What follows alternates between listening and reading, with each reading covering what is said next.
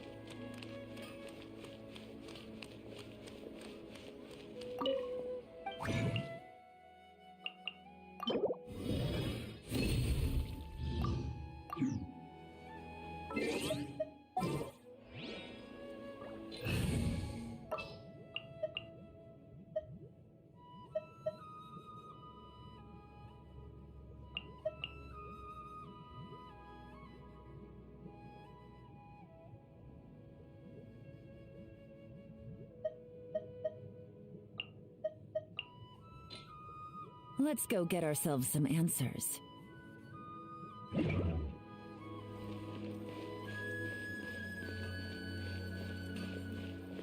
Let's see, what do I have to do?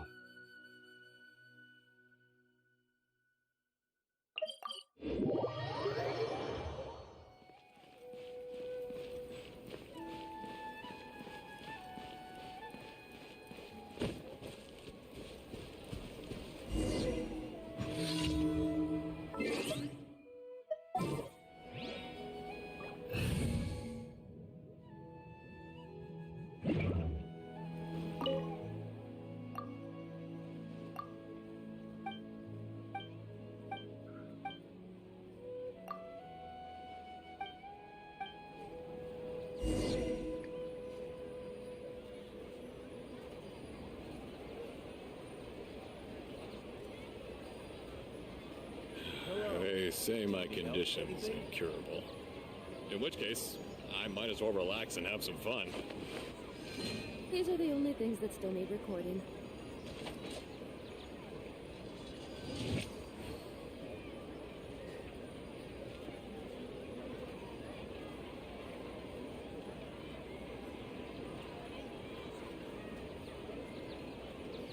Hello.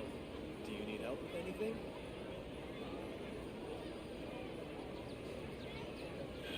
They say my condition's incurable. In which case... These are the only...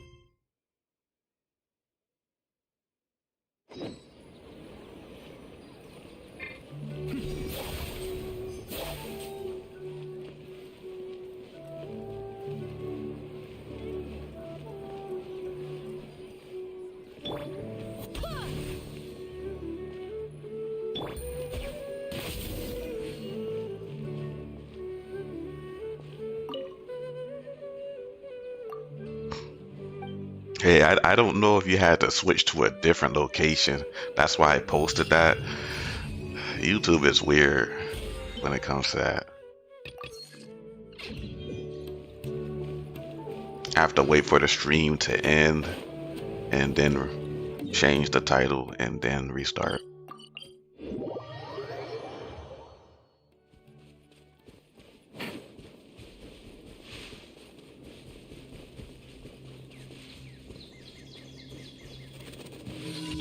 Illusion shattered. You are not welcome here. Be still.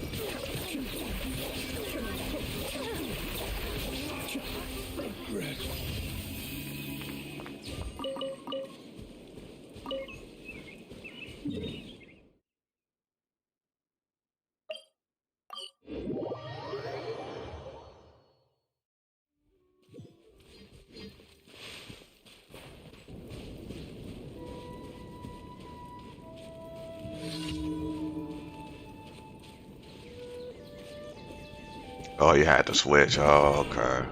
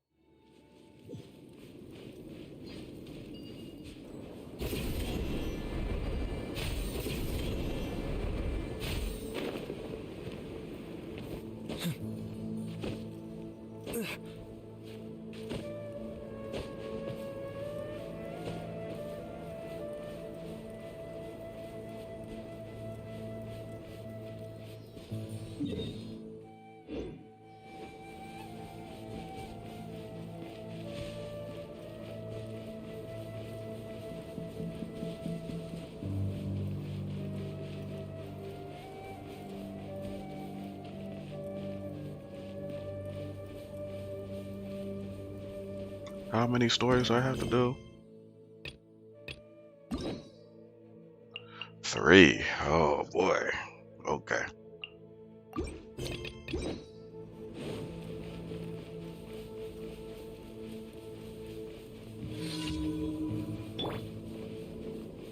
There is no escape. Happy to oblige. Busted. Here comes the catch. Cascade.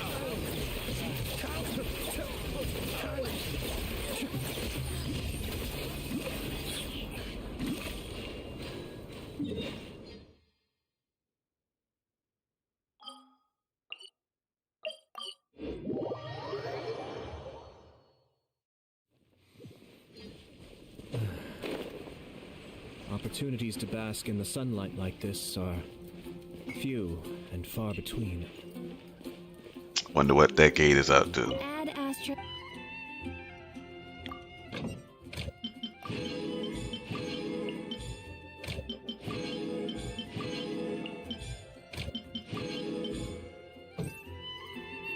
Add Astra. Thank you for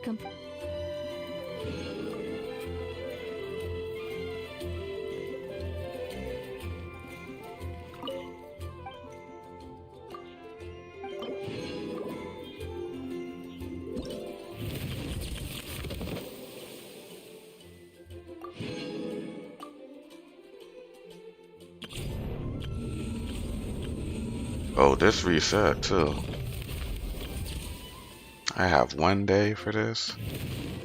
1 day for that? Oh, so basically today and tomorrow. Okay.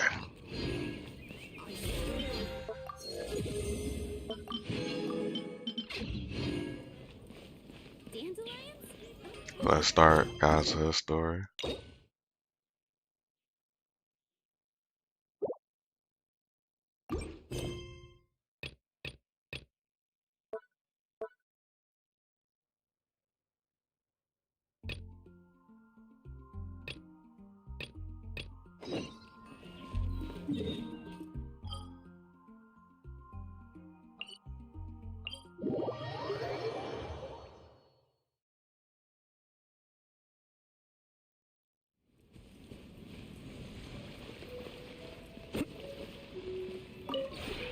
This realm is.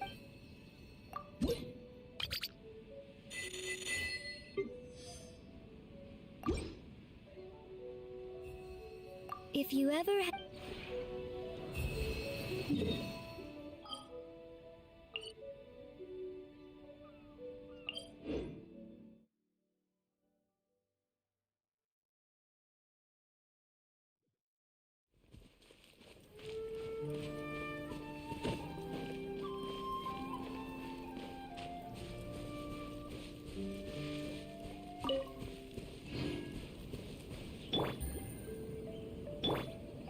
shine down.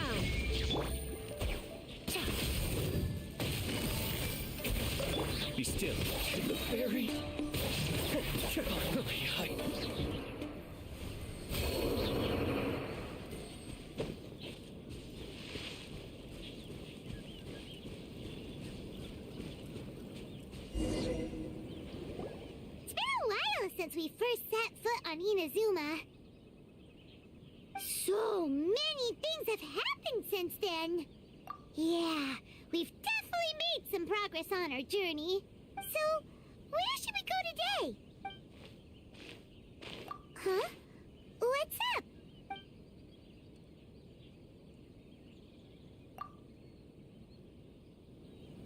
Hey! What the heck was that for? Doesn't want to talk, huh? Alright, let's convince him to calm down a little.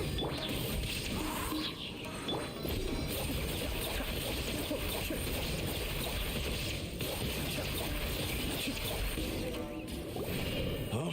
So you don't have a vision after all? Seems like I've mistaken you for someone else.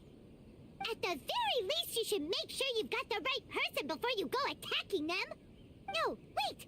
Even when you've got the right person, you shouldn't go attacking them out of the blue. It's dangerous. Have you ever met someone by the name of Kaedahara Kazuha? He carries a sword just like you. I've also heard that he possesses an animo vision. That's none of your business. Never mind. You don't look like you know anything anyway. I'm wasting my time. What the heck is this guy's problem? Coming around here, waving that weird sword in our faces, and he didn't even apologize. Seems like a real nutcase. Well, one thing's for sure, no way are we telling him anything about Kazuha. Right? Paimon has a feeling, though, that even if this guy gets to challenge Kazuha to a duel, he won't be able to beat him. Anyway, just to be on the safe side, we should go find Kazuha right away and tell him to watch his back. Oh? What kind of hunch? A special connection? You mean beyond already knowing each other? Yeah, maybe a little. But then again, most people look pretty much the same once they start fighting, so that doesn't really prove anything. Anyway, there's no time to lose. Let's go tell Kazuha so we won't get into any danger. Paimon heard that the Crux fleet is stocking up in Rito at the moment. Let's look for him there. They know darn well Kazuha is too nice to be affected by any of these people.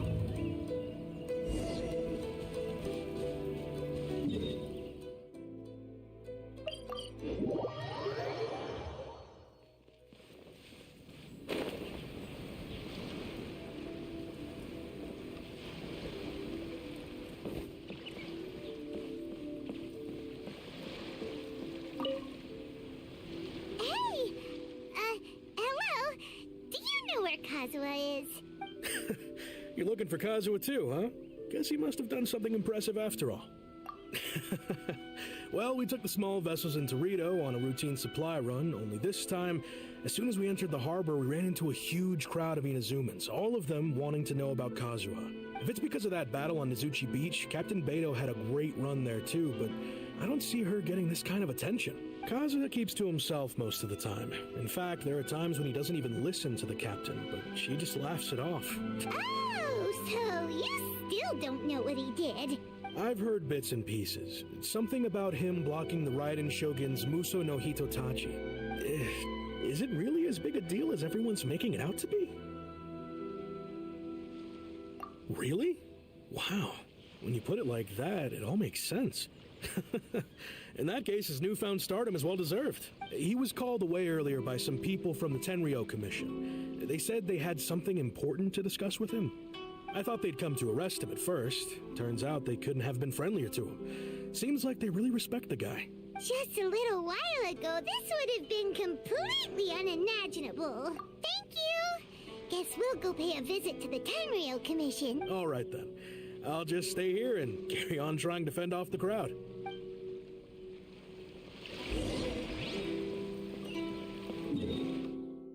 They're out here trying to challenge Kazuha to a duel? They want their life ended so quickly? I gotta watch. Front row seats. Oh no, I have to go around this way. Wait.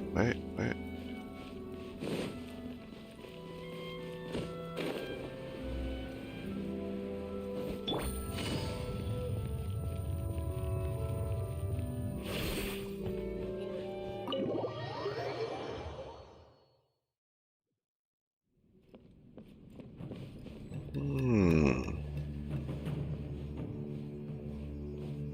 Oh? It's you. Greetings. We were just discussing the repealing of the Vision Hunt decree. Since you're here, you're very welcome to listen in on the conversation. We invited Mr. Kaidahara here to extend a gesture of goodwill on behalf of the Shogunate. Your hard work has secured for us the agreeable state of affairs that we now enjoy. Also, I've been granted the chance to correct my clan's past mistakes, and for that, I'm deeply grateful. The Almighty Shogun has issued a large array of directives aimed at resolving, or at least easing, the tensions that have built up over the years. The Tri-Commission has made the recommendation to use this opportunity to restore the honor of the Kaidahara name. Regarding the history of the Kaidahara clan, I trust that you're already somewhat informed? In short, there was once a group of select bladesmiths who served the Shogun directly, responsible for upholding and further developing the traditional blade forging arts of the Almighty Shogun. The Kaidahara clan belonged to this class, but there came a time when some of these bladesmiths revolted and fled to Snezhnaya. Both the Kaidahara and Kamisato clans were held accountable for lax oversight and entered a period of great turmoil. We later learned that the whole misadventure had been secretly orchestrated by the Fatui. Attributing all of the blame to the Kamisato and Kaidahara clans was neither proper nor just. Considering Mr. Kaidahara has once more made an outstanding contribution to Inazuma, the Almighty Shogun believes he should not only be rewarded for his achievements, but also receive recompense for the excessive punishment borne by his clan in the past. In the interest of preventing further harassment of the Bladesmith clans by the Fatui, we chose not to publicly release the findings of our investigations into these matters. We trust you can understand why this was necessary. This is a true honor. I am delighted to be in a position to receive the goodwill of the Almighty Shogun and the Shogunate at large. However, would I be correct to assume that this magnanimous gesture does not come without some strings attached? I can assure you that nothing could be further from the truth. We seek only to correct a past injustice. With the Kaidahara clan's reputation and occupation restored, the Kaidaharas will be bladesmiths once more, and your wanderings will finally come to an end. You will be able to lead a safe and prosperous life in Inazuma City with the Almighty Shogun's blessing and full support of the Shogunate. I have grown accustomed to life among the elements. I fear I would no longer feel at home behind the tall walls of a stately abode. Yet my ancestors did indeed take great pride in the name of Kaidahara, and the art of blade making for which it stood. I do have a responsibility to restore their honor. The boy is finally getting some recognition. The family's honor is restored. Joyous moment. I sense some hesitation in your words. Should you accept this offer, I imagine many of the malicious rumors currently circulating through the populace will disappear. Malicious rumors? All we heard on the way here was so much praise that we almost wondered whether there was another Kaidahara Kazuha in town. Well, to some, the Muso no Hitotachi is something that can never be defeated. They cannot accept the idea that Mr. Kaidahara really parried the Shogun's strike.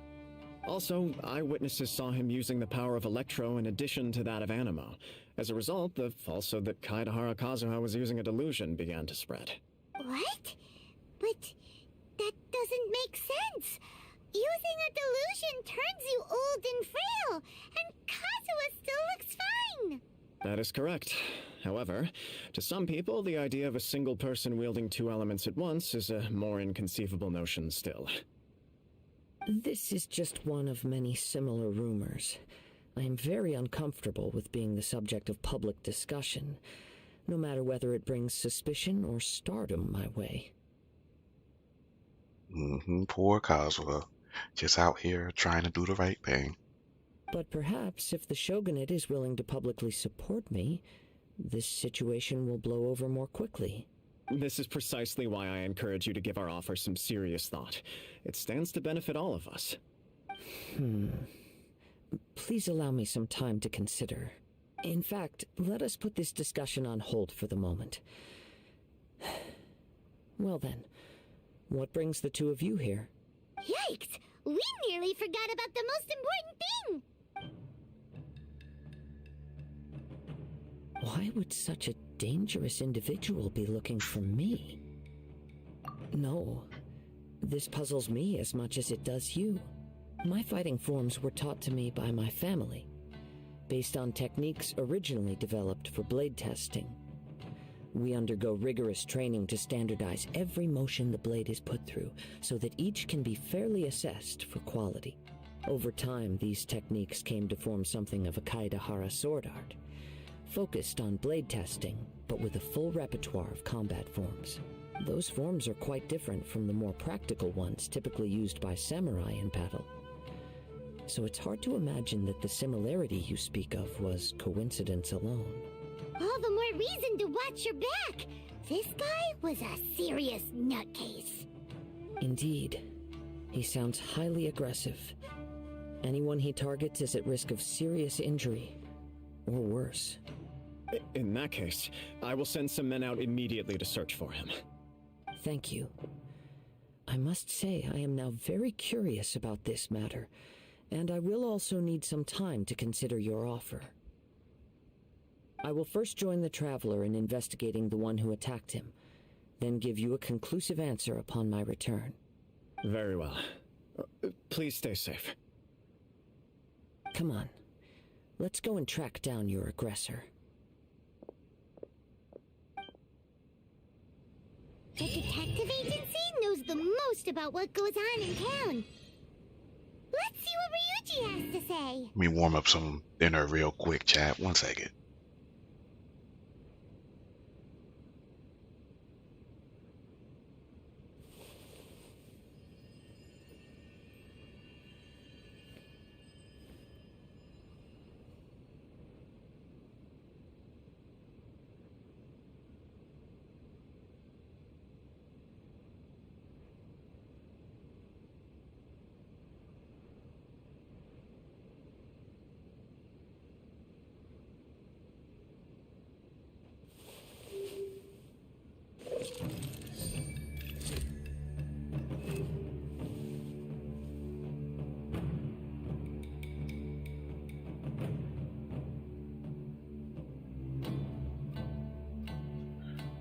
All right. We have to go talk to the detectives.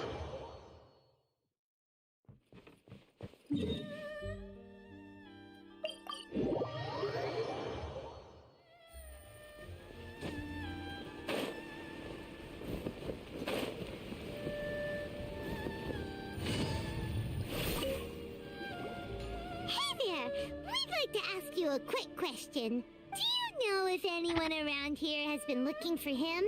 For Kaedahara Kazuha, we mean. Aha! So this is the renowned Mr. Kaedahara. I've heard a lot about you. You are too kind. We are currently investigating an assault and would appreciate any help you can offer. Oh? You were targeted in an assault? Let me think. I can't seem to recall anything of immediate interest. Mr. Kaedahara is currently the talk of the town, so there are always a lot of people looking for him. To be honest with you, our detective agency has recently been receiving many inquiries from people wishing to obtain Mr. Kaedahara's personal information. Some of them are offering us millions of mora just to gather the information they want. If these were more legitimate commissions, Sango would have snapped them up in an instant. Millions? Of mora? Whoa! Oh, wait. Even at that price, you probably still shouldn't. Please, accept my thanks for looking out for my privacy. Of course. No matter what, we only take on legitimate cases. We don't make our money by revealing details of other people's day-to-day life just for the sake of it. Sorry, I got a little off topic. What I'm really trying to say is, it doesn't surprise me that a complete stranger is looking for Mr. Kaedahara. But I wouldn't know where to begin if we want to connect this with an assault. Then let's put that connection aside for now. Have there been any other attacks or similar incidents recently that stand out as particularly unusual? The Tenryou Commission had very few leads, and I thought you might have some information from different sources. It's true that the commissioners aren't clued up about every little thing that goes on out in the streets. But typically, it's only the most trivial events that manage to escape their attention. If anyone had been out there attacking people, that would be assault, in which case the Tenryou Commission would absolutely get involved. That does make sense. Uh-oh. Looks like the trail's already run cold. I still find it difficult to believe that whoever attacked you hasn't been causing any trouble elsewhere. Few people possess your prowess in battle. So unless you were the first person he targeted, someone is certain to have been hurt by now. I am well aware of your talents. There is no need to be humble around me. In fact, I'm quite relieved that you were the one he targeted. It would cause me great grief to see someone become critically injured or lose their life because of me. For the poor victim, this would be a completely senseless crime. Don't worry, we'll find him. It seems you are every bit the selfless hero they make you out to be, Mr. Kaidehara. Surely this same concern for your fellow man is what drove you to fearlessly raise your blade against the almighty Shogun. You flatter me. Truth be told, I don't know quite what came over me in that moment. You are much too humble. Don't worry, I completely understand your concerns. I will try my best to gather whatever leads I can for you. Oh, actually, there was one strange incident over the last few days. It doesn't involve an attack, though. Let me tell you about it just in case. Sure. During times like this, the more information we have, the better. All right, then. Recently, 2 people went missing from the city at around the same time. One of them is a pretty well-known collector, surnamed Nagato. The other, Amenoma Yuya, is a samurai from the Amenoma clan. Amenoma! Now there's a familiar name. Right. Yuya is the nephew of Amenoma Togo, the owner of Amenoma Smithy. 2 grown men going missing at the same time. Their cases are likely connected, but I don't know much in the way of details. I recalled this because Amenoma Yuya is also an accomplished martial artist who is skilled with the blade. Perhaps he is the one you are looking for. Understood, though it seems highly unlikely to me. I neither know this man, nor do I have any idea why he may wish to attack me. Sure, can't hurt. We never know what we might find out along the way. Thank you, Ryuji. We'll start by making some inquiries at the Amenoma Smithy. Sounds good. All the best with your investigation. I'll get moving shortly myself.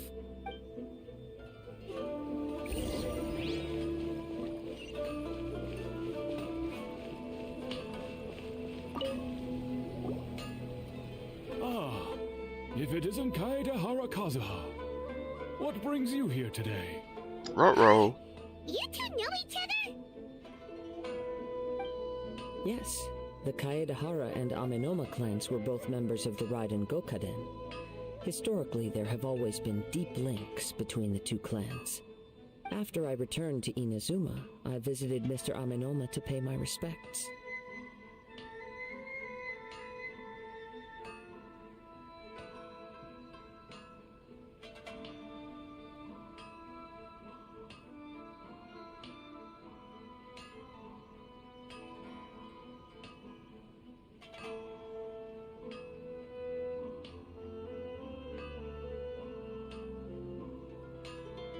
Yes, you may recall the story of the Raiden Gokaden from the Iridori Festival.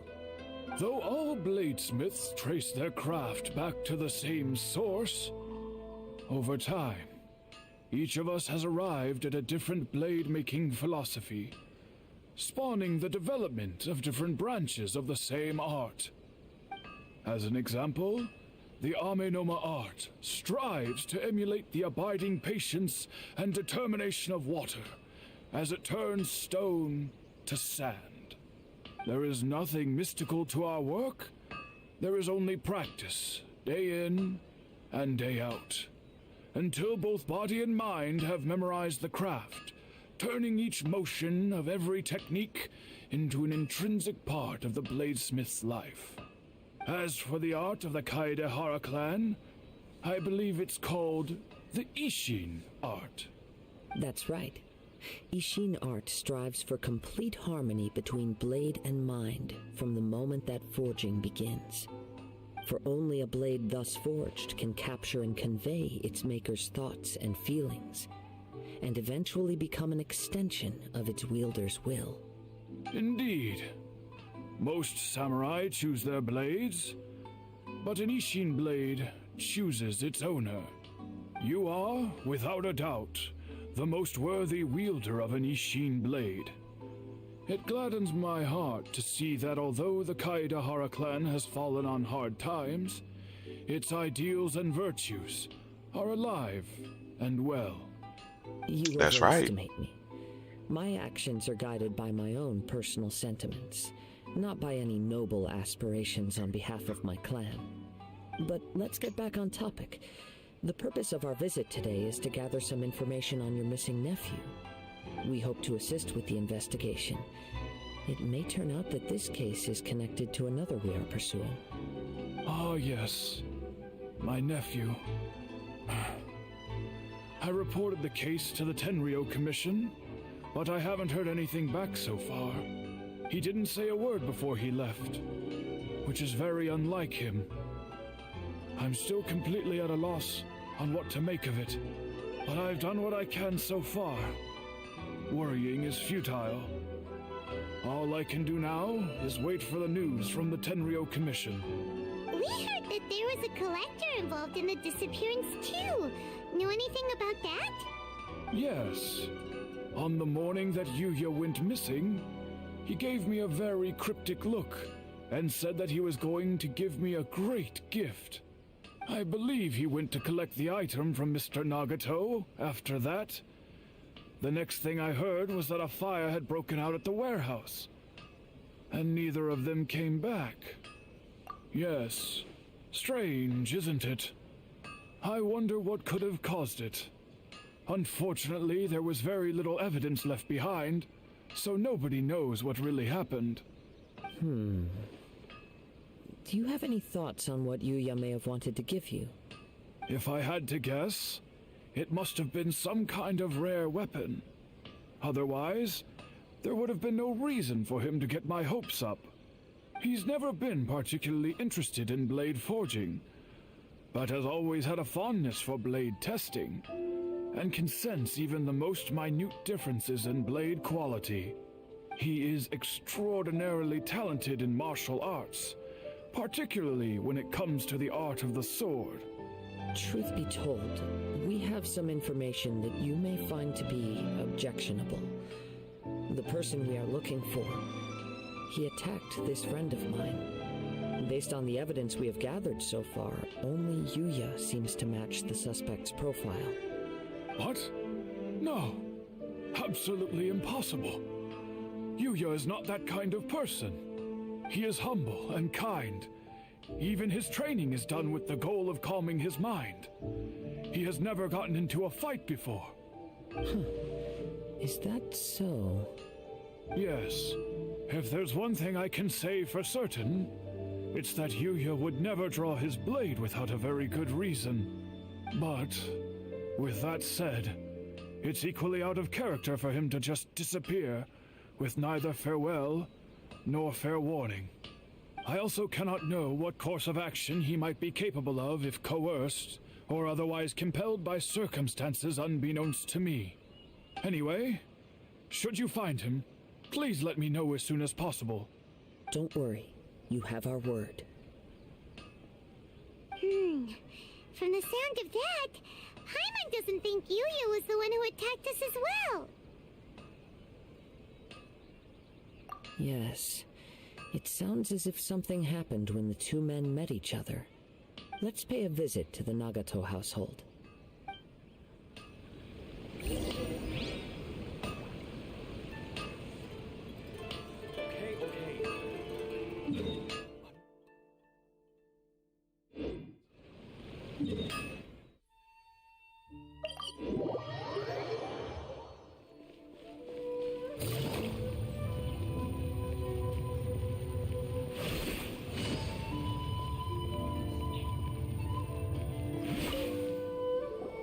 I'm very sorry, but we cannot afford to pay what we owe right now.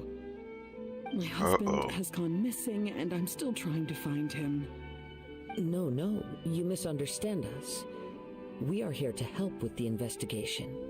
We'd like to ask you some questions about Mr. Nagato's disappearance, if we may. Ah, I see. I thought the debt collectors had come to visit again.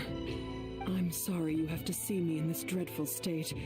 Has some new information come out? Do you know where he's gone? I'm afraid we don't have any new information at the moment. We're still trying to find out as much as we can to inform our search. With this in mind, can we perhaps ask some questions about your family's current situation? For example, Paimon's struggling to understand why a collector would be strapped for Mora. That's a long story. Ever since I've known him, he's been an avid collector of all sorts of things. He'd always get so animated when he was showing them to me. I knew nothing about the items myself, but seeing how enthusiastic and excited they made him, I was happy to believe that they were just extremely important to him. Everything was fine when we first got married, but as time went by, things changed for the worse. Uh-oh, what happened? He lost his sense of restraint. He started buying more and more things, and even resorted to borrowing money just so he could pay for them. Our expenses really spiraled out of control when he started getting interested in weapons. It was awful.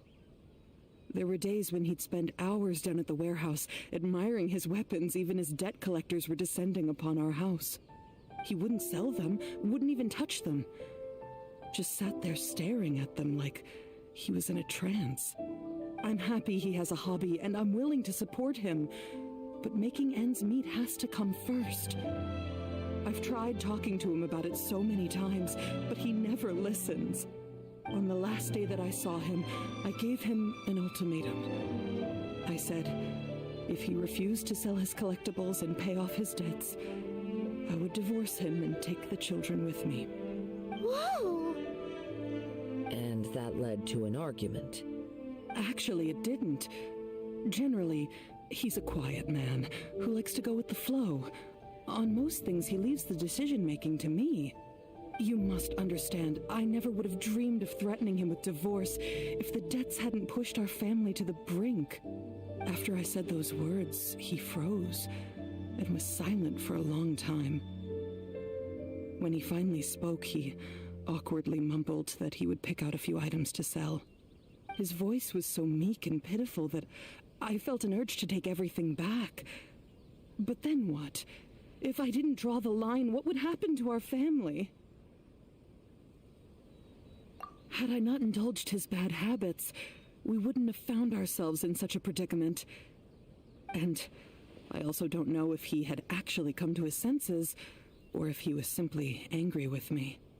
The next thing I heard was that our warehouse had caught fire, and both he and the buyer had gone missing. I see. I understand. Amin Omayuya came to purchase a weapon from Mr. Nagato. During the sale, a fire broke out at the warehouse, and both men disappeared. At first, I assumed they must have gotten into an argument over the price. But my husband has never been one to negotiate. He never even haggles when he's out buying groceries, so it's hard to imagine him getting into a fierce argument. Maybe he was feeling the pressure from the debts? I don't know. He just disappeared after the warehouse burned down. Perhaps he's too afraid to come home now that all his collectibles have been lost in the fire, and he's got no way to pay off our debts. Even though I'm still a little mad at him, we're a family, and I want us to face our family's crisis together. As long as he's willing to turn over a new leaf, I know we can work things out. Please don't get upset. There could be more to this situation than meets the eye. If collecting things is a habit that Mr. Nagato had his whole life, it is quite unusual for this habit to change so drastically over a short period. But the information we gathered from the other side suggests Amin Omayuya is also a mild-mannered man who would not be likely to start an argument. This situation is getting a little confusing. A little confusing? More like completely mystifying. Let's try a change of scenery and see if we can piece together what we've learned. Rest assured, we'll notify you if we find anything. Thank you so much. I just want him to come home.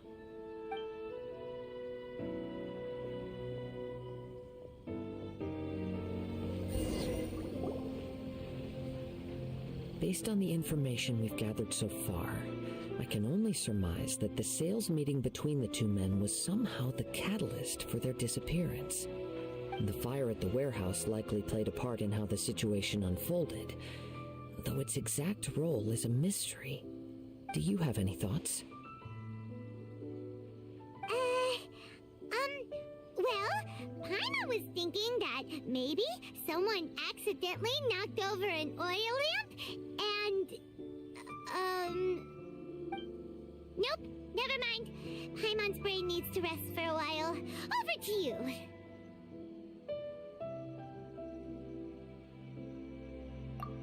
Right. I very much agree with you. It seems highly likely that we're missing a piece of the puzzle. Working off what we know so far, there are too many things that don't add up. The chances are that there are still some clues left for us to discover. One fact that I keep coming back to is that Amenoma Yuya is polite and well-mannered, while Mr. Nagato is introverted and passive. Neither seems like the type of person who is inclined towards initiating conflict. Mr. Nagato, being heavily in debt, is also the only one of them with the potential motive to disappear after the fire. The more I ponder it, the more puzzling it becomes. Just what could have happened there? Right. Although the time frame seems to broadly match, no other details that we've learned seem to link the two events together. Amenoma Yuya lacks a key distinguishing feature of the attacker, namely that he is principally a practitioner of the blade testing techniques of Amenoma art, not those of the combat-oriented Ishin art. Darn! We thought we could get two birds with one stone here, but at this rate, it's starting to look like a wild goose chase. Let's keep going, since we've come this far. If we can solve the case, both Mr. Amenoma and Mrs. Nagato will be able to get some closure. Okay, but where should we go now? Let's head out of the city and check out the warehouse. There's still a chance we may be able to find some shreds of evidence.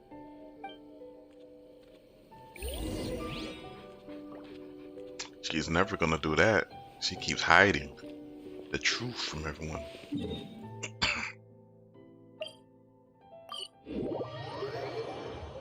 Barbados, guide us.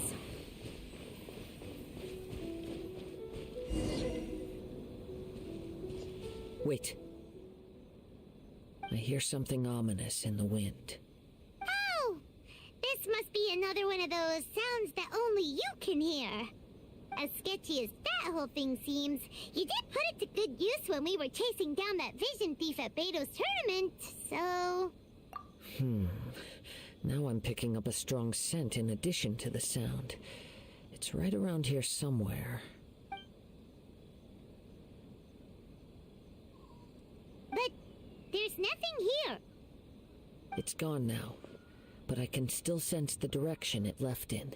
It felt very much like that ancient presence in Inazuma, the remnants of the Tatarigami. Indeed, but this unexpected spring of inauspicious energy may prove to be of benefit to our investigation. We should remain vigilant and approach slowly. Huh. So it's an underground warehouse. The force is definitely coming from down below. The source of the Tatarigami energy has long since left this place, but the residue it left behind still hasn't dissipated completely. Judging from the concentration, I would have to conclude that the Tatarigami source resided here for a very long time.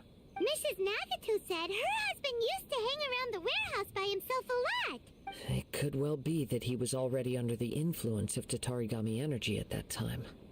From what I've been told, Tatarigami does not turn all upon whom it preys into violent monsters, but most will develop a stubborn streak upon being exposed to the Tatarigami's unfulfilled will. Their interests become fanatical obsessions. Mr. Nagato had an interest in collecting to begin with. The influence of Tatarigami could explain why he became an obsessive hoarder, amassing more and more possessions, even as he put himself in grave debt. So what should we do now? Go down and take a look? Step back. I'll open the door and take a look inside. If we don't open this door, we can move no closer to the truth. You needn't worry. Both of us have faced far greater dangers than this. Relatively speaking, the risk here is trivial.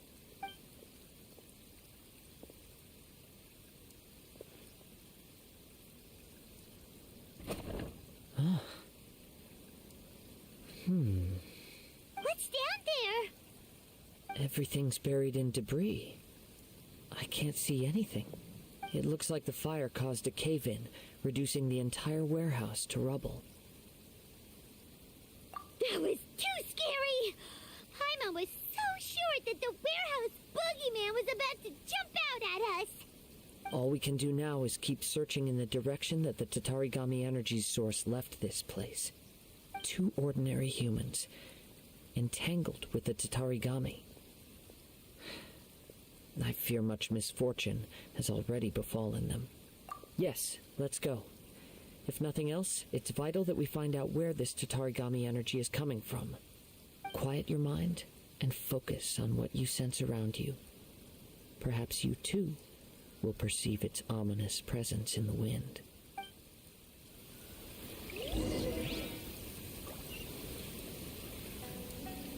They love Paimon and no lip sync and not having in-game content.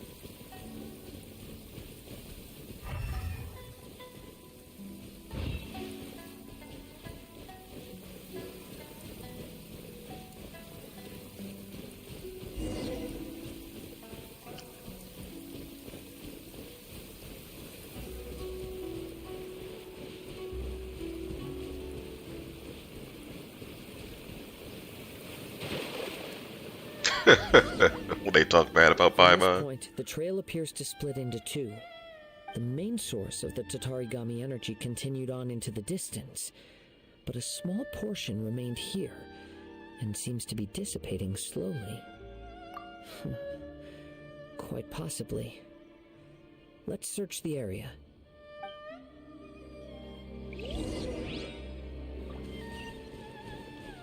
Whoa! Look at all those hilly churls!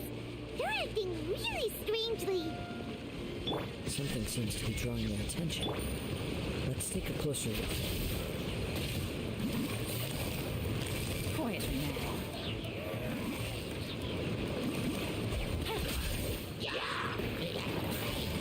Busted. It's... Ugh! Look at this red stuff! What is it? By the looks of it, a letter written on a piece of torn clothing. The ink is bone dry. It must have been written quite some time ago. Well, let's take a look.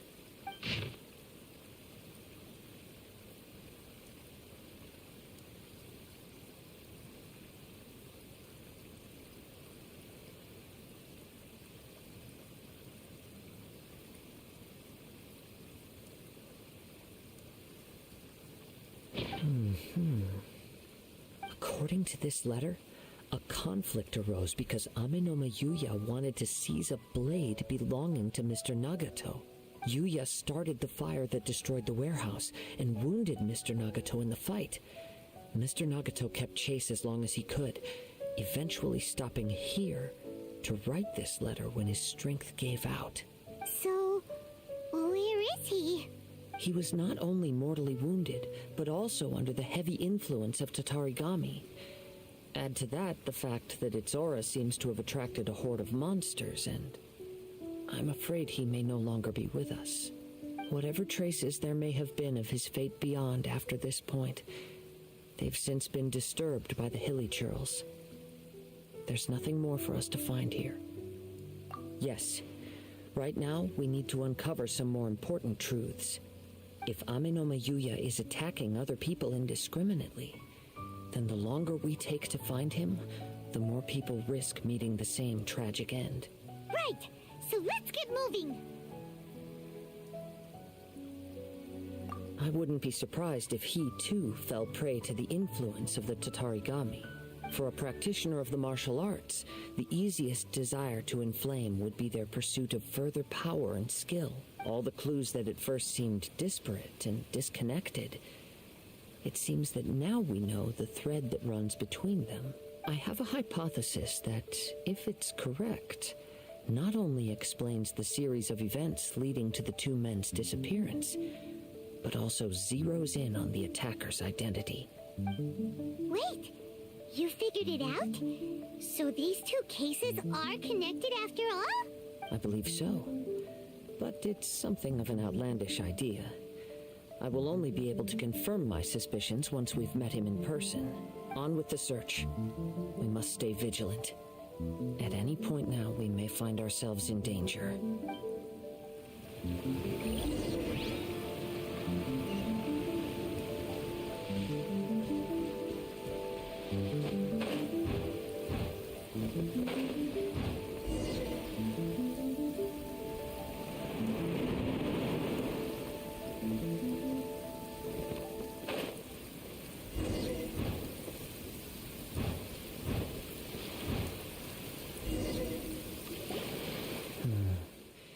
He seems to have stayed here for a long time. Why here? Is there anything special about this place? I'm not sure, but on closer examination, I sense that the aura may have lingered here at several different points in time. Show yourself! It's no use hiding anymore.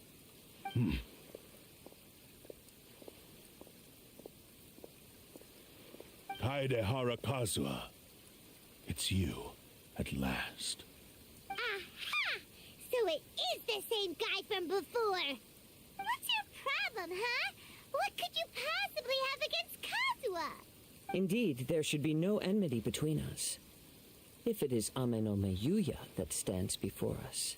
But what if instead of facing Ame no Meyuya, we are in fact facing the blade in his hand?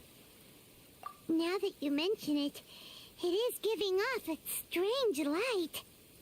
Whoa! Surely you don't mean... Are you serious? Tatarigami energy often lodges itself within physical objects, then works to subtly affect any living organisms in its vicinity.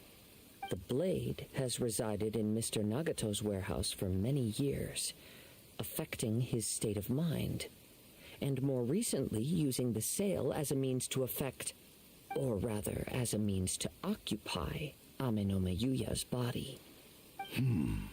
You're sharper than I thought. You've already deduced the truth of the matter. Many, many years ago, I was forged by a famed bladesmith of the Ishin tradition. I was his pride and joy. In me, he placed all his hopes and dreams. As a descendant of the Kaedehara clan, you should be able to guess our greatest regret. I presume it has something to do with the Raiden Gokaden. Indeed. At that point in time, he failed to live up to the Raiden Shogun's expectations. In the end, all he could do was to flee the nation by sea on a ship bound for Snezhnaya. He was a bladesmith of great renown, a master of his craft. There was nothing that he could not accomplish. All he needed was more time and a little faith. And sure enough, in the end, he achieved what he had set out to do. All of his life's work, his wisdom, his skill, it culminated in his creation of me. He not only bestowed upon me the greatest of strength, but also endowed me with a consciousness of my own. In her conceit, the Raiden Shogun lost not only the single most perfect blade in the entire world, but also an irreplaceable achievement in the art of blade forging. So... swords can become conscious and control people? The people of the time in which I was born never believed I had that kind of power. They saw me as a mere blade, a sharp and well-crafted one, but in all other respects an ordinary weapon. But that gave me the opportunity to take action. After the death of my creator, I decided to leave Snezhnaya and began my long quest to return to the distant land of Inazuma. Moving from one person to the next, I controlled the minds of countless hosts along the way, each bringing me one step closer to my ancestral home. I seek but one thing: to face the full force of the Raiden Shogun's blade and prove my power, the might of Ishin art. Ah, so Amenoma Yuya was not your first victim. Okay, Kitty. Let us know how you do with the boss next time you get your resources up. Tell me, what happens to those you've possessed when you've finished using them? My hosts? Who cares what happens to them? They are but tools that serve my mission. When they got tired or injured or unusable, I hopped to the next one in line. All I needed them for was to take me back to Inazuma. You're awful. After I returned to Inazuma, I decided to bide my time in Nagato's warehouse until Amenoma Yuya handed himself over to me on a silver platter. At long last, I'm approaching my journey's destination. By Amenoma Yuya's body, I have found you, and by your hand, I shall defeat the Raiden Shogun. Kaedehara Kazuha, you stood against the Raiden Shogun's Muso no Hitotachi. There can be no other to serve as my host for what is to come. Now, give your body over to me!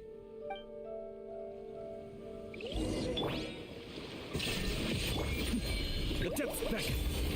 Here comes the catch. Gotcha. Quietly now. Do not stand in my way, or I will strike you down too! Your bluff's fooling no one. You've lost. Lost? I can never lose. It is this body that has reached its limit, nothing more. Even if you defeat me here, the one who falls will not be me, but this man. This sword is extra bad. Got some hatred in him, too. He is but a puppet that can be replaced. I can take a new vessel at will. The end result is the same. I will end this wretch's life before you can lift a finger. And even if I were to lose my physical form, it is but a small setback. My consciousness shall endure. By any means necessary, and any medium available, I shall return and fulfill my destiny! Your fighting style. It is indeed the forms of Ishin art. But from your movements, I sense only hatred and arrogance, as well as a thinly veiled mania and despair. Really?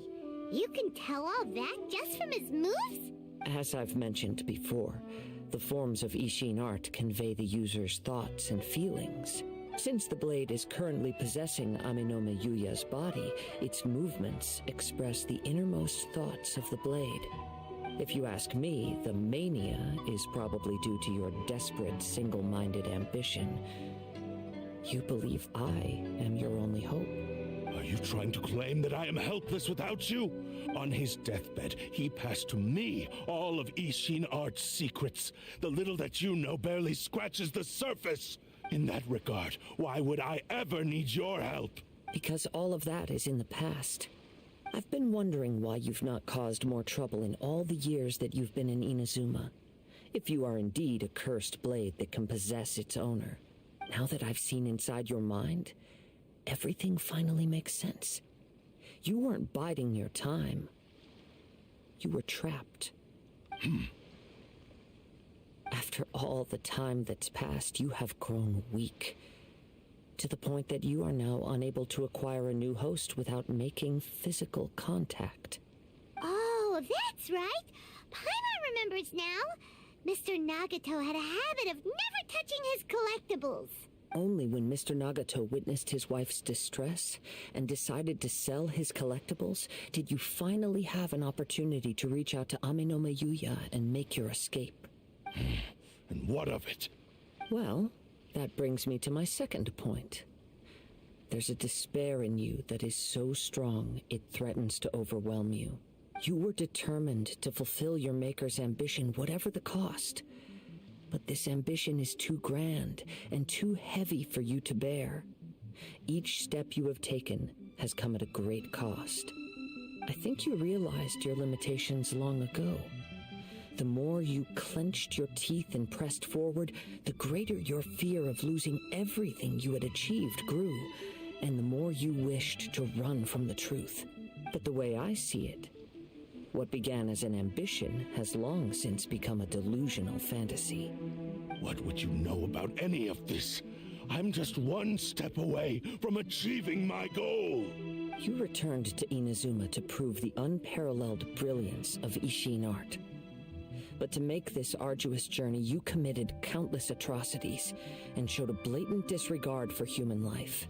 Even if you were to sever that divine light, is this truly the outcome that your maker would have desired? You... Sure, you inherited the secrets of Ishin art. But even as you made your journey to honor this legacy, you treated the ones who wielded you as mere tools to do your bidding.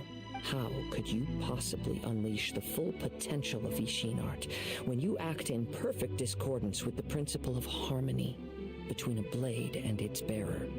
Silence, you blabbering fool! I must achieve my goal. This was his life's dream, and the very purpose for which I was brought into being. I will concede that you are most perceptive. You see my predicament clearly. But you also underestimate my resolve. And you should face reality. Easy for you to say. Facing reality offers me nothing. I have no need of anything that would stand in my way.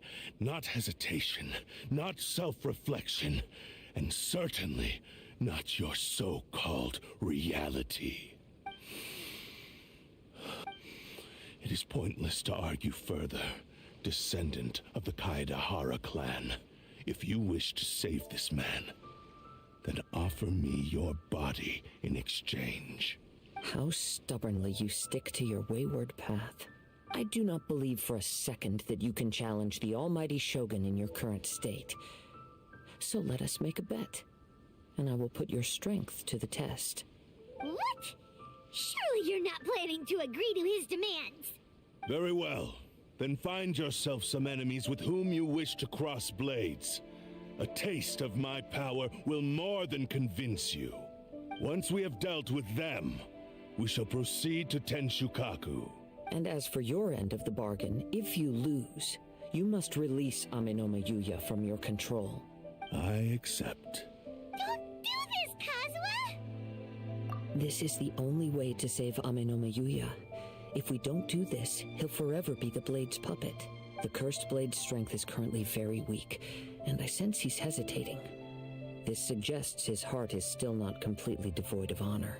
The power of the Tatarigami lies in intensifying existing obsessions. This is the reason Mr. Nagato and Amenome Yuya fell prey to it. Since I don't have any similar kinds of obsessions, I should be able to put up some resistance for a while. But even so... Even if things take a turn for the worse, I still have you both here with me. We have a chance here to save an innocent victim. I am willing to accept the risks entailed. Your disdain for me betrays your woeful ignorance. I agreed to this bet because there are things I wish to learn too. Now, take me in your hand.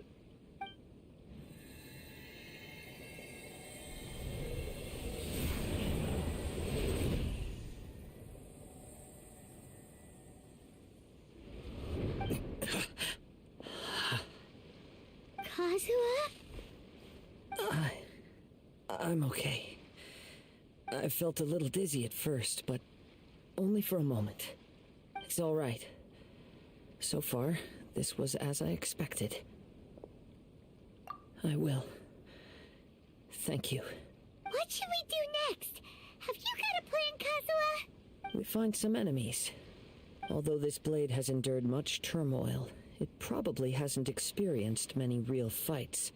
If a blade built for Ishin art cannot enter a state of harmony between blade and bearer, it cannot unleash its true power. If he wants to avoid reality, then we need to fight until he has no choice but to face it. He shouldn't last long in an intense combat situation. That's right, Sin. We're going to Chuck E. Cheese's now to meet the Hilichurls. Wait a minute! Paimon remembers hearing about something from the Adventurers Guild.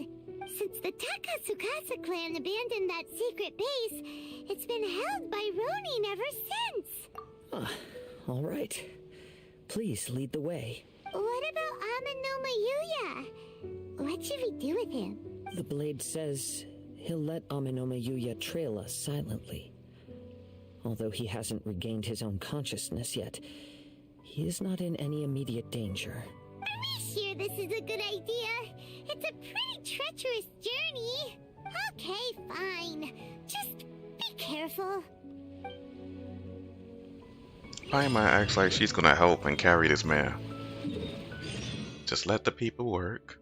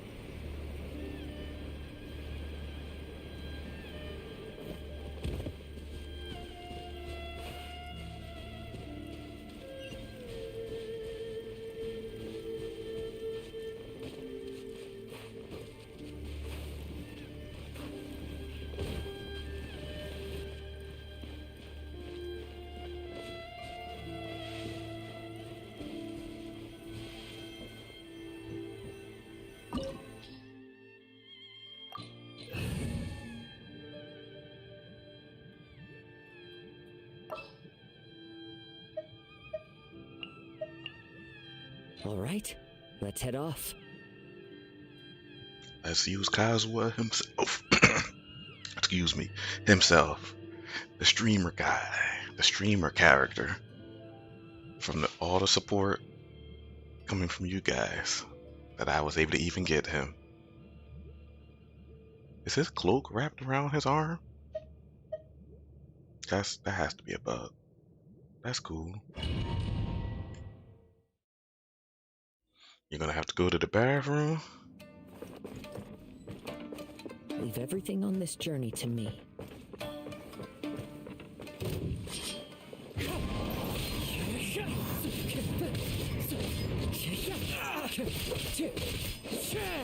Into the wind.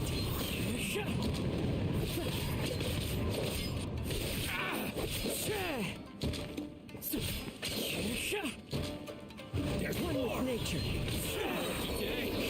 Fallen leaves adorn my night. The wind knows me. Time to go. How are you feeling? You okay? I'm all right. The blade is performing largely as I expected. Having gone so long without proper use and maintenance, it's become very difficult to use. Though he's making every effort to persevere, I do not think he can last much longer. Something else on your mind? How strange. Rather than trying to control me, he is instead trying to match my fighting rhythm. Let's keep going.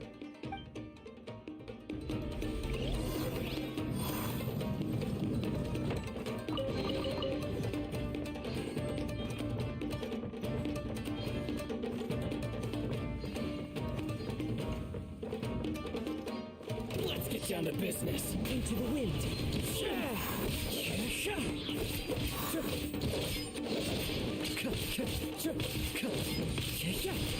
The wind knows me.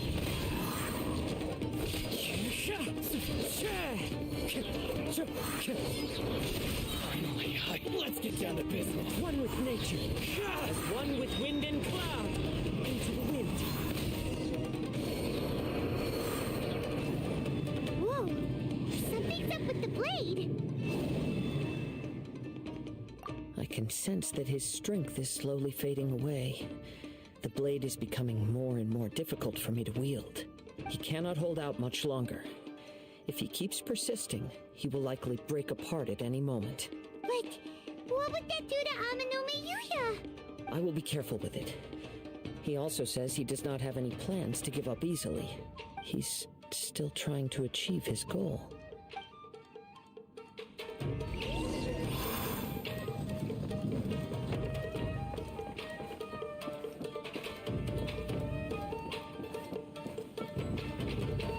His real name is Kashirma. Kashirma? I thought it was Kashima, but then I see it's Kashirma. I'm like, Kashima, what is that? As I looked at it again, Kashirma. Oh my goodness.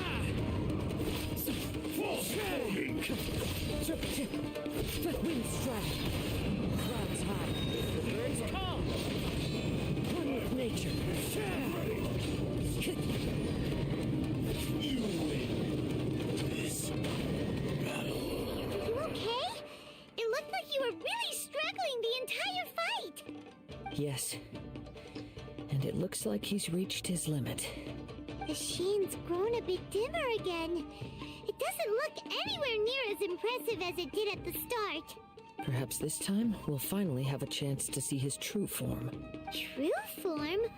What are you talking about? Huh? What the? Is this the same blade as before? It looks like a piece of junk! If you choose to continue in the state you're in, you wouldn't even be able to beat Samurai and Kairagi, much less the almighty Shogun. Maybe you did truly wield power to rival the Shogun's light when first forged, but the long journey from Snezhnaya back to Inazuma has left you battered and broken. It barely needs stating anymore. Your ambition is a flight of fancy. I've finally figured out why it was that you agreed to my bet. You wanted to reach a state of harmony with me. For perhaps then you would still be able to wield commendable power. But regrettably, we are nothing alike. I will never understand your obstinacy and cruelty, nor can I empathize with the one who made you. The only one who truly understood you had already passed away by the time you were born. Huh? What's that supposed to mean?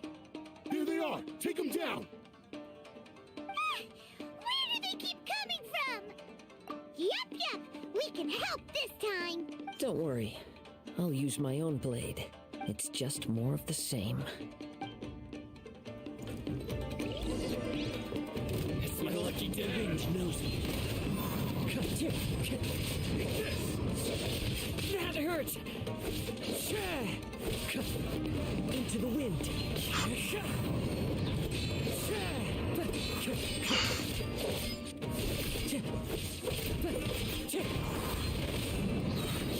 Fallen leaves, adorn my night, wind strider.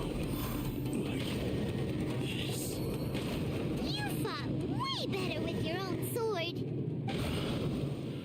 You are a true Kaedehara in flesh and in spirit. Though we fought briefly together, you have seen me for who I really am. No one knew anything of my story throughout my travels, nor did I tell it to anyone. You are the first person to know the truth. I thought that if I could achieve Ishin harmony with you, perhaps there would still be a ray of hope for me. But in this too, you have failed. Indeed. No matter how hard I tried, I could not attain that perfect harmony that your personal blade does with you. Too much time has passed.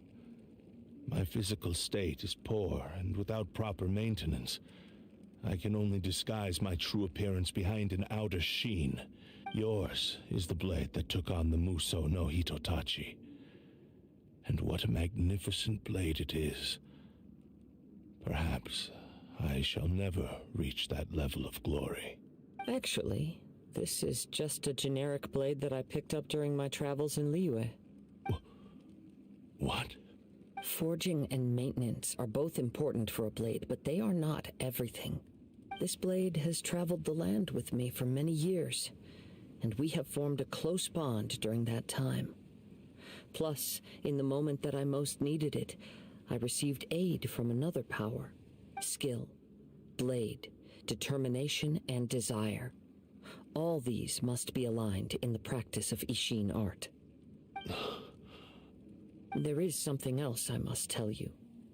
Though your maker may not have been aware, your ability to possess your own consciousness derived from the power of the Tatarigami.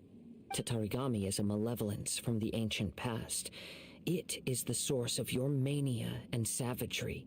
Though you tried to cooperate with me while I was wielding you, the part of you driven by Tatarigami was constantly trying to seize control of my body. I sensed it, but I couldn't change it. It is an integral part of my consciousness. I resisted its temptations because I wanted to save Amenome Yuya. But I do not know whether you yourself have any intention of trying to fight it. I feel a great sense of regret for you. Since you embarked on a journey bound for a destination you were destined never to reach.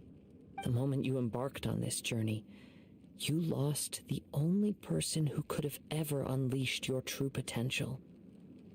And yet there was no way for you to turn your back on his ambition. You have known this for a long time. It is the true source of your despair. He gave me everything. My life, my form, my consciousness, and purpose. How could I possibly deny him his wish? I said to him, "Do not worry, from here on I shall forge your legacy." How could I go back on my word? Aww. I believe our bet is now settled. I have nothing further to say. Where are you going, Kazuha? He now has neither the ability nor the motivation to cause further harm. Let's give him some time to reflect on things.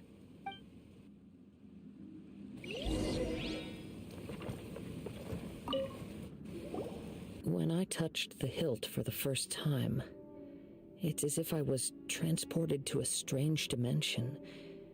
It was somewhere I've never been. A bladesmith lay quietly on the bed, his frail face barely visible under the moonlight. His breaths were weak, and his life near its end. A newly forged blade lay by his side, listening attentively to his final words. Wow. That was the blade's memory, wasn't it? Indeed.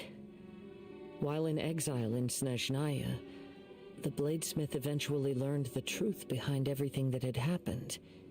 The Ishin art had been dealt a devastating blow by the desertion of its best smiths.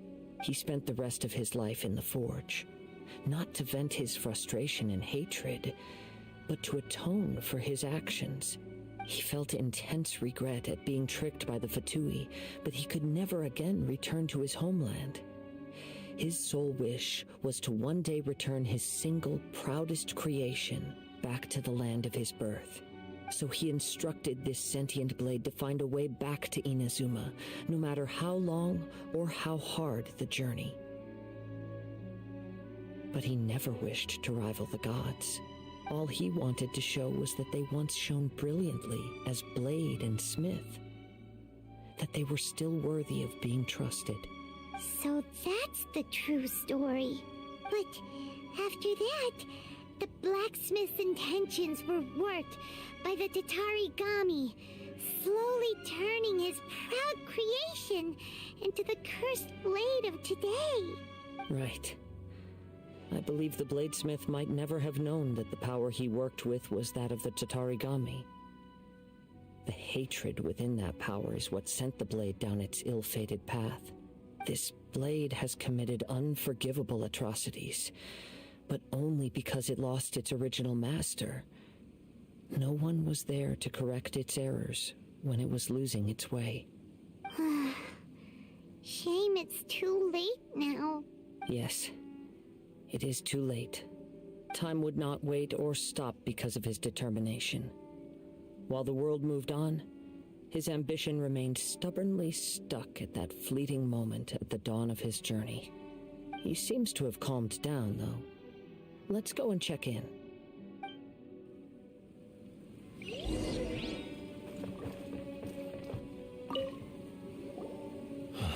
When I look back at the past, I can remember the day of my forging like it was just yesterday. I once told him that I would pay any price to fulfill his wishes. Such was the debt I owed to him for giving me the gift of consciousness. But darkness and slaughter numb the mind. Over time, I lost sight of the difference between gratitude and grudge. Not only did I fail to fulfill his ambition, I also defiled it. You are finally seeing reality clearly. Since we agreed to the terms of the bet, I will honor the agreement and release Amenoma Yuya. But I still cannot bring myself to forsake his ambition. It is the entire purpose for my existence. So, may I ask you to help me fulfill the ambitions of myself and my creator? Hey! Now you're adding yours into the mix, too? Jeez, don't push your luck, mister. It has to be done in this order. At least hear what I have to say. And if you don't agree, I will still release Amenoma Yuya as promised. My physical form, as well as the knowledge I possess, should still be of some value to you. His attitude has grown a lot milder. What do you think, Kazuha? Should we give him a chance? Let's hear it. Thank you all. When I was first forged, my maker was already terminally ill. He told me that he had wanted me to have the grandest opening battle. Alas, after that, he never rose from his sickbed again, nor have I ever had the chance to prove myself in battle since. My fights were devoid of any noble meaning. They were merely the next step in my never-ending journey.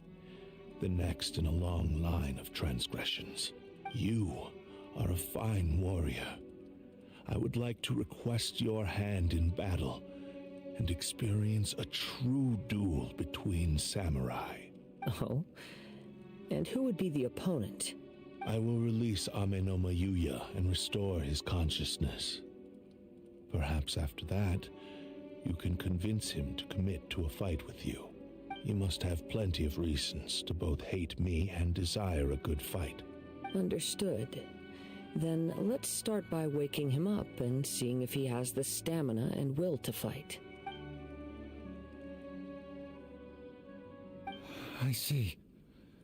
He used my body to inflict harm on others. I utterly despise him and his actions. But since he stayed true to your agreement by releasing me, he must still have some remaining semblance of honor. If a duel can help to set this state of affairs in order, I am willing to put myself forward.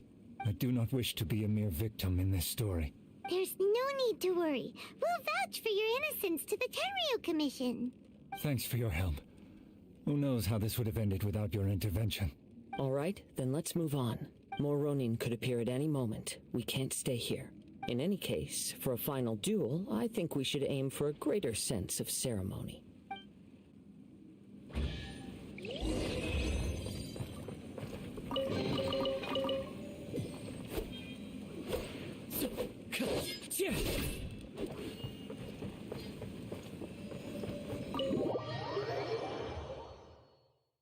The sword that lost its mind.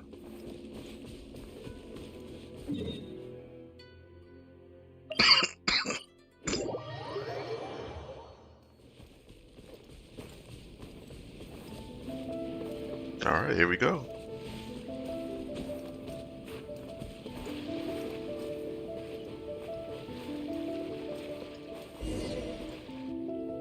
This reminds Paimon a bit of the Crux Clash.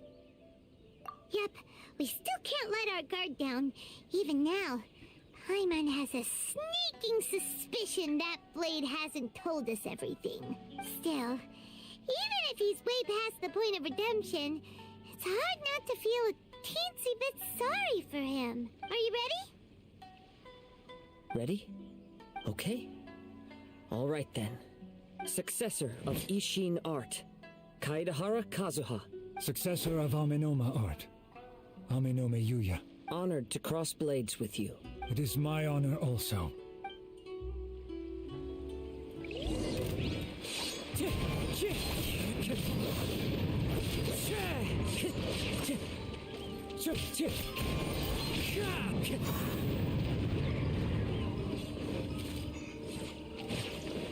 Wind strike.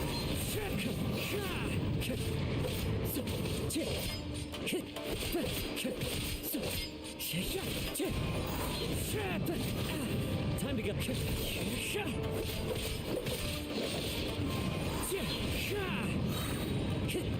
Clouds high.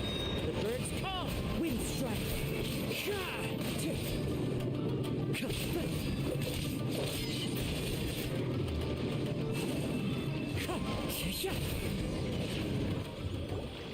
Thank you for the experience. Although he appears battered and broken, in your hands it seems he's regained a glimmer of brilliance. His sense of savage cruelty has completely faded away.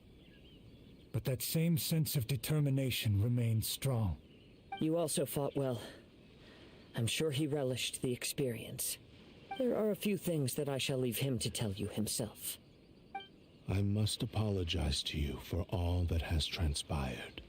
You need not seek my forgiveness. Nor do I have the right to forgive you on your victim's behalf. It is too late for all of that. I do not wish for forgiveness. I only hope that you will see my transgressions as mine alone and not let them stain the legacy of Ishin art. I strayed far from the straight and narrow path, but the Ishin art still has a worthy successor in Kaedahara Kazuha. I beseech you, please understand this. Yes, I too trust Mr. Kaedahara to do the right thing. Thank you, successor of Amenoma art. This blade has also told me that he has another wish. He would like to visit the Amenoma smithy. Maybe we can go back there together. What does he want to go there for? I'm not sure, but I think that all this is about to come to an end.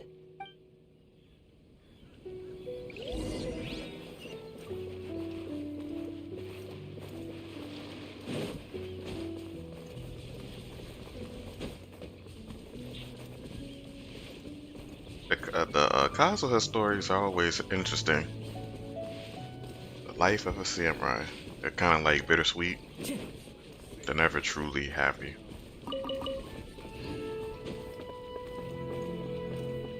Just watery eyes from Paimon all day, every day.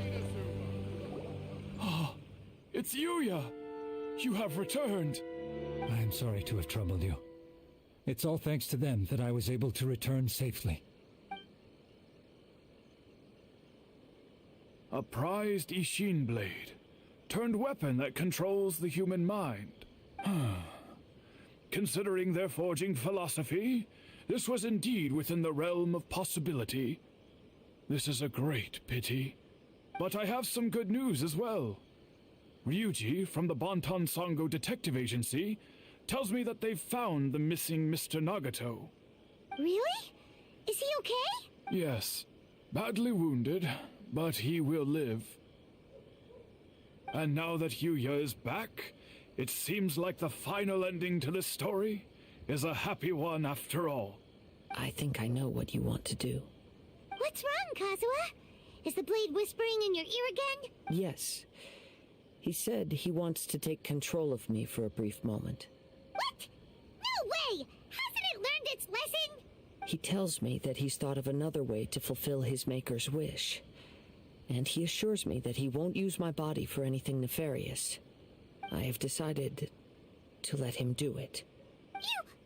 But... Guess there's nothing we can say to change your mind, huh? Thank you. I will explain my reasons later.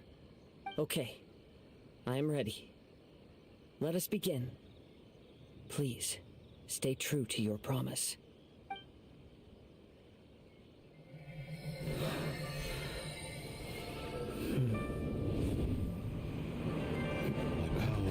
almost spent. Without him, my eventual demise is inevitable. But if I abandon the future to give everything I have in this moment, my physical form can be forged anew. Everything? You mean... Yes. The cost is my entire consciousness.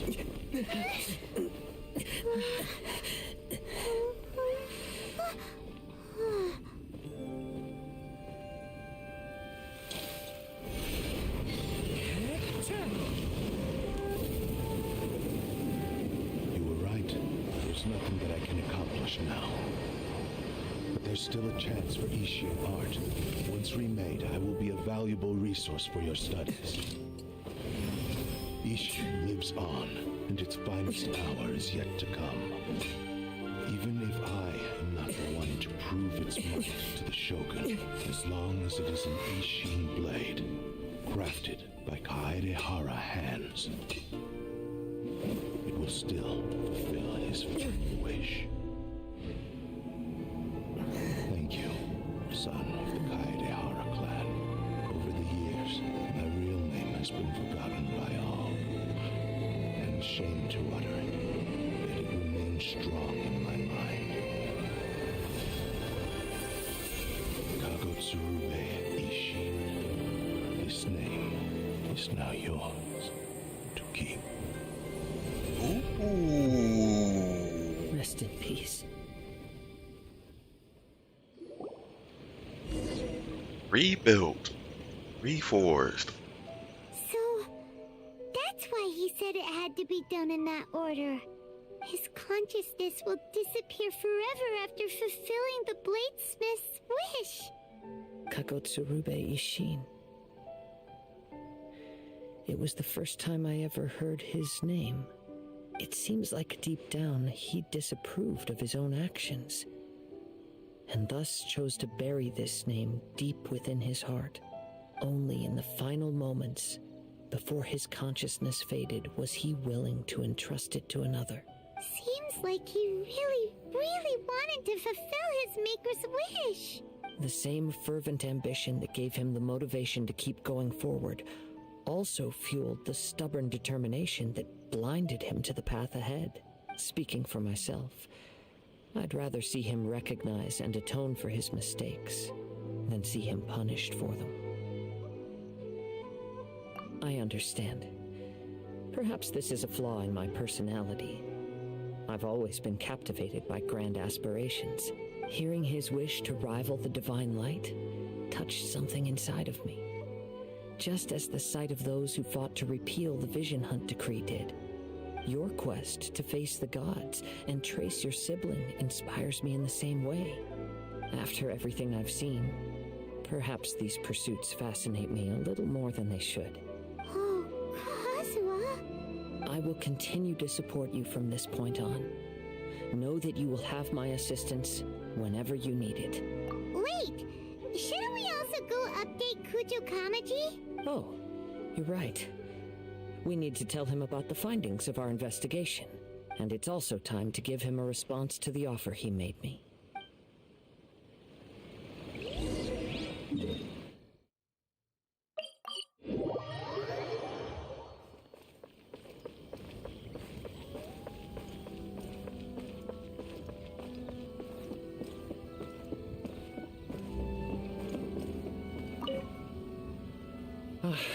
You've returned.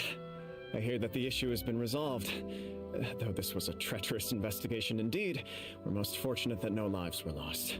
The Tenryou Commission has already attended to the danger at the warehouse. The investigation into Amanome Yuya should conclude soon. I do not believe he will be charged with any crime. Wow, you sure kept your ear to the ground. Then we needn't recount all the details again. Now, as to your earlier offer, I wish to give you my answer. Please, take a look at this blade. What's this? Kagotsurube Ishin, a weapon crafted using a long-lost blade forging art of the Kaedehara clan. By means of a series of fortuitous events, I was able to recover and restore him. I also promised him that I will continue to study and pass on the secrets of Ishin art.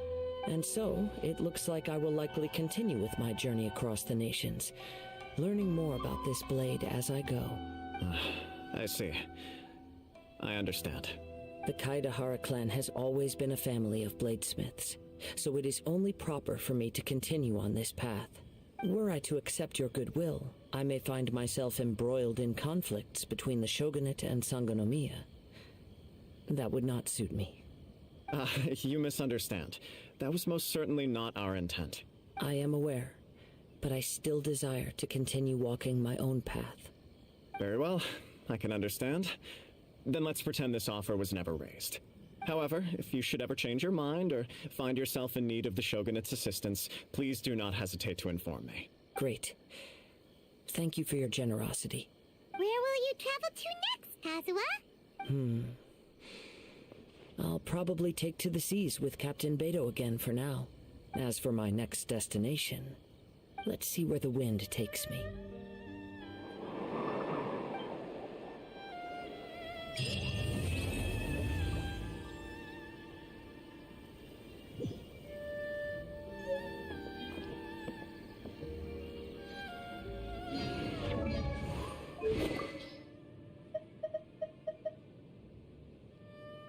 Oh, we get to keep the blade. Look at that. When a normal charged or plunging attack hits an opponent, it will whip up a hewing gale, dealing AoE damage equal to 180% of attack and increasing attack by 15% for 8 seconds. This effect can be triggered once every 8 seconds. Oh, that was spooky. It was cool. His family's honors restored. He's no longer a vigilante or a rebel. And this sword is proof that his family did make a successful blade after the Fatui incident. And it's as strong as ever.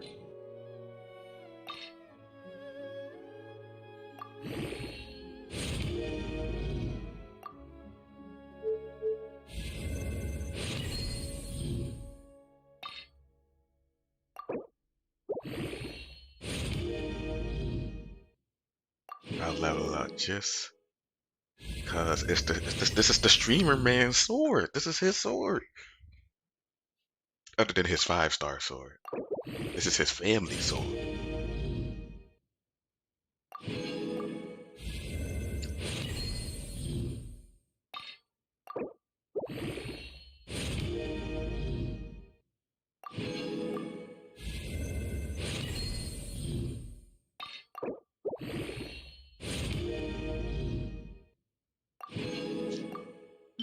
What is that? Mask of the One Horn.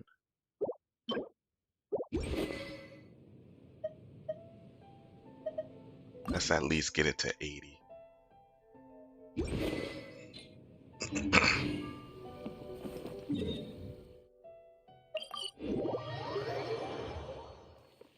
And he'll pass down the arts, so he'll eventually teach someone how to smith and how to fight, so his family legacy will continue.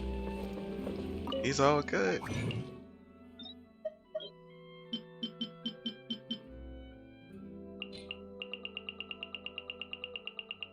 Very nice.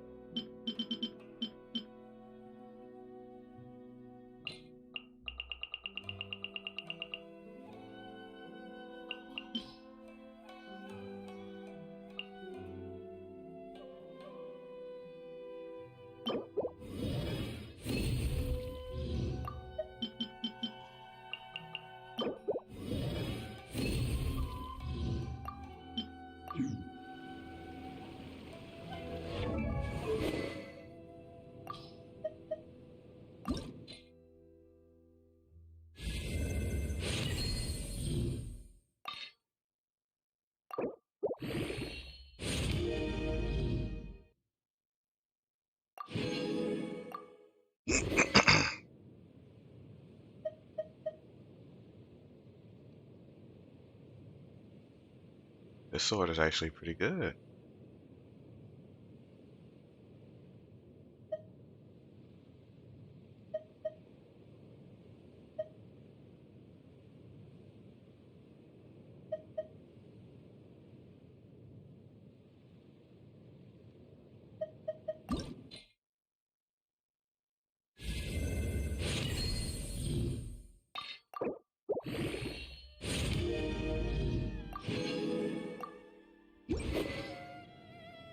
Let's get some of these weapons to 40.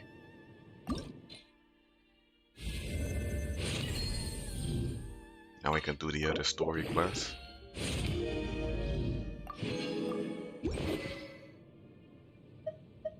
It's been a long time. I think I stopped playing when his story quest came out. Because they went back to Klee's Island.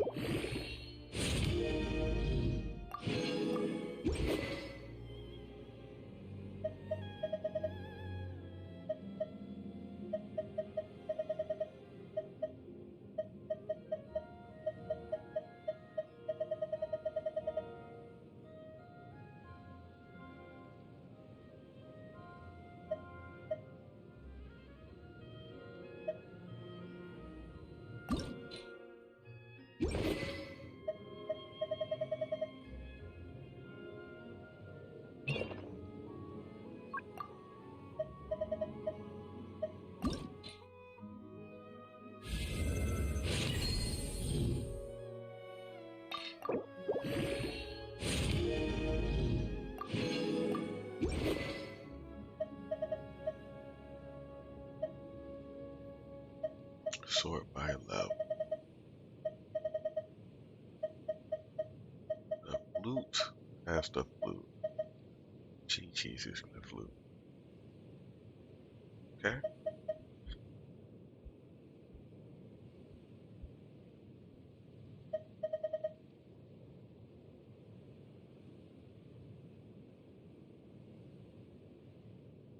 No one's really a physical fighter unless I made Kaya physical.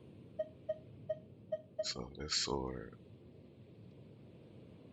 has an issue. Even the Jean sword.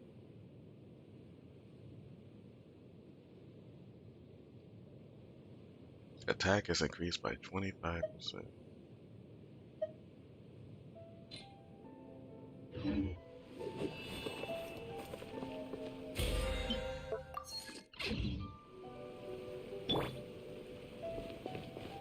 Let me heal up.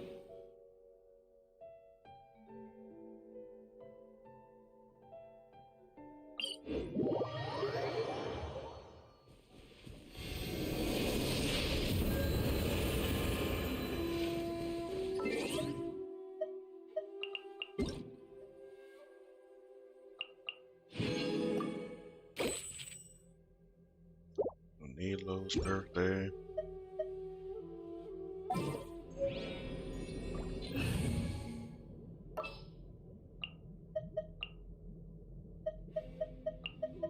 Sure.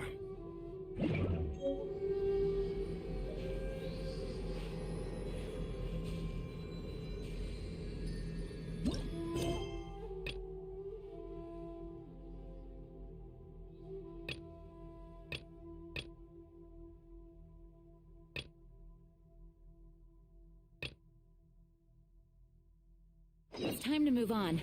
We shouldn't stay here.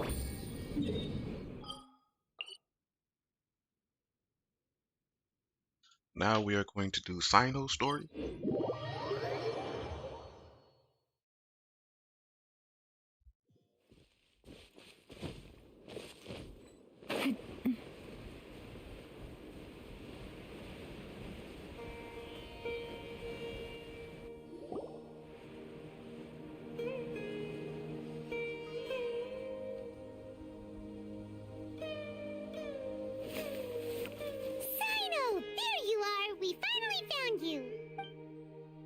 Ah, it's you two.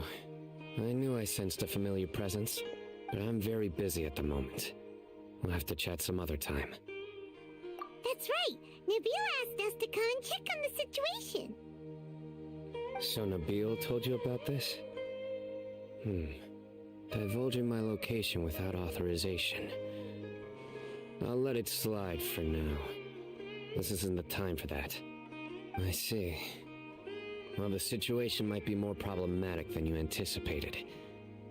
I've already questioned several people, but gained very little information.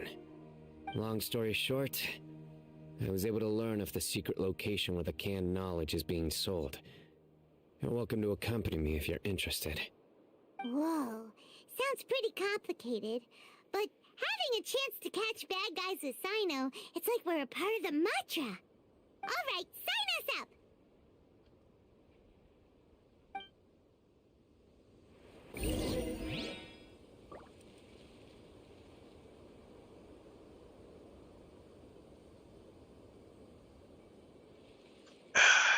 Everybody make sure you stay hydrated. I just had to grab something else to drink.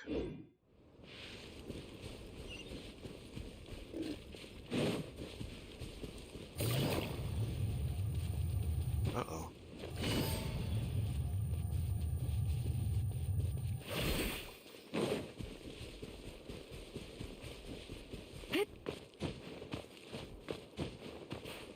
Luckily I got this character to speed to new areas. What you got? Seems even less than last time. What difference does it make? If you see something you like, buy it. If not, then keep walking. They've been cracking down on us lately, so we don't have much on hand. If you see something that catches your eye, then now's your chance. There's no telling when we'll have more. What does the academia think they're doing? Alright, I'll take these here. Let me see what else you have. There goes your favorite word, Sam. Academia.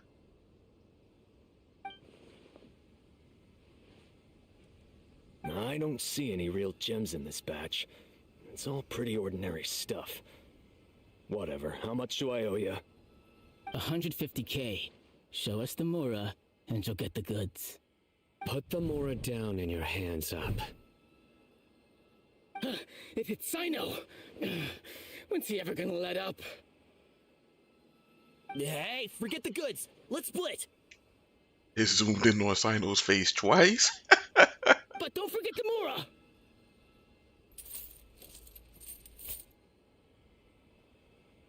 Done! Not so fast! You can't escape with Paimon on the case! What is this? He's got backup now? Doesn't everyone say Sino works alone? I don't like the looks of this. Either way, it's gonna be a tough fight. Any ideas? It's over. It's not like we're making a big cut anyway. I'm not losing my life here. Huh? Did they really just give up like that? Just like the others I've cut. They're not deep in the circle, just dealers at the bottom of the chain. All right, I have one question and one question only. Where did you get this canned knowledge? The pickup location is different every time. The boss tells us where it's gonna be and that's it. We don't get a say in it. He sends someone every 5 days to bring us the goods. And when is the next batch coming? I don't know. He's telling the truth. Honest. Normally, we should have received a shipment 3 days ago, but we didn't get anything. The stock we have right now is from 8 days ago, which is why there isn't much left. I know exactly why they didn't receive their last batch. 3 days ago is exactly when I started my investigation. I suspect who's ever running this whole thing knew that I was coming. So they cut all contact with these dealers. When you were trying to escape, you said something about me working alone. Where did you hear that from? Are you kidding? We've known your name since day one in this business. The boss warned us to watch out and even gave us info about you. But here we are. I guess we never stood a chance. They already knew all about me and were trying to avoid being detected from the very beginning. These small fries are the only ones they leave out in the open. And no matter how many we catch, it won't further our investigation. If only we had another lead. Like a merchant who sells large amounts of canned knowledge. Huh? Oh, you mean someone like nothing? Do you have a potential suspect? You'd better bring them to me for judgment. Whoa! Judgment? That's right. I won't turn a blind eye on any dangerous suspect. Oh! Sounds like we shouldn't ever let Sino meet Dory. I see.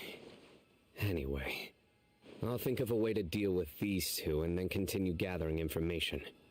If you manage to learn anything, you can find me at Caravan Rebot. And as for you, I don't ever want to catch you buying canned knowledge again. If you possess any unused knowledge capsules, then you should submit them to the authorities immediately. Okay, I got it. Just keep your nose out of my business. Hey, what's with the attitude, mister? What, you got a problem with that too? Listen, buying canned knowledge is a deal between two people, the buyer and the seller. We don't need people like you butting in on our business here. Think about it. If the academia is hoarding something as convenient and useful like canned knowledge, then they must have been planning only to use it for themselves. Am I right? The academia has clearly published the potential dangers of canned knowledge. I don't like having to repeat things. And besides, I'm sure you wouldn't listen anyway. I just hope you understand that your actions are what fuels the smuggling of canned knowledge. If I ever catch you again, I will personally see to it that you are punished. All right, Traveler. I need to go now.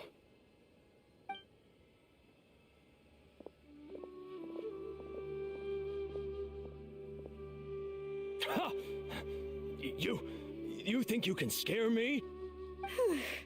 Traveler, why don't we go talk to Dory? She's got loads of connections and might be able to tell us something about all this. If Paimon remembers correctly, she's usually at the Palace of Alcazar's. Gotta find Dory.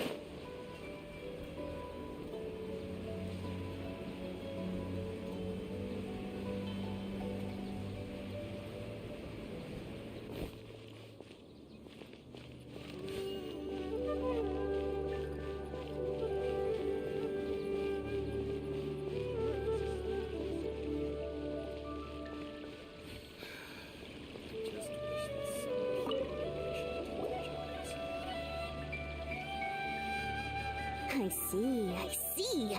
So that's the latest scoop. Good thing you didn't rat me out.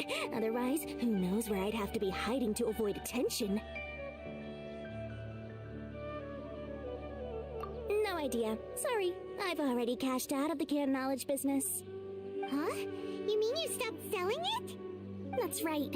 With so much canned knowledge flooding the market, it was becoming impossible to fetch decent prices anymore. Besides, it seems that group of smugglers has practically taken over the market. It's a little rule of mine to never fight for a share of someone else's market. If I'm gonna make Mora, it's gonna be the lion's share. Plus, with regulations getting as tight as they are now, I figured I might as well just hang it up. Sounds like we came all this way for nothing. Well, not completely. Granted, I don't know who's behind all the smuggling activity, but since you didn't sell me out, I'll let you in on what I do know. After all, those smugglers have really crossed the line, butting their way into the market like that. I hope their luck runs out soon so that I can take over. I mean, so that the industry can become more fairly regulated. Hey, you just want to make more business for yourself. Don't underestimate its value. Think about it. You can gain all sorts of knowledge while bypassing the troublesome process of studying. Naturally, that makes it a product worth a high price. Of course, not everyone needs that kind of knowledge, but in a market as big as Sumeru, there is plenty of demand. Plus, the cost of production is relatively low, so even if dealers have to cover transportation costs, there's still an enormous profit to be made. Then why does the academia prohibit selling canned knowledge? Being able to gain complex knowledge and become a scholar with the snap of your fingers does sound like a dream, doesn't it? But everything in the world comes at a price, right? Gaining knowledge is a complicated process. It requires learning, thinking, and practice. Even when it comes to my own business, I have to go through a lot of preparation before I put anything out for sale. But with canned knowledge, one may simply skip all the hassle and get whatever they need to know immediately. That inherently leads to at least two potential problems. First, you'll accept the knowledge as factual without a second thought, and you'll find it very hard to forget. This means that if the knowledge is flawed, then it'll be very difficult to correct. And second, excess use of knowledge capsules over an extended time diminishes your ability to think. You'll end up becoming like a library that can only store knowledge. Oh, that does sound pretty dangerous. Traveler, you used canned knowledge before. Did you feel any negative effects? Of course, using it sparingly is not an issue, which is exactly why I used to sell it. It's just like how medicine can be used to cure diseases, but can also do harm when overused. It all comes down to balancing the right amount. Anyway, back to the point. There'll be consequences if the sale of canned knowledge by those smugglers is left unchecked. And what's worse, you're playing right into their hands by focusing only on the canned knowledge that's made its way into the market. As far as I know, their real purpose is to distribute information about the Court of Desolation. That's where the real business opportunity is. The Court of Desolation? What's that? Rumor has it that it's a site of ruins from the age of King Deshret. It's said that with the treasures inside, one can see beyond life and death. But any research of the ruins is strictly banned by the academia. Word on the street is that there'll be an auction taking place in the desert. They're auctioning rare canned knowledge, some of which is related to the Court of Desolation. Once I heard about the auction, I began to suspect that all the canned knowledge popping up on the market is just a diversion.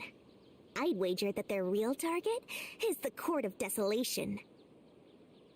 Because studying those ruins is not just a simple matter. It requires knowledge spanning several fields.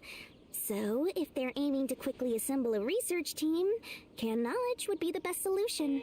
As for the auction, chances are they're trying to attract and scout out anyone with interest or expertise on the subject.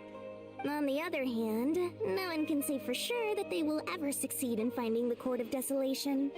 So, they might as well just make a fortune while they're at it by hyping up the related canned knowledge at the auction. Sounds to Paimon like we better head to the desert and see the auction. Who knows, we might find some leads there. That's right. And now that I've shared all that valuable info with you, it's time to introduce our limited edition desert travel kit. It comes complete with a map straight to the auction location. As I said, I also have to make preparations before I sell things, right? Now, let me consider how much I should sell this for. I've got it! 500,000 mora per kit! That's quite the bargain. We'll even offer a 50% discount for little Paimon's travel kit. Only 250,000 mora. What? That's super expensive! No need to worry, little one. Sino's the one heading this investigation, isn't he? I'll be sure to bill all the expenses to him. All you'll need to do is tell him to go to the Merchants Guild and pay the bill once the mission is completed. Just, be sure to not send him directly here, though, okay? That would leave me completely in the open. I'm sure the General Mahamatra of the Academia would never leave any debt unpaid, and I can only imagine the funds he's allocated for investigations. Oh, maybe I should charge him more. We'd better get going.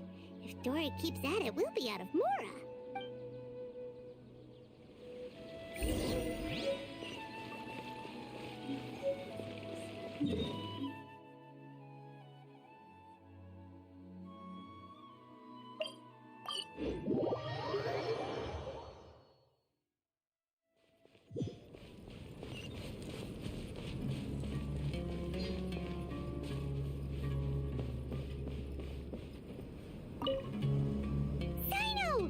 bad news for you. What the smugglers are really after is a chance to research the Court of Desolation.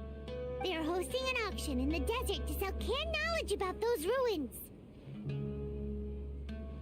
The Court of Desolation. I won't ask how you came by this intel, but is it reliable? We also heard that the Court of Desolation contains treasures from the time of King Deshret. Is that true? Partially. It was a secret place built by a dark sect from the age of King Deshret. The ruins do contain treasures, but the place is also rife with unknown dangers.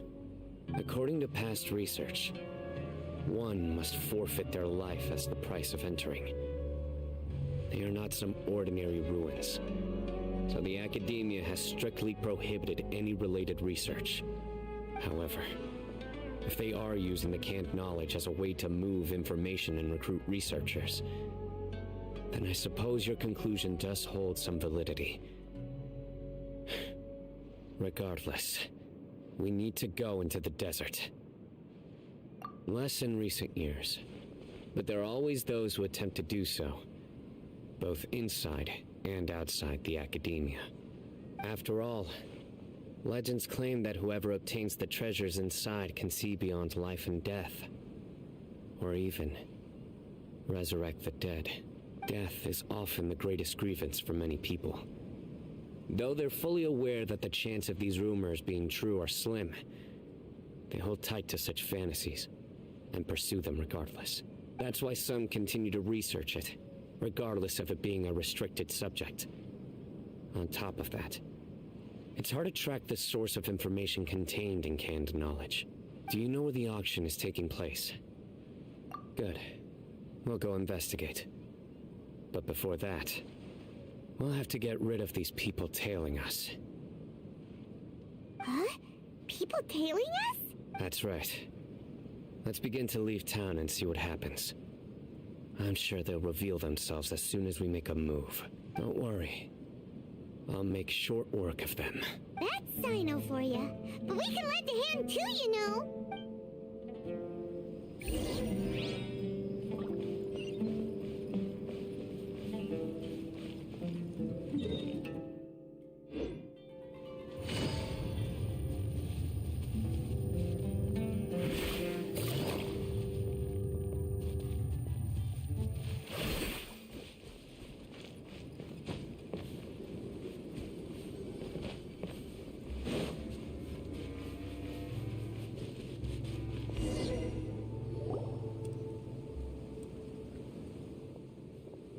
Hold it right there. Heading to the desert, are we? I would think twice if I were you. Huh? Who are you? That doesn't matter. All you need to know is that someone wishes to inform you that it's not too late to turn back. You must be Sino. I've heard a lot about you. You've got quite a reputation. But this time you're in over your head. Unless you turn around right now, I'm afraid that even you won't return unscathed.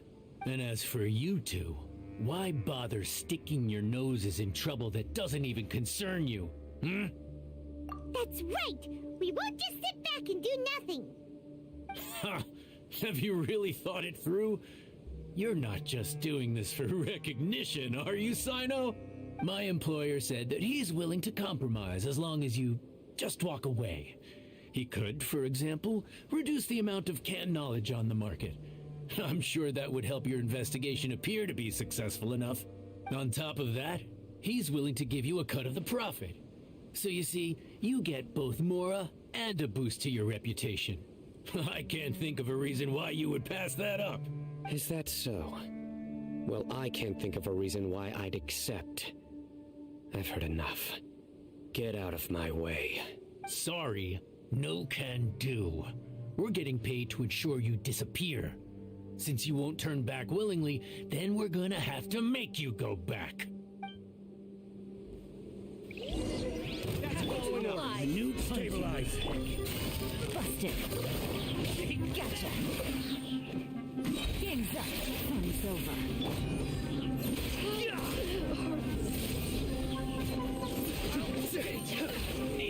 You are not welcome here.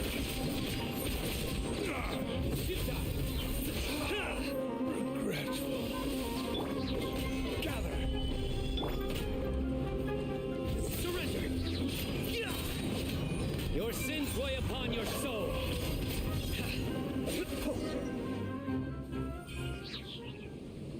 Ugh, this doesn't change anything. You're in over your head, Sino. There will be others coming for you. You'll regret it. Let's get out of here. No need. Even if we apprehend them, there'll be little information to gain. Besides, it might also be a trap. I apologize for bringing you into this dangerous mess. Just being associated with me will inevitably cause you to become targets as well. You should be careful from now on. Sleep with one eye open. Wait, hold on. There's no way anyone could sleep without closing their eyes. Right? You'd be surprised. Anyway, just be careful. Mercenaries are never quick to forget. In their line of work, even a single failure is bad for reputation. They may even stay hidden in some dark corner for a very long time, waiting for the right moment to ambush you. They'll do anything to keep their prestige intact. Yes, I remember it like it was yesterday. I was carrying out a mission with one of my superiors. I didn't have much experience at the time, and I let my guard down after we had closed the case. We ended up being attacked by the remainder of the mercenaries. My superior was injured while protecting me, and we struggled to gain control of the situation. I've become more vigilant ever since, staying alert even while I sleep. Whoa, who could have seen that coming? Was he okay? He survived with a fractured wrist. It took 2 months for him to recover, but luckily, there weren't any further complications. Last year, he transferred to an administrative role for personal reasons, and no longer participates in live missions. His name is Taj Radkani, a very well-respected Matra. You'll have the chance to meet him someday. Anyway, our mission will be dangerous.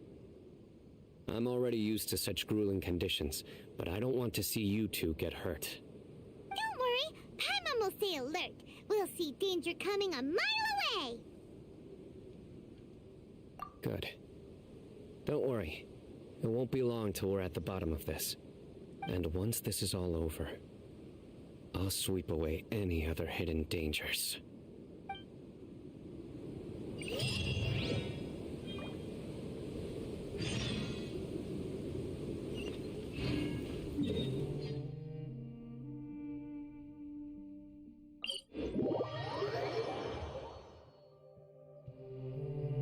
It's still so early in the evening. I think I have to order something for later. Do you guys think so?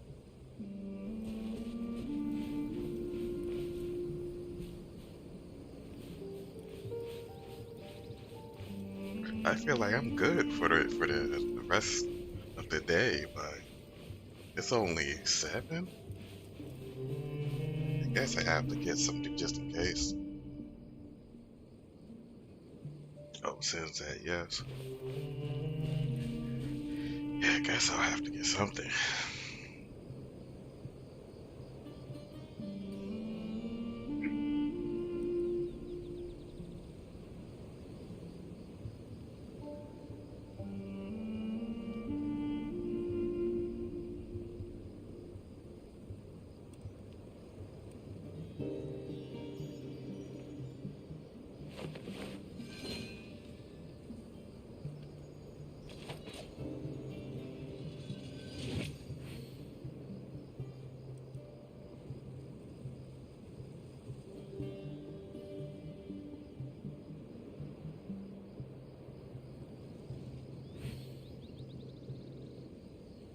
I'm sure I've forgotten something. Not to worry, I'll simply send someone to fetch it. As soon as I remember what it was.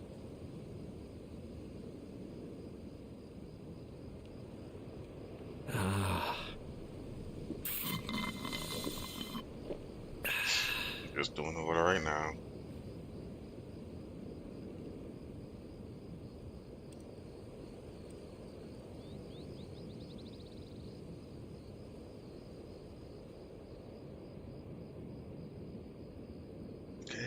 go. Ayato here sipping on that empty bottle.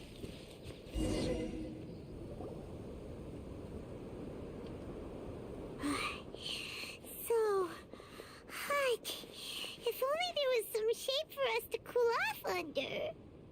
We still have a long way to go, so you'll need to hang in there for a while longer. This is not a good place to rest anyway. Okay. But don't you feel hot too, Sino? Of course, but I'm accustomed to these conditions. Care to share any tips? Paimon's about to melt away. Just try to stay focused. Use your willpower to support your mind. The moment you start to give in is when you'll feel more tired. Take one step after another. Don't let your mind perceive your body's limitations. We must get somewhere safe before we can relax. Okay, if you say so.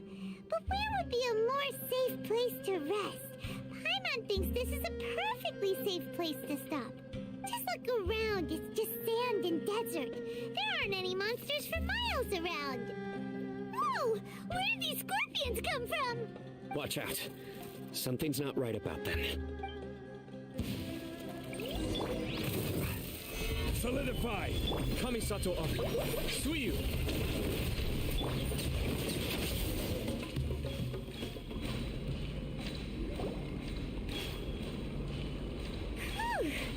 Well, Paimon really didn't expect to see those here.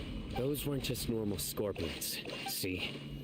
There are marked numbers on their pincers. They were raised by someone. Someone doesn't want us to show up at the auction. These scorpions were sent to keep us away. We are surrounded by desert as far as the eye can see. If we were killed out here, nobody would ever know. This place is super dangerous. Good thing we didn't let our guard down. Something's not right. There are no roads in the desert, so how could they know where we are? Stay still. Here's the answer. They must have planted this on you. Huh? What is it? A miniature tracking device made by the Ksharawar. They can use this to discern your approximate location. But this device wasn't licensed for mass production. Where did they get it? Could someone from the Ksharawar also be involved? But that doesn't seem right. Whoa!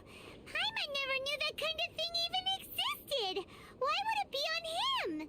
They probably planted it on the Traveler during our fight with the mercenaries earlier. It was a frantic fight. It's only natural you didn't notice the device. Well, good thing you were able to find it, Sino. Now let's get rid of it. No. Hold on to it for now. It might still be useful for us. Let's keep heading to the auction. It would be dangerous to linger here any longer.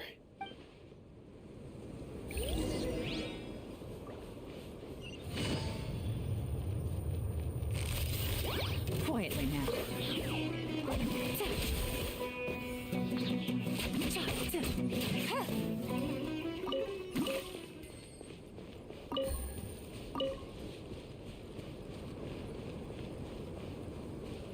They're back again! How many of them are there? Busted.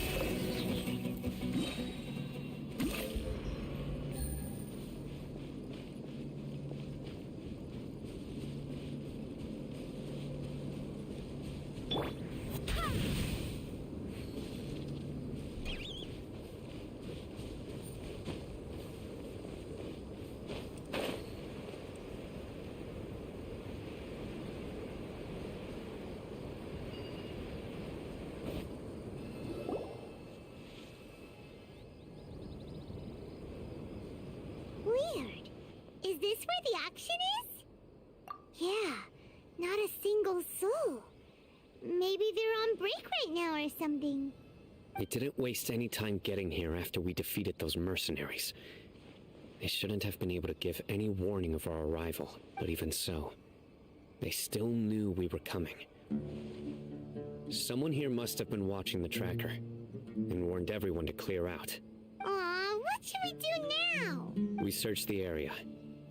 They couldn't have moved all the knowledge capsules so quickly. There might still be something left for us to find. All right, let's take a good look around the area.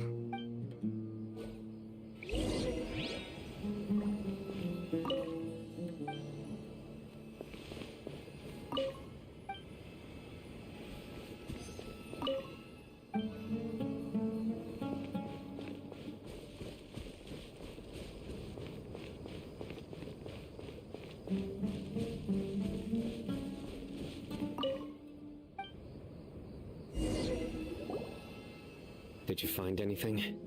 No, nothing in particular. It's possible there weren't many knowledge capsules containing info about the Court of Desolation, so they carried those off. But don't worry, I have another idea. You two start heading back the way we came. I will remain hidden here. Come back and meet me here after some time has passed. I'm sure something will come up by then. They packed up in a hurry and didn't have time to carry off all their goods. They won't just leave them here. Once they think we've left the premises, they'll be back to pick up their belongings. We just need to make sure the tracker goes far enough from here to make them assume that it's safe to come back. Oh, Paimon gets it. We'll lure them out because they'll think we've left. Okay, we'll start heading away and leave this place to you. Yes, and don't worry. If they dare to return, I'll make sure they stay.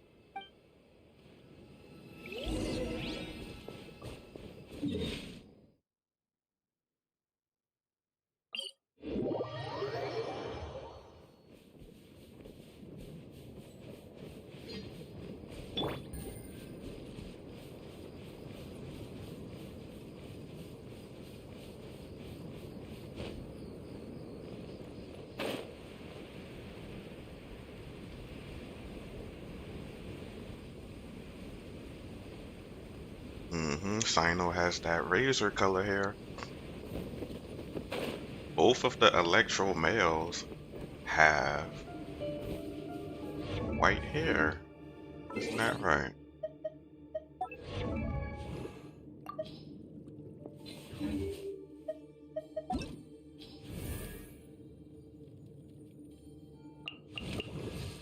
White hair.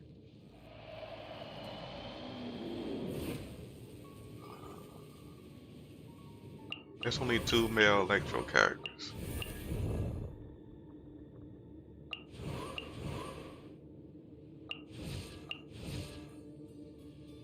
White hair. His is a little whiter, but it's basically the same. Yeah. Yeah, it's kind of gray. That's interesting. I should have did the event with him that was last update where it had Klee in them. I think it talked about Razor's parents. I was interested. I just didn't really have the time. So I guess I'll watch it on YouTube. It had Klee and Diana and the little people there. At least from Mondstadt.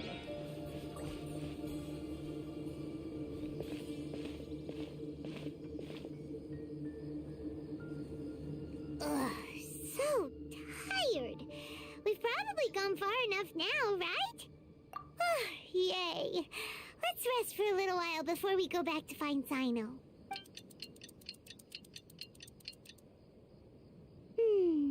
It's probably about time for us to head back to the auction. Let's go. Maybe Sino's finally found some leads.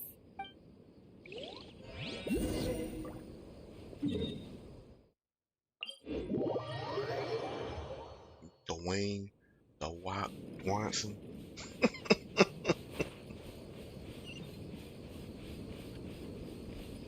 Dwayne, the Goat Watson.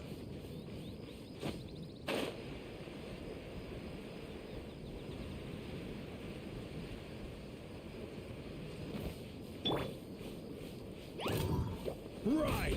I will have order.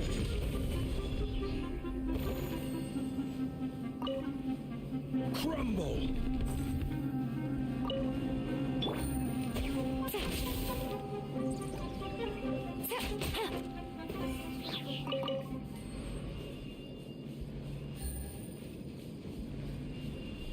This. Well, it's not looking directly at this area, but I think we're gonna unlock this area. It looks just like the chasm.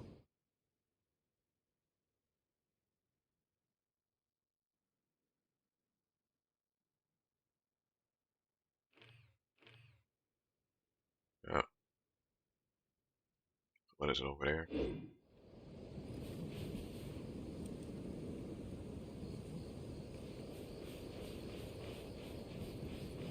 I see it's a little greenish, bluish, right? Could be that little pillar.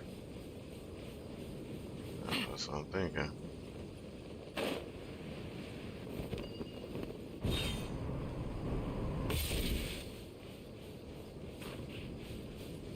Someone's holding their head. They got caught. Oh, looks like Sino caught someone. So you're the bad guy behind all this, aren't ya? All right, tell Paimon everything you know. I didn't act immediately when he showed up.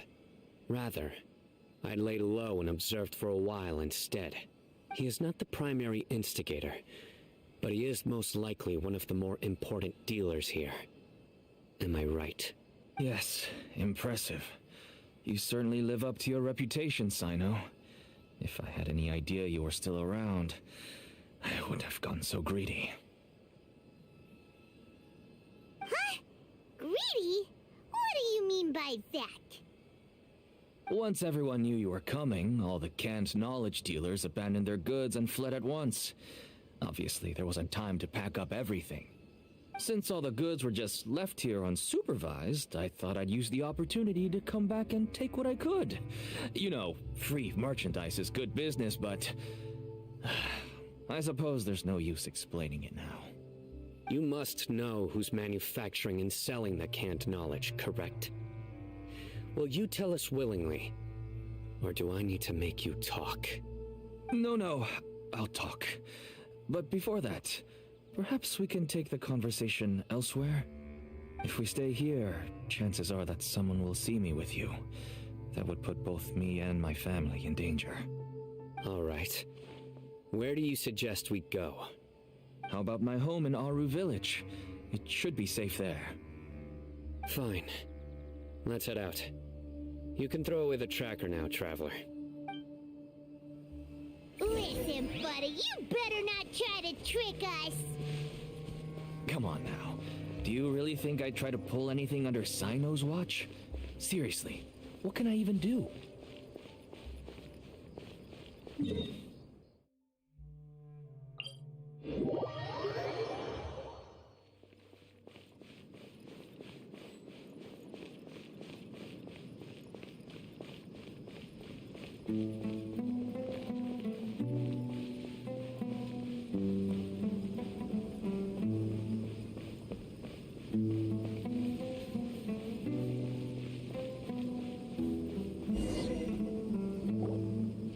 Dad, you're back.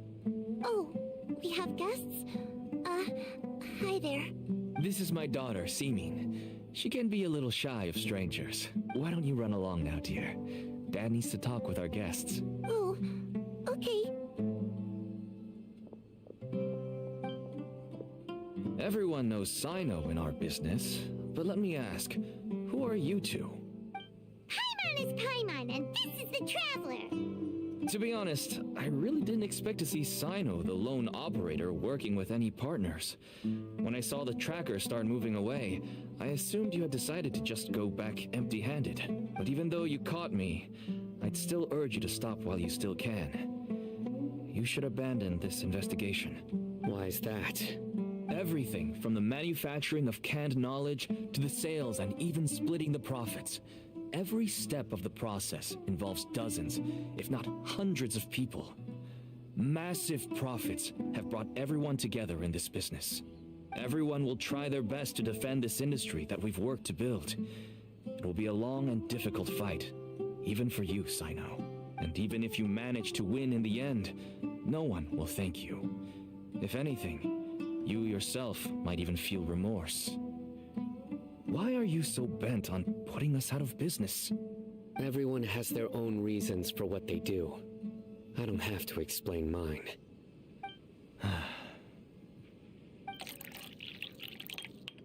Here's some tea, Dad. And for the guests, too. Right. I forgot to offer tea to our guests. Thank you. Don't mention it.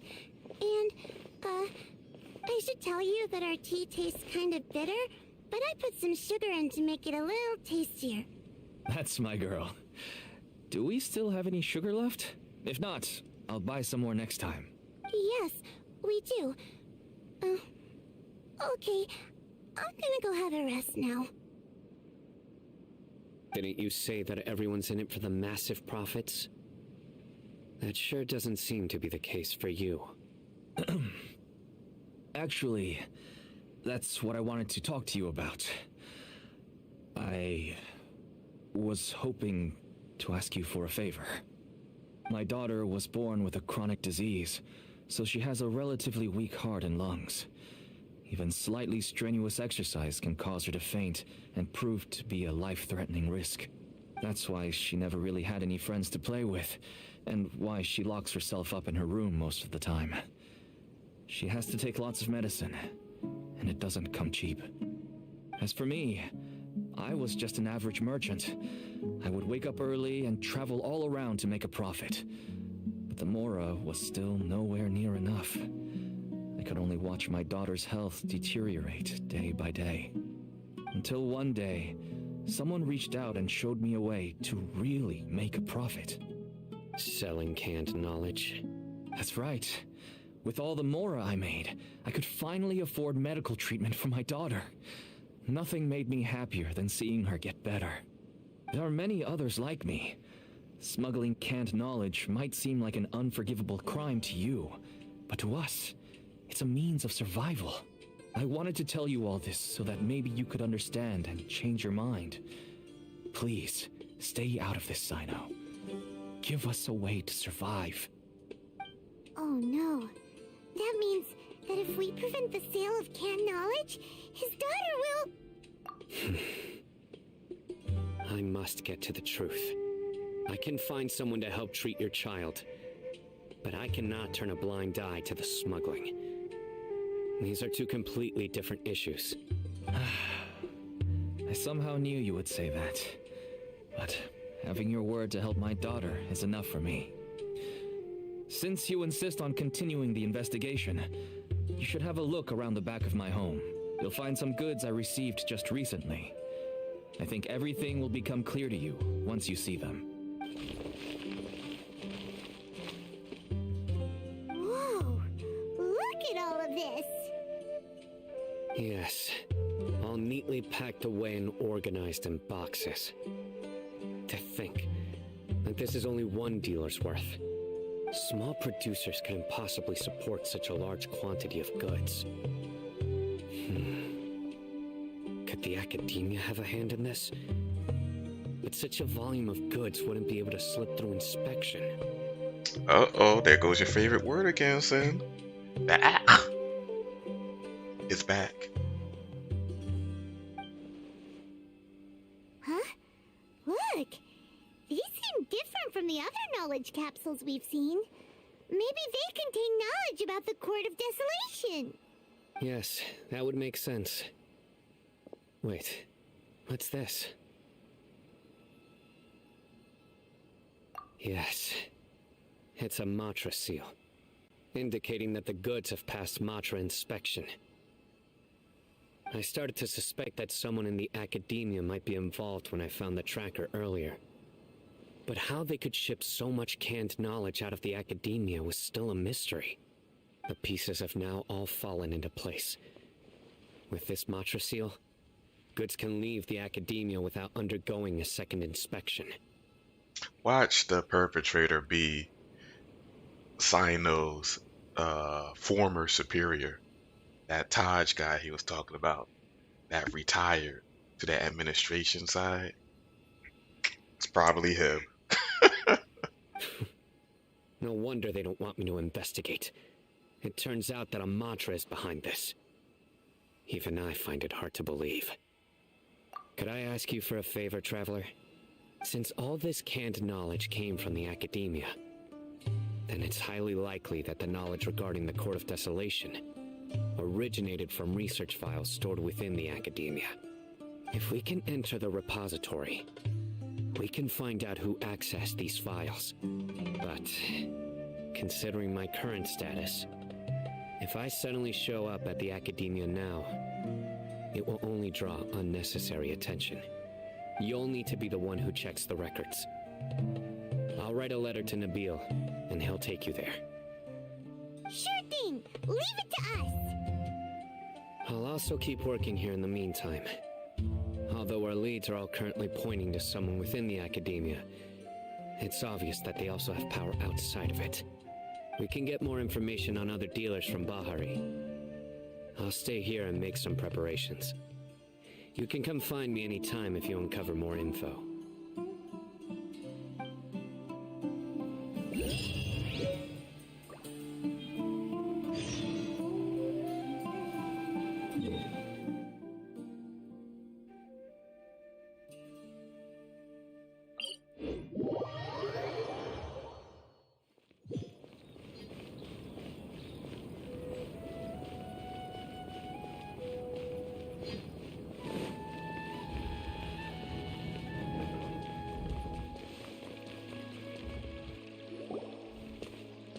Hello, we meet again. Have you managed to find Sino? If so, how's he doing? I read the letter and must admit that I hadn't expected things to be so serious. Sorry. Had I known it would be so dangerous, I never would have gotten you two involved. It's alright. We wanted to help Sino too. I can tell that he really trusts you. The research files stored away in the restricted repository are far from ordinary. Everything there is essentially about dangerous research that's forbidden by the academia. Even I don't usually have authorization to enter, but with this letter from Sino, it shouldn't be a problem.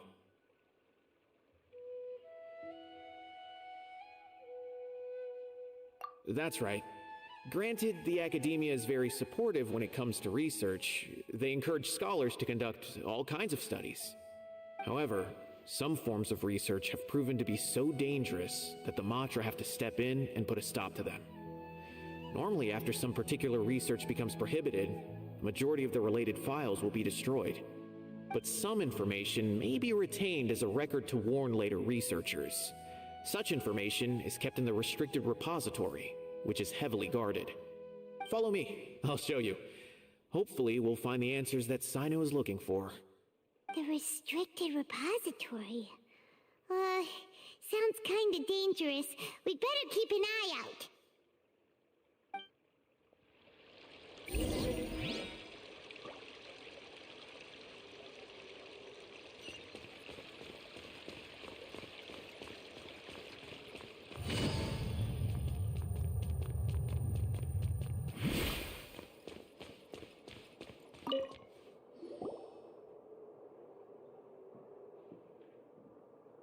Okay, I understand. Since Sino is vouching for you, I suppose we can trust you. You may browse the information regarding the Court of Desolation. Ask me if you have any questions. But I'd suggest avoiding any other research files. Sometimes the less you know, the better.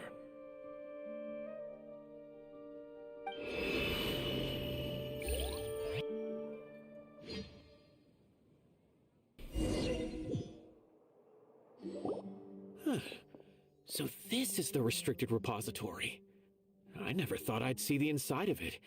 This is a first for both you and me. There are many who do not openly converse with others within the academia. But even so, there are very few who I feel could be trusted with a real secret. Sino happens to be one of them. Even though he's no longer in the academia, I still trust him. And that goes for anyone he trusts as well. The files are over there. Just make it quick.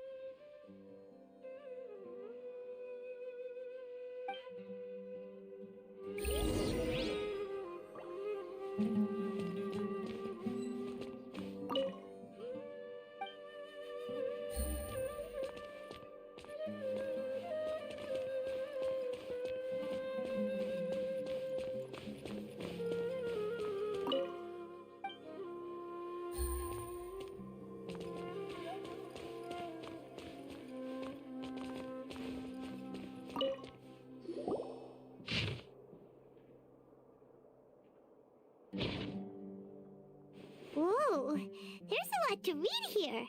Have you found anything yet?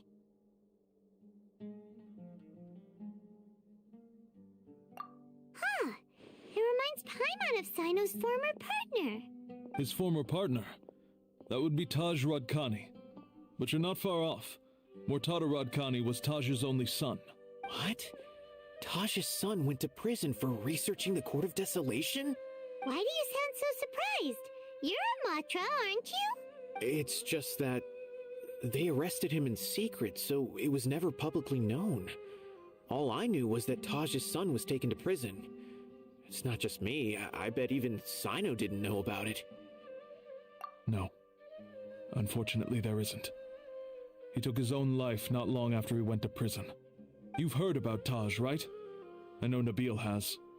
Every Matra knows him. I would say he's probably pushing 50 this year, which makes him one of the most experienced Matra. He is a man of integrity and honesty, and has made countless achievements. His reputation goes back a long way now. He used to be Sino's only partner. Taj is also skilled with the polearm, so the two of them used to practice together when they weren't out on a mission. Ah, right. I heard Sino mention that before. But one day, Taj suddenly decided to retire from active duty and transfer to an administrative position. I wonder if it had anything to do with the Mortada incident.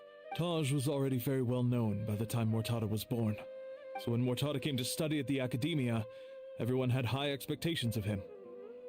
He had to face a lot of pressure. Then he had an unpleasant dispute with his father, but they were eventually able to work things out.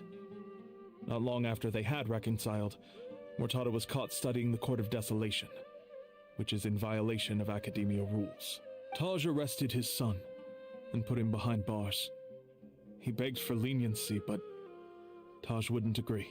Shortly after, Mortada slit his own throat with the pieces of a broken bowl. By the time Taj arrived at the scene, it was already too late. He never had a last chance to see his son. Since then, Taj has been periodically coming to the repository. He'll hold the files from his son's research with a remorseful look on his face. I guess that's why he chose to move to administrative work. I had no idea that happened. That must be really hard for Taj. I've never heard him mention that to anyone. That's awful. Paimon feels terrible now. Wait, don't tell me you're starting to suspect Taj now. Impossible. Taj would never do that. I mean, yes, he does have a big reputation and has access to such research, but this is Taj we're talking about. He would never do anything against regulations. Never. But if you claim that the canned knowledge was originating from the academia, then Taj is indeed a suspect, because he was the only one who could have recently gone through research files about the Court of Desolation.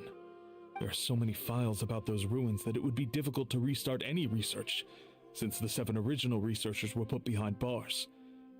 It's hard enough just trying to make sense of these files. However, if the files were made into canned knowledge, they could be understood immediately. By doing so, one could restart the research outside the academia without anyone ever noticing. But even so... According to the legends, the treasures inside the Court of Desolation could allow someone to see beyond life and death, or even bring the dead back to life, right? So maybe Taj is trying to bring Mortada back. Though I don't really believe Taj would ever try to do something like that. I'm just telling you what I know. It's the job of the Matra to find the truth and track down criminals. Do you have any questions? If not, it'd be best if you would leave now. Paimon's kinda confused. What should we do from here? Oh, now that I think about it, Sino suspected that the canned knowledge was coming from within the academia, right? There's no way so many boxes could ever get through without drawing any attention. Maybe we could try asking people around the gate of the academia and see what we can find. Don't worry, Tosh. I won't let your reputation be tarnished. Alrighty then, let's go ask around.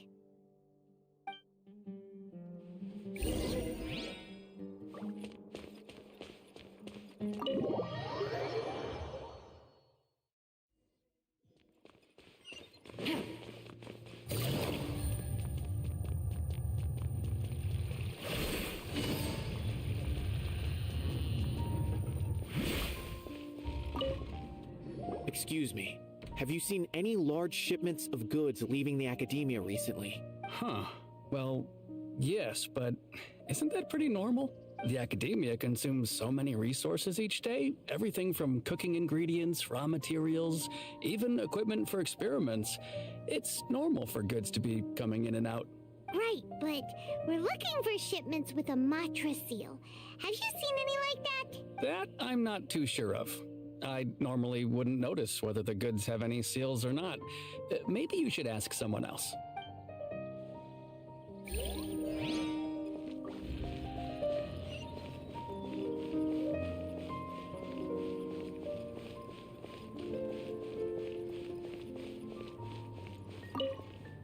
Excuse me, have you seen any large shipments of goods leaving the academia recently?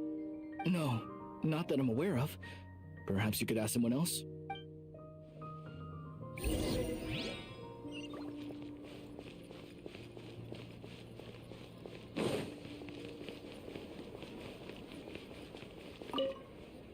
Excuse me, have you seen any large shipments of goods leaving the academia recently? Huh? Why do you ask? I'm just checking to ensure nothing unusual has happened. Well, I can't say it's unusual, but I did notice something.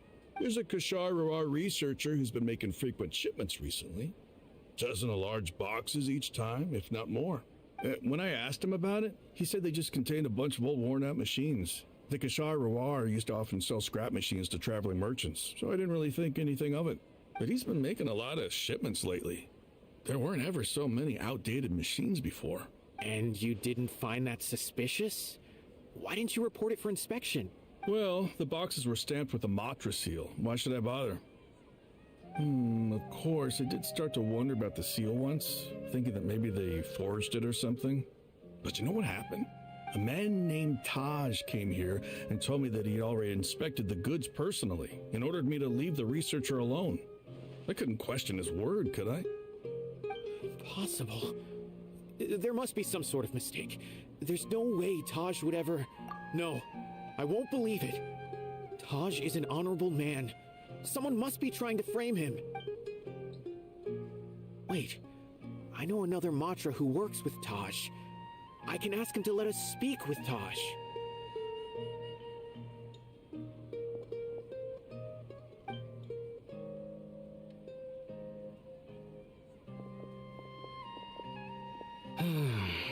As I've already told you, I don't have any way to contact Taj. A few Eremites showed up looking for Taj yesterday, and he met with them in his office. I was standing outside of the door, and I vaguely heard them say, "Found it." Before I realized it, the door opened, and Taj left with the group of them. I noticed that he had also changed into Eremite attire, but Taj didn't come to work today, so I've also started to feel a little concerned about the whole thing. If you'd like to speak with him, maybe you can try visiting his home. He lives just on the outskirts of Sumeru City. A group of Eremites? Could Taj really be the one making all the canned knowledge? No way. Taj is just like Sino. They're considered heroes among the Matra. There's no way that he would... Come on now, they just said that his son took his own life, right? Why can't these guys think that this man's son is more important than this line of duty? And that he would do something like this to try to bring back his son? They're bugging. Fine. Looks like there's no other choice. Hey, don't let it get to you just yet. We'll get to the bottom of this once and for all.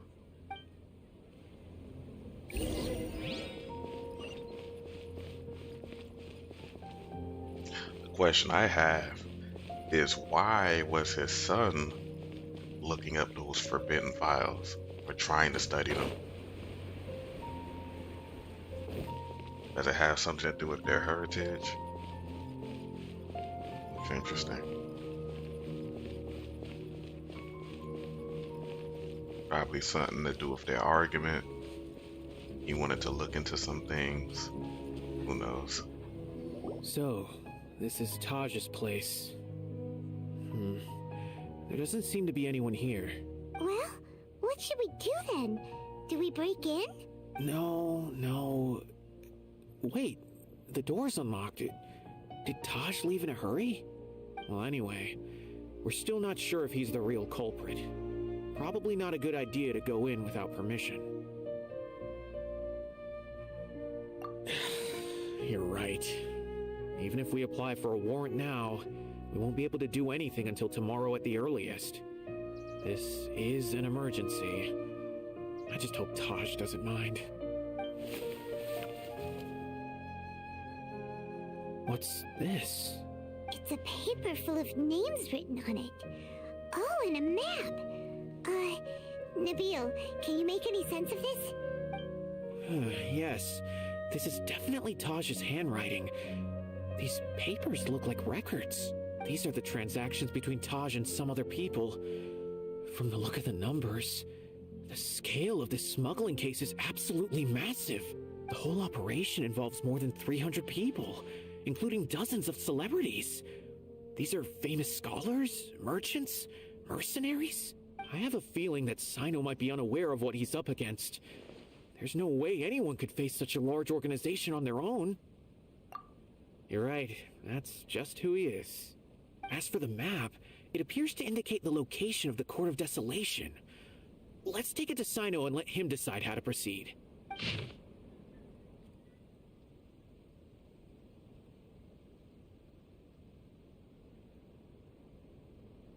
Alright, take a good look at this chat. We got that road west of the location.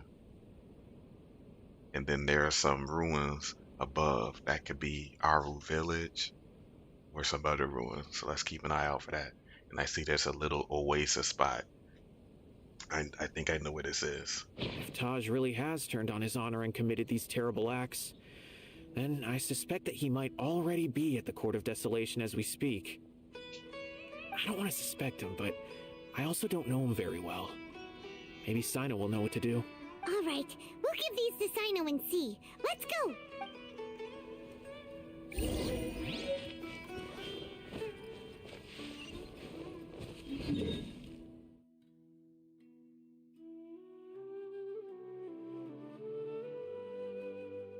So it has to be this location right here. Yeah.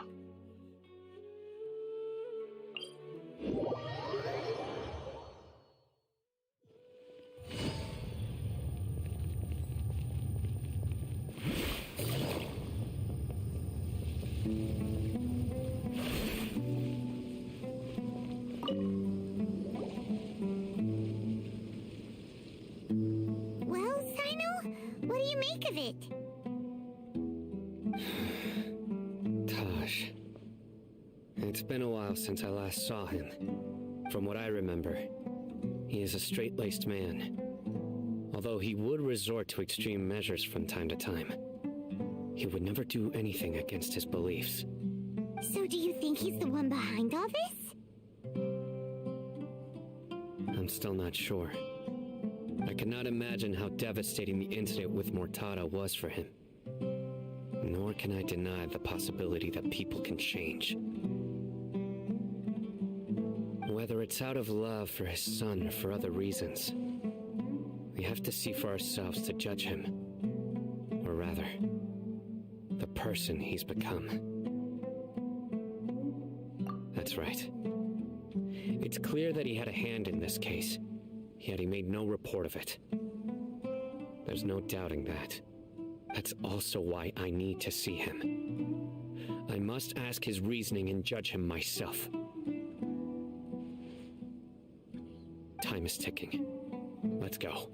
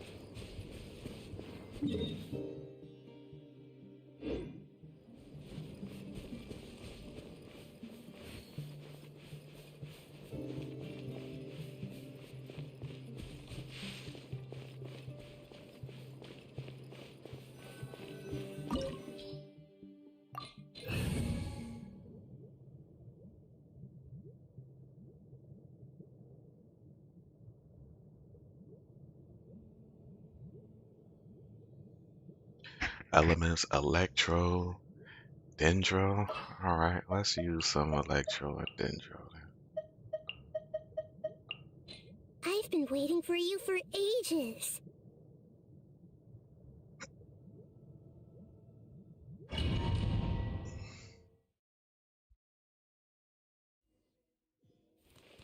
So this is the Court of Desolation. Are there really any treasures buried here? Oh, Paimon's kinda nervous. Could it be dangerous? Don't worry. You'll be safe with me.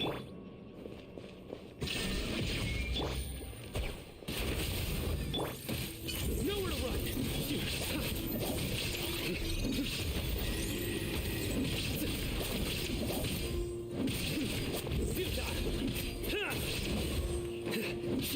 I see everything. Shine down. Here comes the catch. Surrender!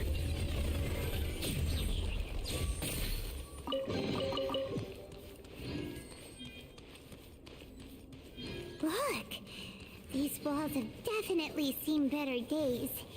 Was there some sort of fight here? Let's keep going and see what we can find.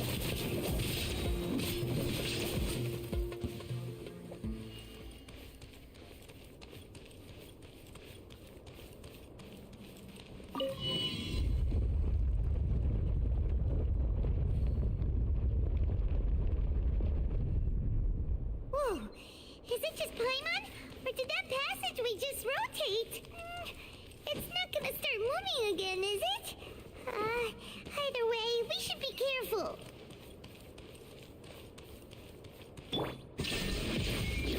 Everyone hold hands.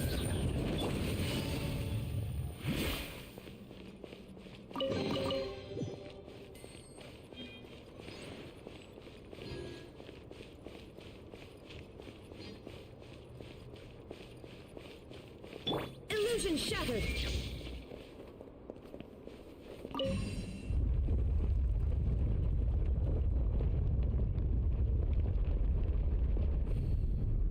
A passage! Hopefully that's our way in.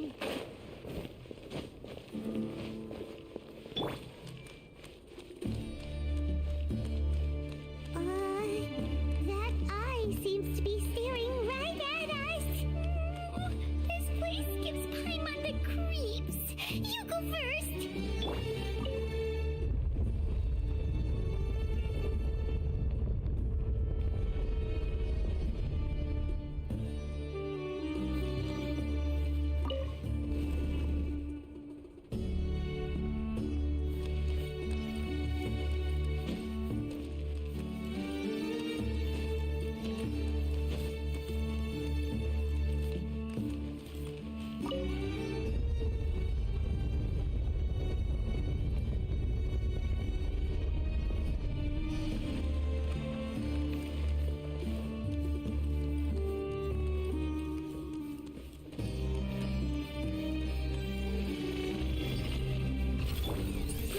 Roll.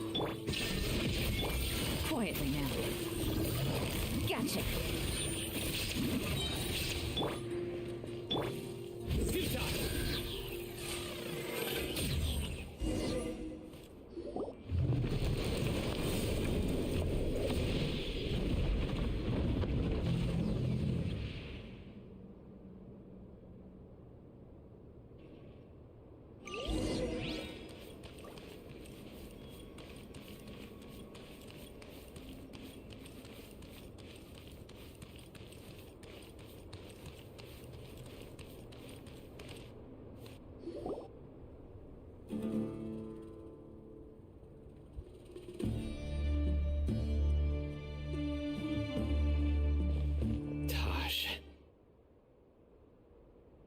Ah, Sino. It's been some time since I've seen you last. I trust you are doing well. Seeing that you've made it all the way here, you must be on the cusp of wrapping up your investigation, I presume. Even faster than I expected. Is it because you have some new partners now? That's right. This case is nearly closed. But the most important answer still eludes me. Was it all your doing? Smuggling the canned knowledge? The research of the Court of Desolation? Yes, it was me. Then explain why. That's the difficult part. Let's just say I've changed. I've become a selfish coward who only wants to pursue his own interests. I find that hard to believe. Oh, really? Way I see it, every person will end up like me sooner or later. When you're young, you press forward, unattached, living solely for the justice in your heart. But as you begin to age, you start to become more cautious. You know many things are wrong, but still turn a blind eye to them. I was the same. I never questioned my actions until Murtada died. I could feel the justice that I once strived to uphold slowly crumbling in my heart. I was completely dedicated to all that I did, but as I grew older, I found myself feeling alone, miserable. Can you imagine what it feels like to not have the will to live, but not be able to die? Murtada was sent to prison by my own hands. I set myself on this painful path. My son hated me till the day he died, and now I must live with that pain and regret. I failed him as a father. But now I have a chance to make it right. A chance to reunite with him. The Court of Desolation. Here lies the key to overcoming life and death. The power to even bring the dead back to life. So, did you already find what you needed here? See this door behind me? Behind it lies the treasures that I seek. I'm so close, Sino. If only you hadn't arrived now, I could already have...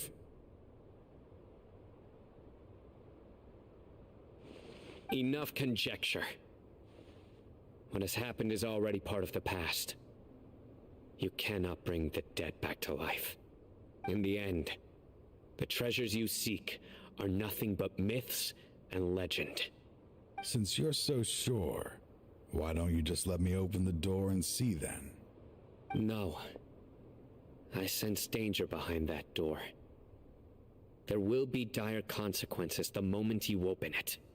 I beg you, as an old partner, can you let me fulfill my last wish just this once? Surely you get it by now. Doing your job without mercy will only drive people away from you. I'm the prime example. I don't overthink things. If there is only one way for me to defend my principles, then that is the path I will take. Seems there's no convincing you. All right then. Let's see if your polearm skills have improved at all.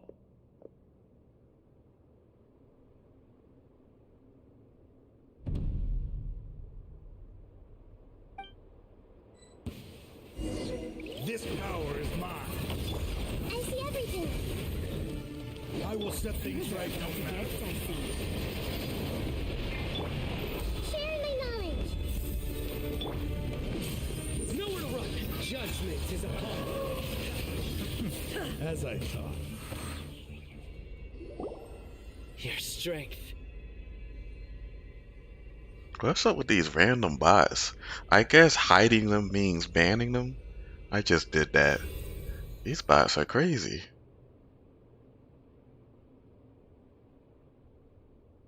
You feel it, don't you?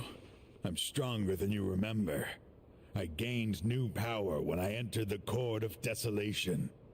This is only a taste of it. Once I open the door behind me, this power will be complete.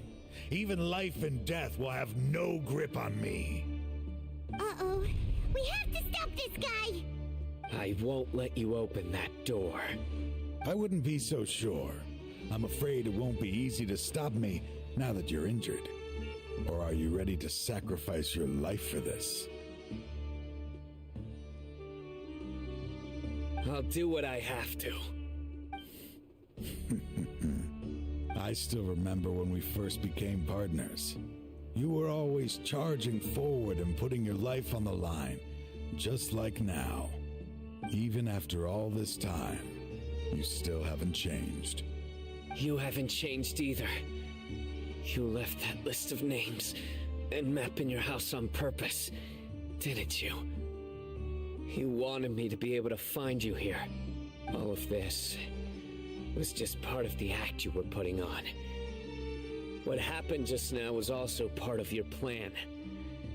You might have fooled those on the list, but you will not fool me. I had my suspicions from the beginning, but I couldn't be sure until we fought. If you really had changed, your fighting style wouldn't be as it was before. Huh? What do you mean, Sino? He never planned on opening the door. His true intention was... What's happening? Seems our time is running short. Let me make this quick then. After Mortada died, my spirit was crushed. For a long time, I was hoping this reality was just some terrible nightmare. I hoped I would just wake up and be able to see his smiling face again. That is when I was approached by someone who wished to collaborate and find the Court of Desolation together. I did some investigation of my own and discovered they were part of a massive organization. People from every walk of life are involved. They are relentless in their search, pouring countless mora into secret research, even sacrificing lives in hopes that the Court of Desolation would appear. No wonder banning the research wasn't enough. A full-scale operation was already in motion. I'm a flesh and blood human like anyone else, so I obviously hesitated and considered it. The thought of bringing my son back tugged at my heart, but in the end, I came to my senses. I knew that I could not let myself go down that path. I suddenly came to a realization amidst my suffering.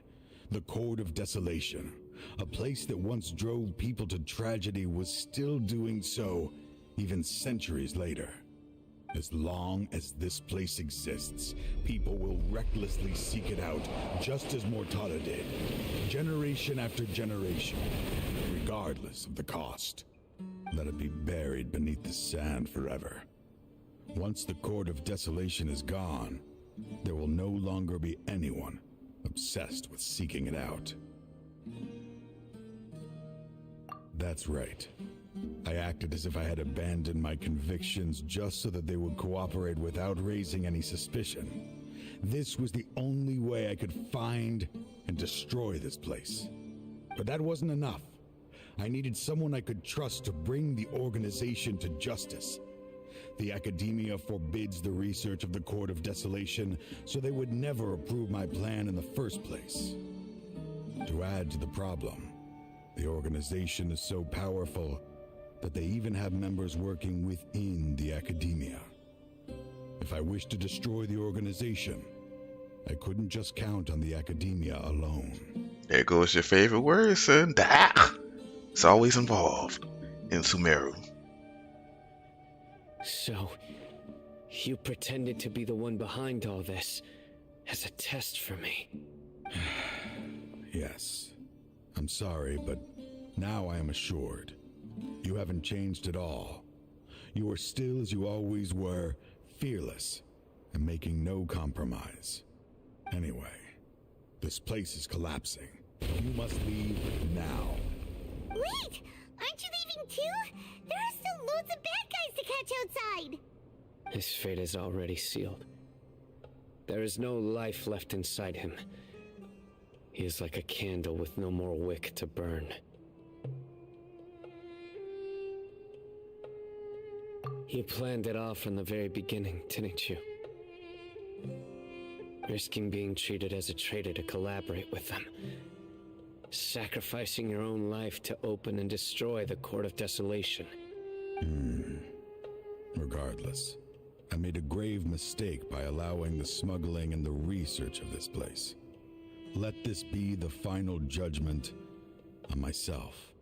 I was always so busy with work that I never made time to fulfill Mortada's wishes. Finding this place was his biggest wish. Since I'll be reuniting with him here, I can only hope he won't have anything more to hold against me. I'll leave all those people on the list to you. Sorry for all the trouble I've caused. There's nothing to be sorry for. We are partners. If you see Mortada, send him my greetings. Goodbye, old friend.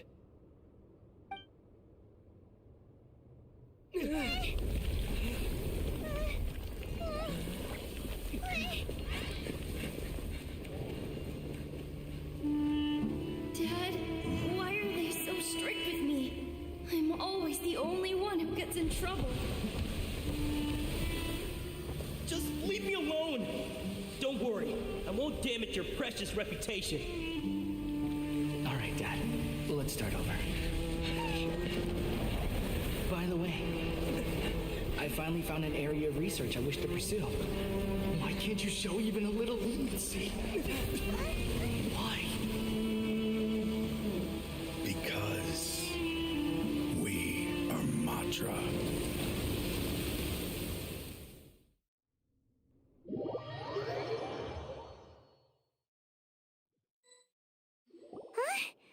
The Court of Desolation has... Just as Taj said, that place had caused too many disasters and tragedies. Being buried in quicksand is its rightful end. To them, as long as there's more to be made, they will disregard the Academia's rules, whether it's the Court of Desolation or anything else. Their only goal is to make massive profits off of dangerous research.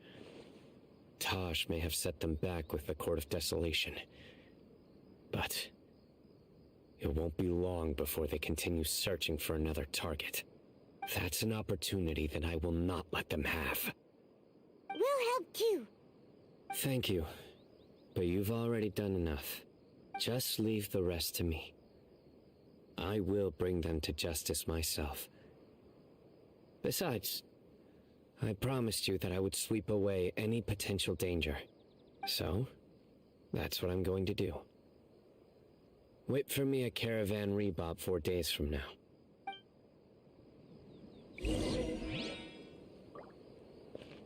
Bag 4 days? Alright.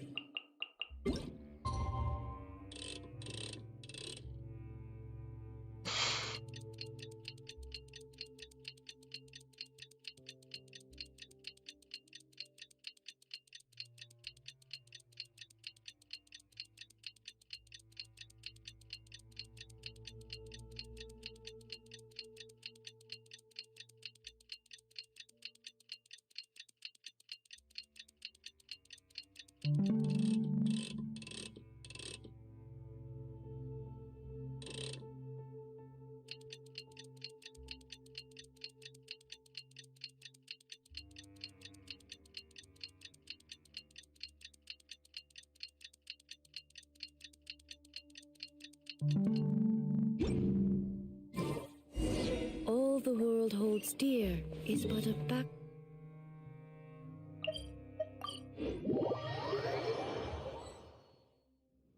We meet again.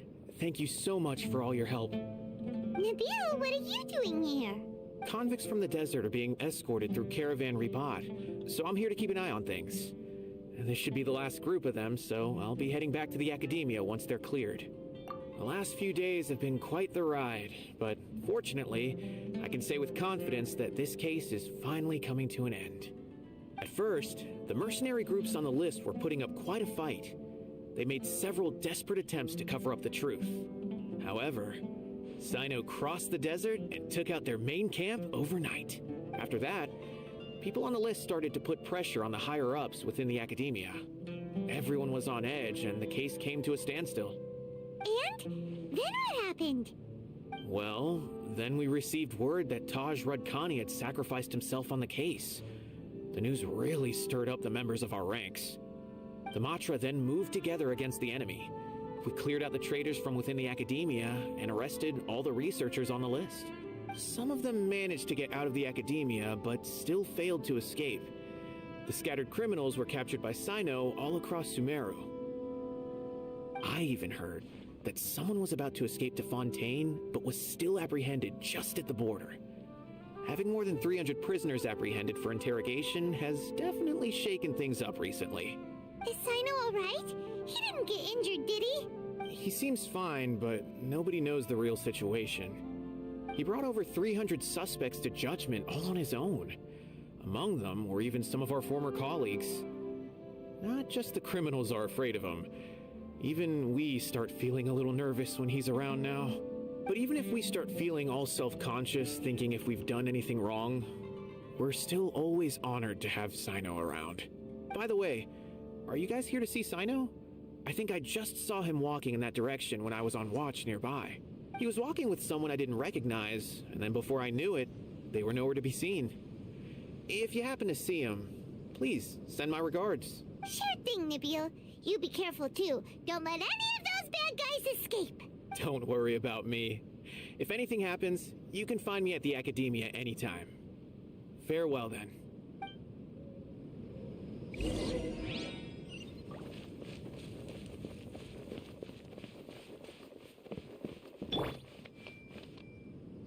Trying to single-handedly bring 300 people to justice must feel pretty exhilarating. But I can assure you this is certainly not the best solution. I'm aware. However, I learned something unexpected during interrogation. Apparently, someone had enticed Mortada Radkani into becoming interested in researching the Court of Desolation. Mortada had lived in his father's shadow all his life. Naturally, he wanted to conduct research that would seem groundbreaking and significant. After Mortada died, the organization tried to use Taj's shame regarding his son to add him to their ranks, toying with others' minds, treating lives like dirt, and doing anything for their own interests. This makes me angry. Fine, I understand. This is a type of trap I've been working on which uses plants. Here, take some just in case you need them next time. If thrown into the mud, the trap will grow rapidly and disperse a pollen that has a paralyzing effect. I don't have much use for the traps these days, but maybe you will and can help me collect more testing data. Sino! Tainari! Oh, so Tainari must be who Nibule saw earlier. Are you also here to see Sino? Yeah, the boys pull it up. We got the Traveler, Sino, and Tainari. The troops, the soldiers. That's right. Sino asked me to collect some medicinal herbs to treat a girl named Seemine. I also dropped by just to check for any injuries. He seems to be fine physically, but he looks a little more lonely than I remember. And Sino, relax. You don't always have to look so serious, you know? Why don't you play more Genius Invocation TCG? Kale has always been a little wary of you, and your stern expression certainly isn't helping. How is Kale these days? She's grown a bit taller, but her grades could use some improvement. She still made many mistakes on her last test, even after I had marked all the important content in the book for her. After some time, I plan on having her go outside more. It just so happens that I have something she can help me with. Huh? You mean Kale is leaving Avidia Forest? What happened? I've asked her to host some ad hoc lectures to teach the dangers of canned knowledge, as well as how to use it safely. Although we've apprehended all the criminals behind the recent smuggling case, there are many people who are still curious and seek after canned knowledge. So I decided to ask her to work on increasing knowledge and awareness on the topic. Please be sure to keep an eye on her. I will. If anything else happens, the three of you can find me in the Avidia Forest. Take care. I've already caught those who were preparing to attack you in secret. Even if some criminals did slip through our fingers, they wouldn't know that you were involved in the case. So you can relax. But what about you, Sino? It's still not time for me to rest yet. Those who died have fulfilled their wishes, but those who are alive must continue pressing forward. I've been thinking about what Taj said in the Court of Desolation these last few days. His words were not empty. People do change, and no belief can completely resist the erosion of time. I just hope my own change will come slowly, so that I can press on a little further. That way, those who see me as their superior, and those who are following in my footsteps, will learn courage from my example, just as I gained courage from my own superiors, and my partner. I'll be fine. I'm also enjoying my chat with you right now, you know. There are many things I feel better about once I start to talk about them. Many people want to go to the desert to offer condolences for Taj, but I didn't share details with anyone. I'd prefer to avoid revealing the location of the Court of Desolation. One day, I'll gather some flowers that grow in arid desert conditions. And then, I was hoping you'd join me in planting them on the remains of the Court of Desolation.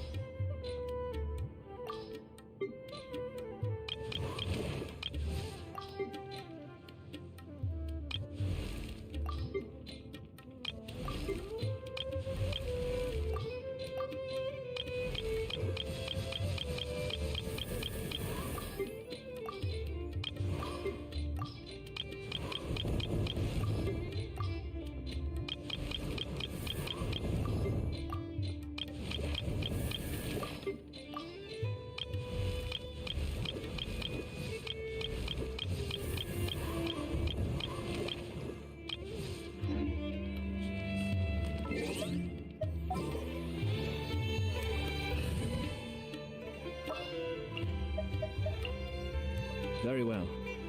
I shall...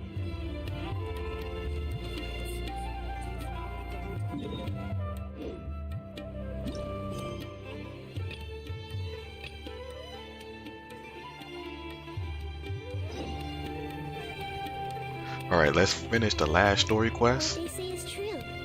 There is some food I gotta pick up real quick, and I'll continue with this. Give me 1 second, chat.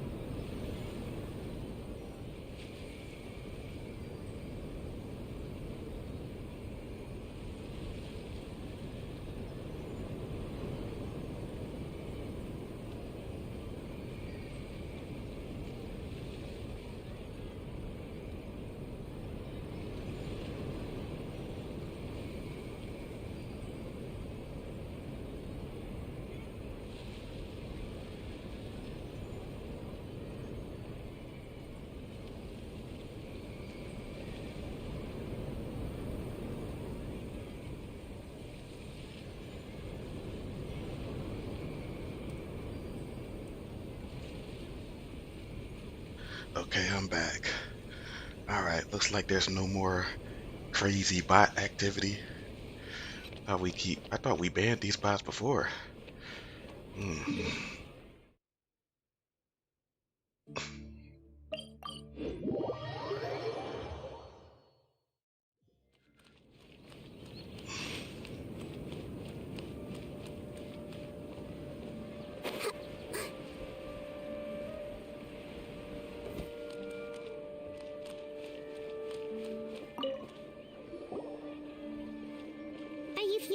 any better now? Yes. I think the Dendro Archon made a really good point. I need to stop dwelling on my wife like this and move on with my life. Now that I think about it, my wife and I always meet at a familiar place in my dreams. I know where that place exists in reality, but it's a bit far and dangerous. I don't dare to go there on my own. But at the same time, I feel as if I should go and have a look anyway. Perhaps I'll be able to move on once I see that there's nothing there. Otherwise, I'll keep on feeling like everything is covered in a haze. Like I'm only half awake. Once I can stop dreaming about that place, I'll probably be able to get my life back together.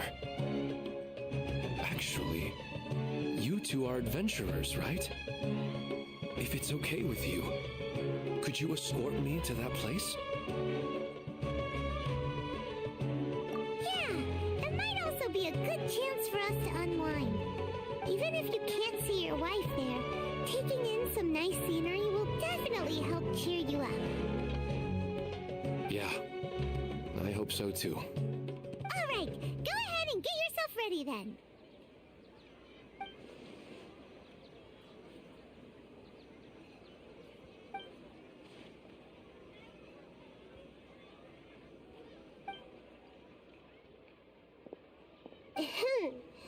Are you headed off to some interesting place without telling me again? Huh? Wait! Aren't you supposed to be answering questions? I just finished, and I really got a lot out of it. So many interesting and novel thoughts. Anyway, it looks like you're going somewhere. Why don't you take me with you? Oh, there's no need to trouble you, Great Dendro Archon. I imagine you must have many other important things to deal with. No need to stand on ceremony. Besides, I wouldn't have asked to come along if I didn't have a good reason. I wanted to use this opportunity to discuss with you some things that are puzzling me right now. Huh. I didn't know the Great Dendro Archon could become puzzled too. I'm not all that different from you, you know. Alright, let's go. We can talk on the way.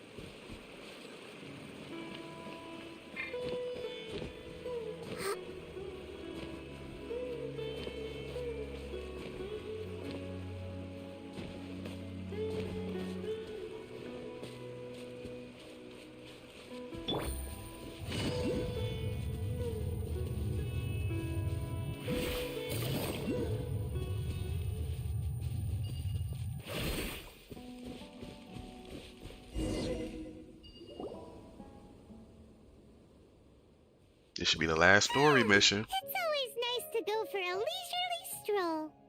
Huh. Do adventurers often go to places like this? Huh. I guess so. So, this is where you always meet your wife in your dreams? Yes, for the most part. Our place is on the summit, just up ahead. When I saw her in my dreams, we didn't do anything but talk about ordinary, mundane topics. I'd tell her about our daughter, Haidar, and she always listened intently. She would also reminisce about the past with me, telling me interesting stories and cracking jokes. It feels like no matter how long we may chat, it's never enough. Sometimes, it's the little things in life that matter the most. This is the part I'm a little puzzled about. I am very familiar with dreams, and normally, they lack logic and continuity. But you said she could remember what you had told her before, right? That's right.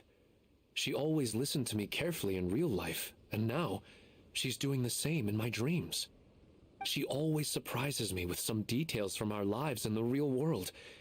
The fact that she can remember such things makes me feel like she's alive. Whoa, that's pretty weird. Well, dreams are kind of weird to begin with. However, the problem is that his dreams have too much structure and continuity. Most dreams are far more fragile than you can imagine. For example, a loud noise outside your window in the real world could cause your dream self to get loaded into and fired out of a big cannon. Another example. If you're thirsty in the real world, then you might find yourself trudging through a desert in your dream. But the appearance of your wife seems unusually stable and unaffected by any outside interference. Statistically, this should be extremely rare. I don't understand it either. But I have no reason to suspect or reject these dreams. They're too beautiful. But I still want to figure out the how and the why. These kind of dreams are novel to me as well. That's why I want to have a look at the scene your dreams have been taking place at. Let's go. Just think of it as a nice little hike to the top of the mountain.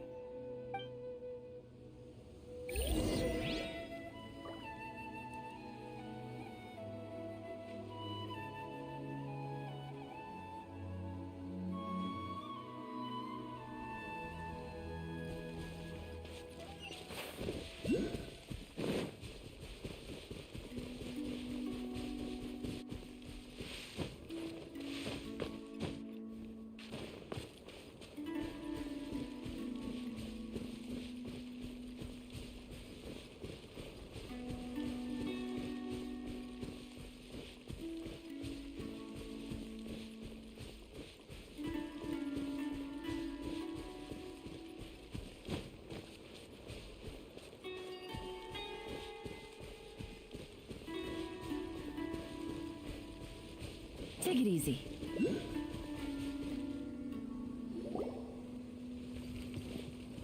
Well, he really wasn't kidding. This place definitely isn't safe.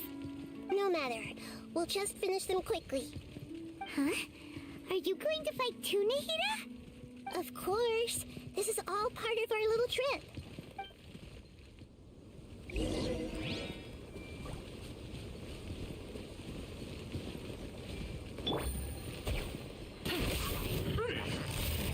Busted.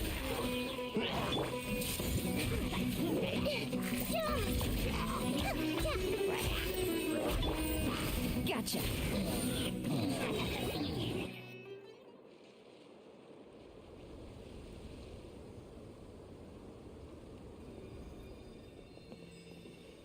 The scenery here is amazing!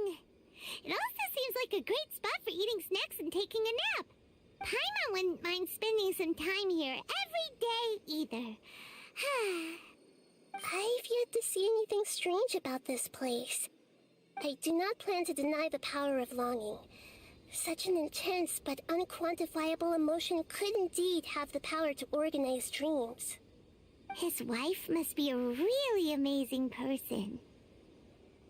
Huh? Wait, where'd he go? Oh, so you are waiting for me here? Well, guess what? I've brought someone amazing with me today. When the Dendro Archon said she wanted to come with me, I could hardly believe it. I'll bring Haidar once I'm more familiar with the way here. She's been telling me that she really misses you. Huh?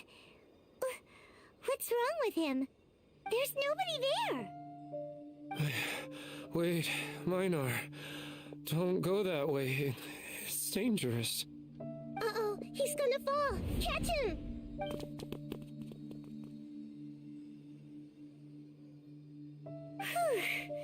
Luckily he didn't fall. But what was all that rambling about? He also looks like he's passed out. He's in a dream now.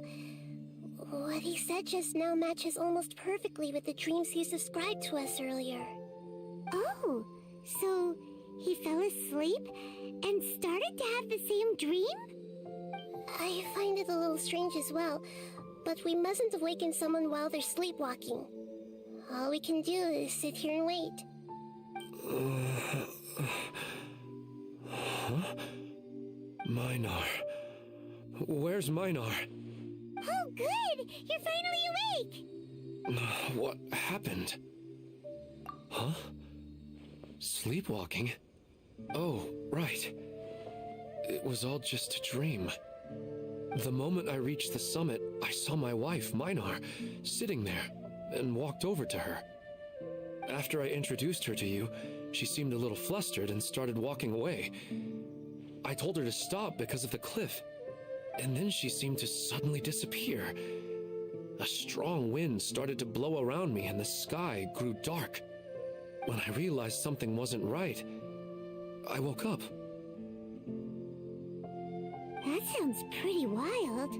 Maybe you were just too tired. Oh, welcome back, Sin. You got a good nap? That's okay. I finished Sino's story, and now we're on to the last story, which is Nahida.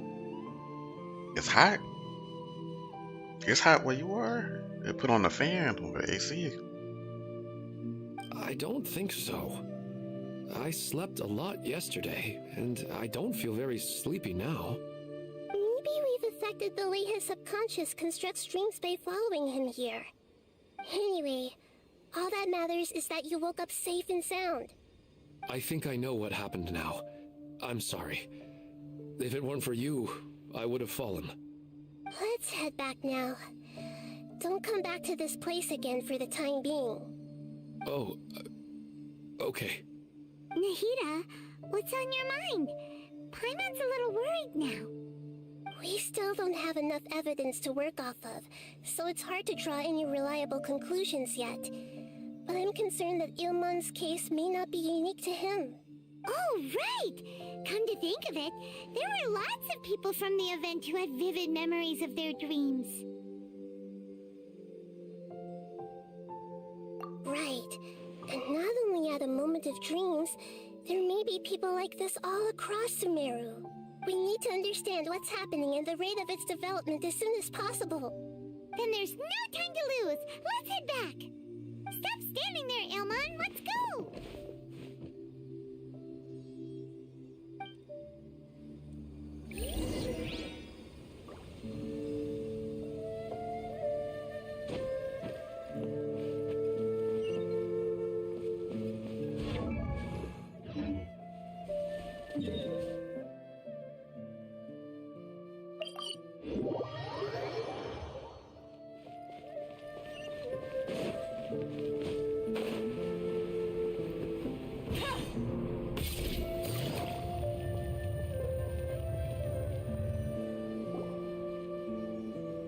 You're back already. How'd it go? We have an emergency on our hands. Please notify everyone here that while they can continue to discuss their dreams, they mustn't try to visit or recreate the locations and scenes that they have been experiencing in them. What? All right, if that's the wish of the great Dendro Archon. But could you at least tell me what happened? You all look so serious.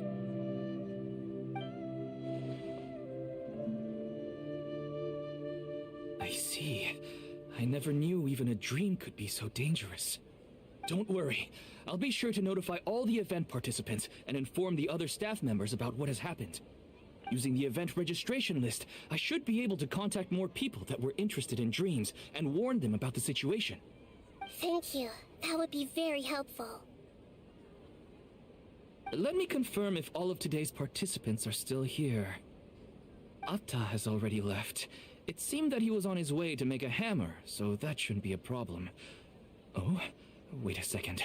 Where's Katya? Has anyone seen Katya? Has she already left? Oh, I think she already left. She said there was somewhere she wanted to go. Oh no. Did she want to look for the place from her dreams too? Can you tell us where she went? Yes, she did briefly mention it. Somewhere near Chatrakam Cave. Alright, thank you. We'll go look for her. Please help us tell the others not to do anything reckless. Sure thing. Who would have known things would have turned out like this?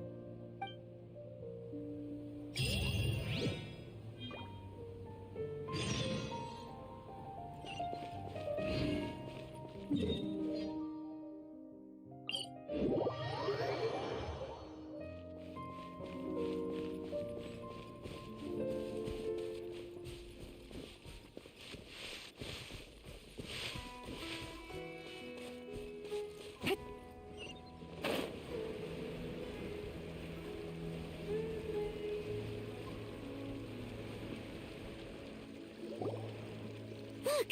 She's sitting over there! And surrounded by monsters! Come on, let's rescue her!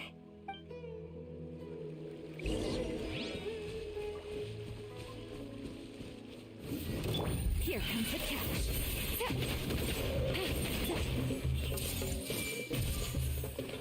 Cascade.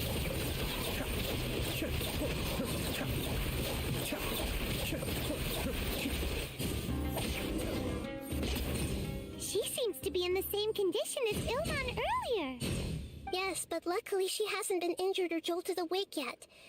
Let's carefully move her somewhere safer. See you tomorrow, Professor Aisha. Huh? Why am I back here again? Dreaming? But what about Professor Aisha? Oh, I see. It was all just a dream. Well, that makes sense. After all, it hasn't changed a single bit. Huh? What's it? Nearly 20 years, and it still hasn't bloomed. Does it have something to do with your dream? Please, tell us what you mean. Sorry. I'm still feeling a little groggy. Please give me a moment here. Alright, where to start? Right, this plant. So, Professor Aisha gave me this plant just before she left. She was a good friend of my parents, and my first real tutor. She was also an outstanding Amorta researcher. In addition to her extraordinary academic talents, she was also skilled in combat and would accept lots of work from the Adventurers Guild. Oh, so you mean she's left on an adventure? Yes. When I was about 10 years old, she told me that she must go look for the secrets of the Abyss, and that she would be gone for a long time. I grabbed hold of her and wouldn't let go. I didn't know what the Abyss was. I just knew that she was like family to me. She hugged me, and we cried for some time until I fell asleep. When I woke up, I was already back home. She still decided to leave, but had left behind a letter for me saying that I was the person she cared for most in this world. She claimed that investigating the Abyss could help more ordinary people protect the people and things they care about. She had obtained some important evidence during her past adventures. If she didn't set off right away, she might miss the perfect opportunity. Guess Ad Astra Abyssosque isn't just a slogan. She left a seed in the letter, telling me that if it sprouted and bloomed, then she'd come back no matter what sort of risky situation she was in. She said she looked forward to seeing me all grown up. But strangely, I've tried watering it, feeding it, everything I could think of. But I've never been able to get it to bloom. I even went to ask the Amorta researchers, and they couldn't explain it either. May I have a look at the plant? Of course. I was hoping the great Dendro Archon could help me solve this problem. Let me see.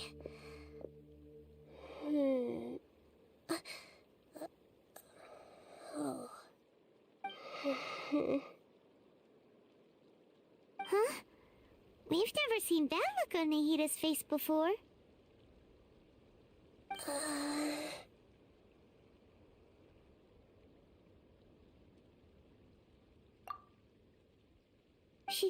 She looks a little unwell. Hold on, we'll be right back.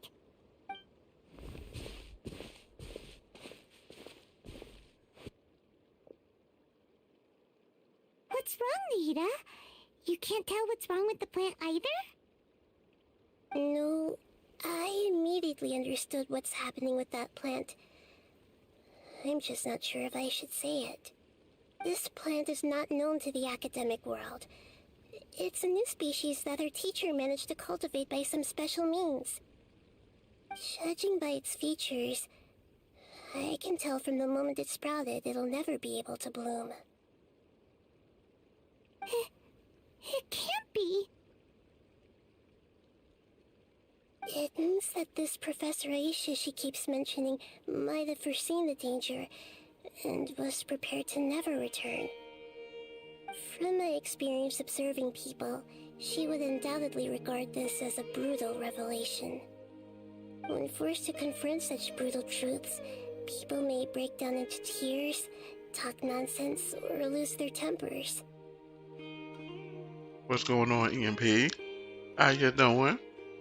Welcome. I know she has to face the truth, but at the same time, I don't want to hurt her. Tell me, what should I do? I see you woke up early today. Well, thank you for stopping by. Yeah, that's a tricky one. Seems like you've already got a good idea of the feelings she might experience.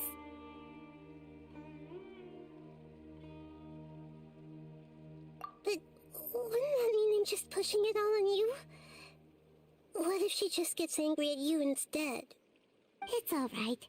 There are all kinds of people, and the examples you observed are just the most extreme cases. Okay. Thank you. Let's go back and tell her.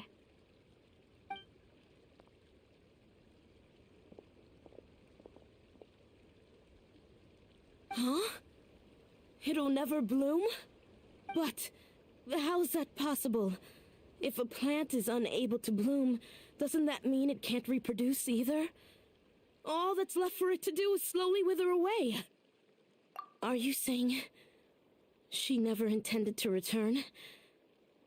Seriously? So everything she said was a lie? But she meant well. Since the separation was inevitable, she hoped that you would be able to come to grips with such a cruel parting a little later in life.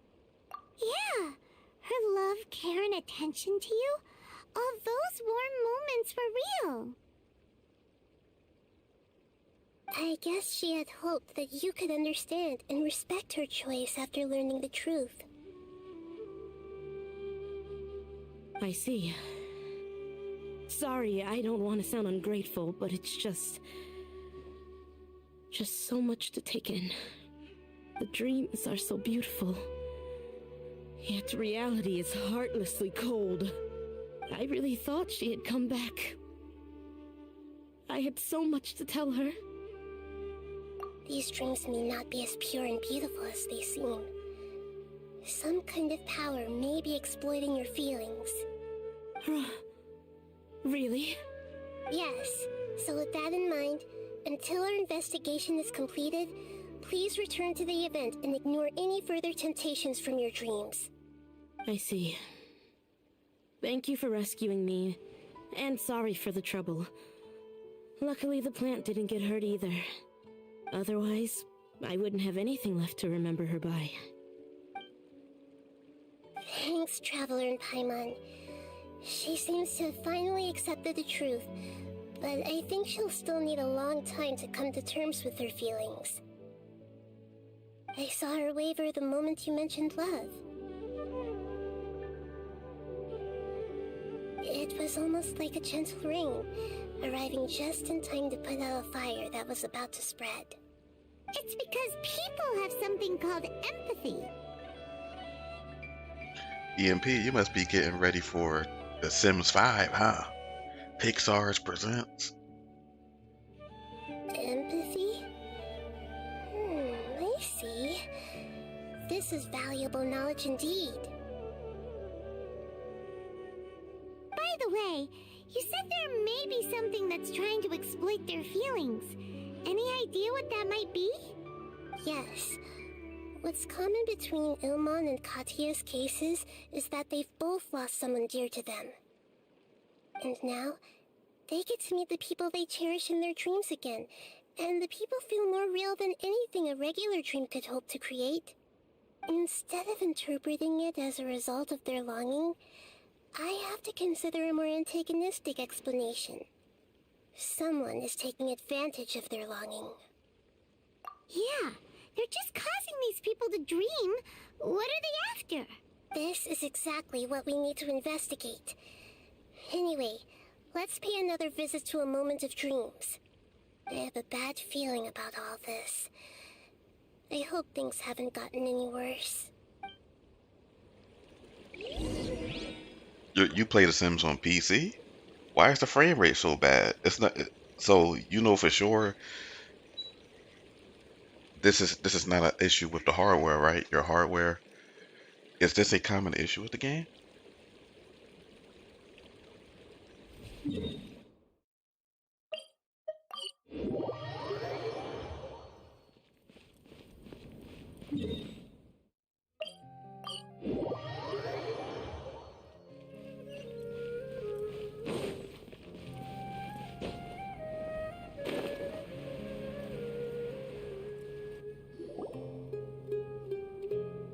We're back. How's everything here? Oh, the PS4 version? Oh. Yeah.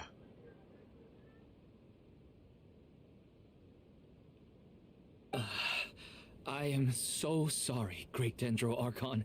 We're still trying to figure out how to explain the whole thing to everyone. Because of your warning, we've brought dreamers here even if they were completely unaware of the danger. But some of them have already fallen asleep, and they haven't woken up for a long time. I fear there's nothing we can do about it. A moment of dreams is just a small interest group. We don't have enough staff members to handle this. Just as I expected. It seems my guess was correct. It's the Dendro Archon. She's back. What happened? Why have we been gathered here? Many of you here have been experiencing some beautiful dreams. But I'm sorry to tell you that based on our investigation, there's some kind of conspiracy behind them. Before we learn the truth, please don't try to recreate the scenes in your dreams. Whatever you see, don't be tempted by them. Huh? But... I don't think it's a big deal. Aren't we just dreaming? It's not like dreams will have an effect on others. We've already met 2 people who ran off to the countryside alone and got caught in dangerous situations by falling to the temptations in their dreams. That's right! These aren't just dreams! It's serious! Alright, I get it. So does that mean once we have some conclusive results from the investigation, we can continue to enjoy these dreams? Yeah, I still want to visit my sister in my dreams. I'm sorry if what I'm about to say sounds a little offensive, Great Dendro Archon, but we had a discussion with the folks who just arrived here. In all of our dreams, we were able to reunite with people who were very close to us. They all seemed as if they were alive again, which makes us reluctant to wake up. Yes, that's also what we've observed in our investigation. So if the results of this investigation would mean an end to those dreams, that'd be quite cruel to us. All of us understand the danger, but perhaps you can't quite understand just how much those people mean to us. I don't think everyone will be on board with the plan to abandon these dreams for good. Before the conclusion of the investigation, they'll at least want to meet the people in their dreams one last time and say goodbye. We've never had such a difficult situation before. It appears that not many people are willing to cooperate. So they still want to return to their dreams despite knowing the danger? That's right. Compared with these sweet and beautiful dreams, our warnings of danger are dull and emotionless. It looks like the situation will inevitably spiral out of control. The more time we waste, the more people will ignore our warnings and return to their alluring dreams. So, what should we do? Seems we have to go into a dream and find out the truth for ourselves. Pedrush, is there anyone here who's experiencing a marvelous dream right now? Let me think. Yes, this way. Good. Please take us there. This lady refused to heed our warnings and fell asleep here a little earlier.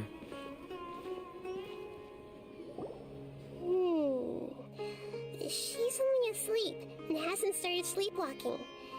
It seems she hasn't sunk too deep into her dream yet.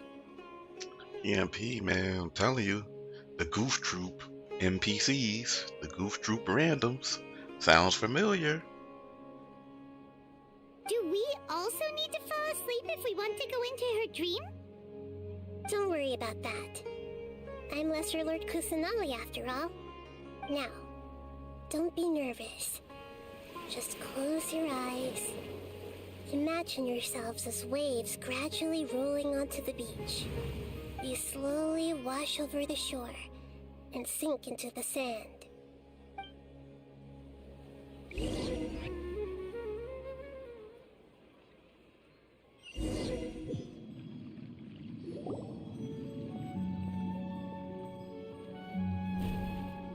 What's wrong, Traveler?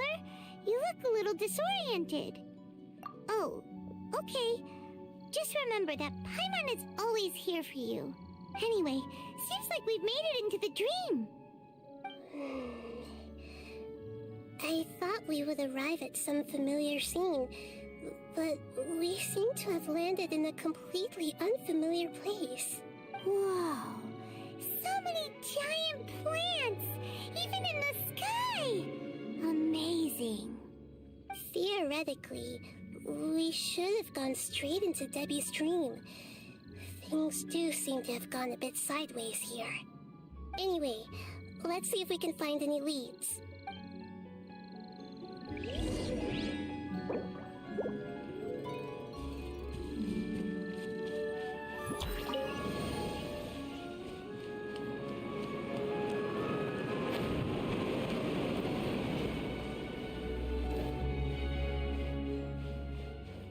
Everyone hold hands.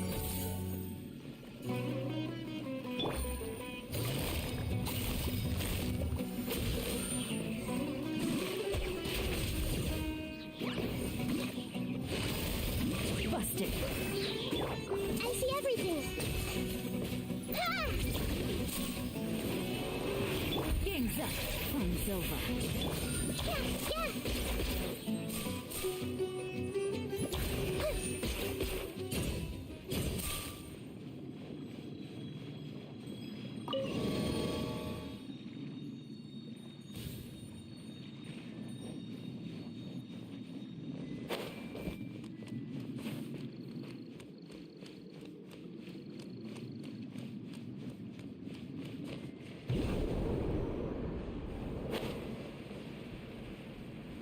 Huh? A door? Wonder where it could lead. Well, it's not like we have any other way to go now. Let's go in and have a look.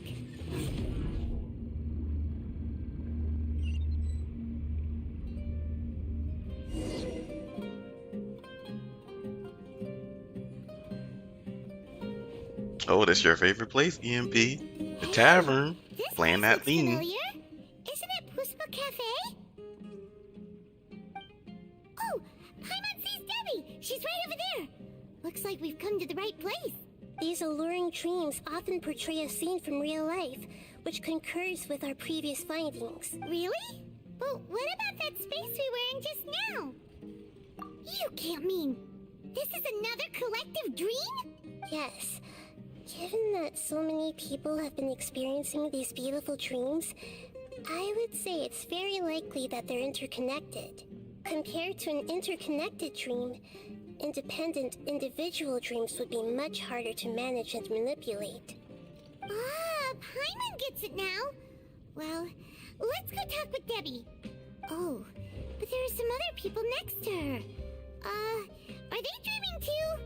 If this space is exclusive to Debbie's dream, then the others beside her are most likely the people she cherishes. Anyway, we should confirm that first, just to be sure. Huh. How do we do that? Just leave it to me.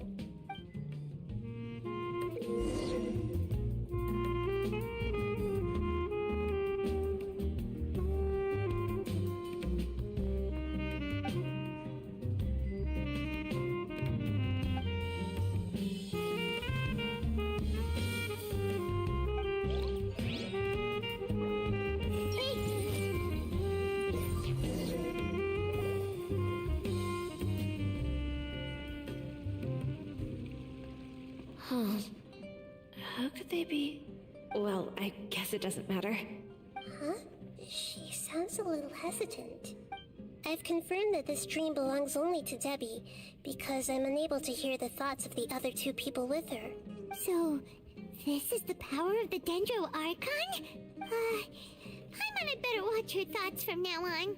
Don't worry. I don't often use my powers like this. It's rather impolite. Alright, I need to get myself ready. It won't be easy to break it to her, but there's no avoiding it now. The Great Dendro Archon! What brings you here? I'm sorry to interrupt your celebration, but have you noticed that what's happening here doesn't quite match up with your memories? I don't quite understand. Great Dendro Archon. What do you mean? I get it. The Dendro Archon is trying to say that it's a once-in-a-lifetime opportunity that we're able to gather here. Hey, how about a cup of coffee for all of you? My treat. We just returned from a fruitful adventure. Memories. A once-in-a-lifetime opportunity? Think carefully. You of all people should know what really happened to them. Are you sure that meeting here and chatting the day away like this isn't just a product of your own wishful thinking? Yes. The reports from the Steambird were true. The ship they were on struck a reef and sank. And I never heard from Basima and Gaspar again. Hey, come on now. What are you talking about, Debbie? Yeah, trust your memories. Nothing you see here is real. I get it now. This is a dream, isn't it? But since it's my dream, it doesn't matter if this is real or not. I enjoy the way things are here. I no longer have to face the tragedies of real life. These friends mean the world to me. Nobody else can understand me like they do. There's nothing wrong with continuing this dream. Is there? I'm worried that if you were to continue dreaming like this, the lines between dreams and reality will gradually become too blurred for you.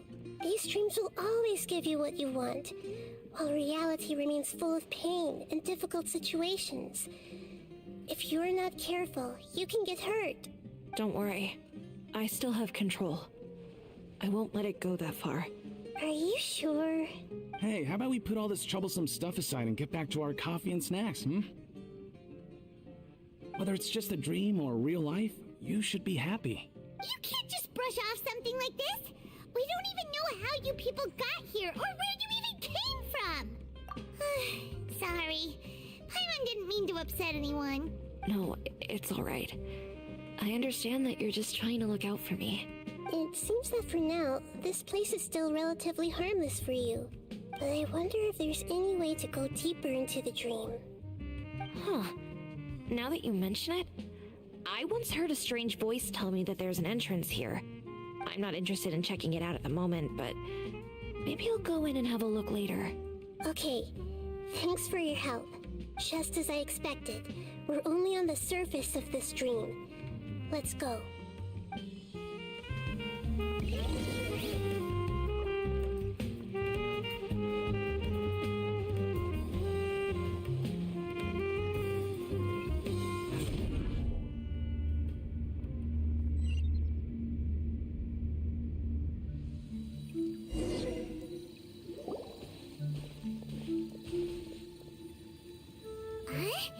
What are we doing here again?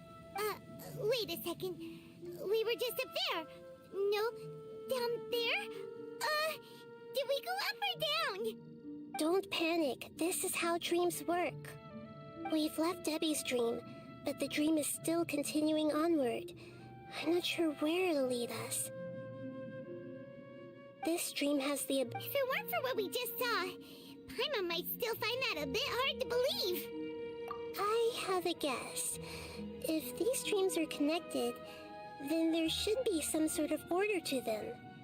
The fact that Debbie was able to realize that she was dreaming means that she is not very deep in the dream yet. But the space we're in has been turned upside down. Do you remember the characteristics of dreams that I mentioned earlier? Oh, right! Dreams are chaotic. That's right. It's possible that we're heading deeper into this dream now, and the deeper we go, the closer we'll get to the essence of the dream. Right! So the answers might be waiting for us deeper in the dream! Yes, and we should get ready for whatever we may encounter.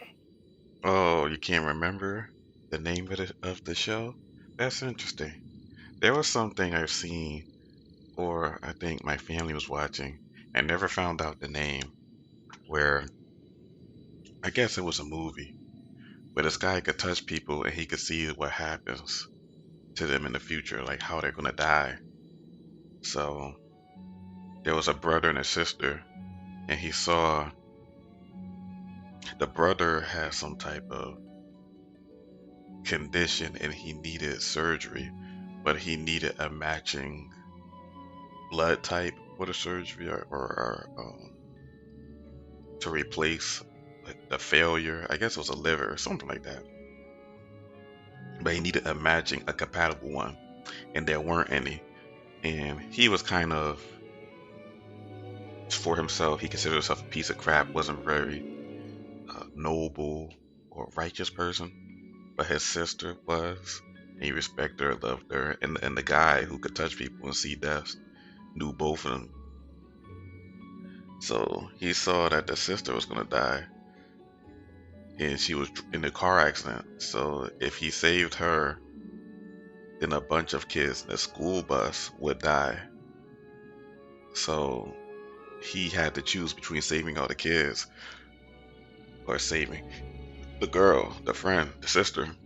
He chose to save all the kids, and the sister died. And because she's related to the Stank brother, her body part was donated to him to save his life. But don't know what it's called. But when he touches you, he sees it. The keys.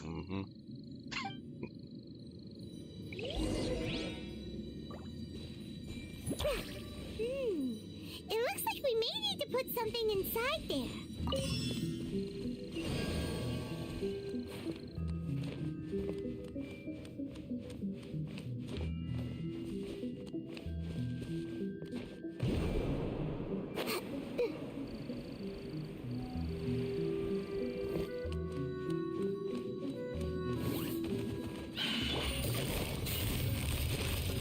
Quietly now.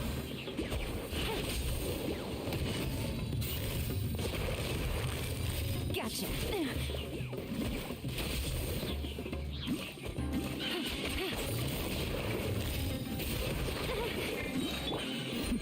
The depths beckon. The Temple of Wisdom. I swear by my sword. Yeah, I see everything.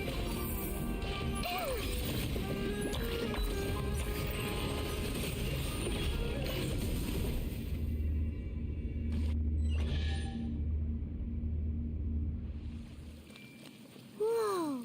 When it rains, it seems to disappear slowly. Yes, and it appears again as soon as the rain stops. It's less like a flower, and more like a dangerous slime that's trying to keep out of sight. Here we go again with Nahita's analogy.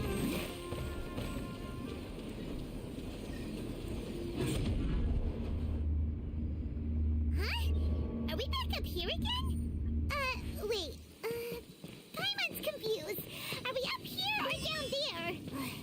Good thing we didn't fall. Yes, we did. We just fell upwards. That's not helping, Nahita!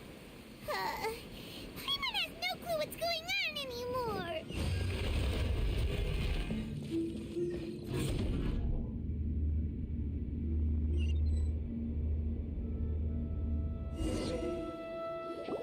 Wait, weren't we already here a little earlier? This is probably Ilmon's dream. Huh? Why would he start dreaming again? Yes, but it seems that the danger isn't enough to stop him from longing for his wife. Based on what we've learned so far, he must be sleeping more deeply for his dreams to appear here. But fortunately, he already knows us from before, so hopefully we'll be able to wake him up.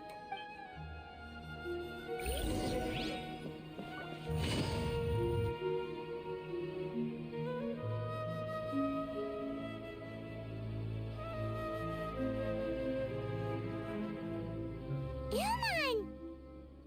Oh, it's you! Incredible! I didn't know you would appear in my dream, too. Did you say dream?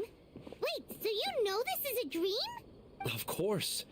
Such good things rarely happen to me in real life these days. Here, let me introduce everyone. This is Minar, my wife who I mentioned before. And this is our daughter, Hydar. Hello. It's a great honor to meet the Dendro Archon. Whoa, Dad! You know the Dendro Archon? That's amazing! And what's this? Is it a new toy? No, it's Paimon, not a toy! Anyway, now's not the time for that! Nahida, this doesn't seem to add up with what we were expecting. You're right. Let me think for a bit here. Oh, right! We didn't see him in a moment of dreams earlier. Paimon thought he'd gone home. Sorry. I just had to make sure that Hydar could get a chance to see her mother. I had gotten pretty familiar with the hike, so I brought Hydar with me. I'm just glad we didn't meet any monsters along the way. Yes, I'm glad too. I didn't expect her to grow up so fast. It must have been very hard for him. I regret not being able to fulfill my role as a wife and a mother. No, don't talk like that. Let's leave all that unhappy stuff behind for now. Even if we're in a dream, it's still a blessing that we've been able to reunite in this way. What should we do now? Should we tell him the truth? You can let me break the news. I should be the one to do it. I'm sorry, but I should tell you that your dream did not create us. We are real people with our own consciousness. Like the last time we met, we are still investigating this dream, and we've already learned some things about it. So you mean there's something nefarious with this dream as well? Ilmon, what's going on? It seems the reunion of our family is destined to only be temporary. Huh? Is Mom leaving? Maybe. But in all likelihood, that is indeed how things will end. Oh. No, Mom, you can't leave! I'm afraid I don't quite understand what's going on. Don't worry, Hydar. Mom's not going anywhere. Please, don't cry. Minar doesn't understand any of this. I'm fully aware that this is a dream, so that's why I've never told her the truth, but never mind. It's not like I would know what to say. I mean, I don't get any of the complicated stuff. But regardless of whether this dream is good or bad, you're here to resolve it, right? Yes. Then please, let us enjoy this moment for just a while longer. Regardless of whatever caused this dream to come to pass, I feel extremely grateful to have had the chance to reunite with my family. But does this dream really have to disappear? I'm afraid so. Sorry. Okay. I see. Please, come this way. I have heard that the further down you go, the more pleasant the dreams become. And the more you want to stay. The answer you're looking for may also be found there. Go ahead. Thank you for helping us, and I'm truly sorry. You're welcome. It's not like I have any say in the matter. I'm just an ordinary person after all. Who am I to interfere with the work of a god? I'll be right behind you. I should at least let Minar and Hydar know what's going on here. Otherwise, my daughter might be mad at her mother after we wake up. We're not doing something bad, are we, Nahida? That depends on how you define good and bad.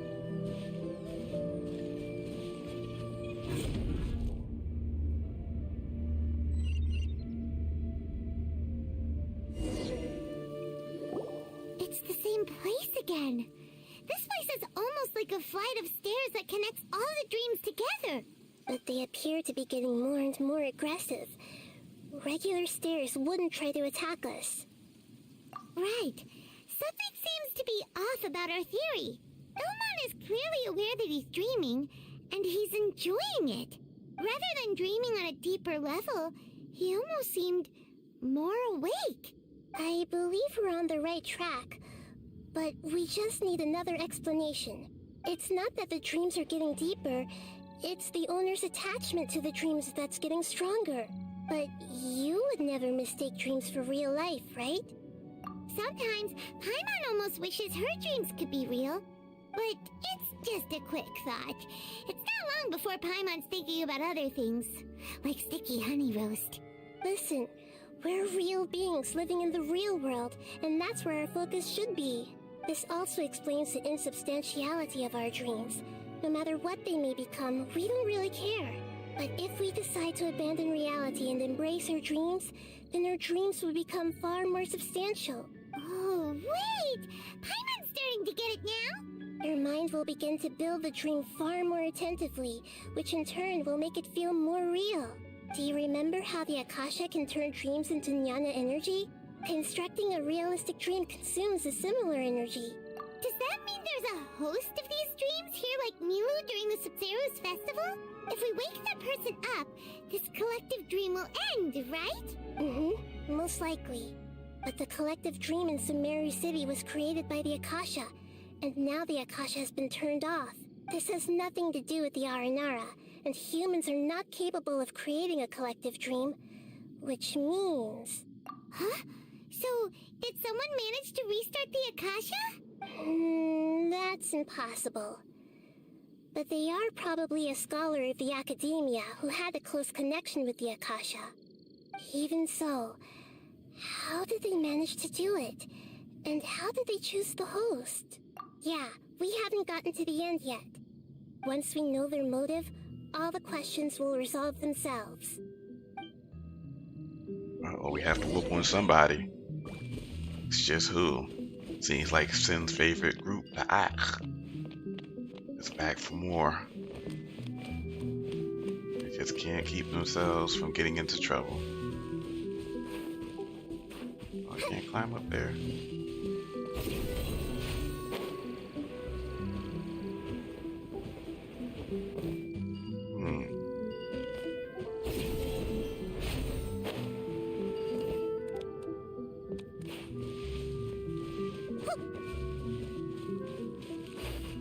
Okay. Let's see if I can go around.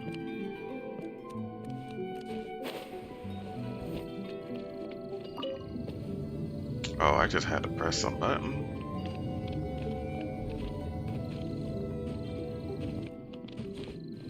Look at this guy.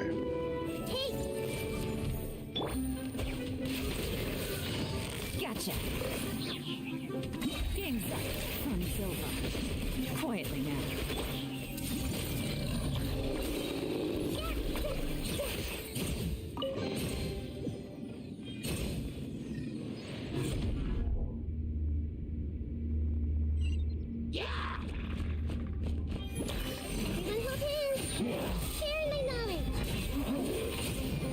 Kamisato Oven. Suyu. I see everything.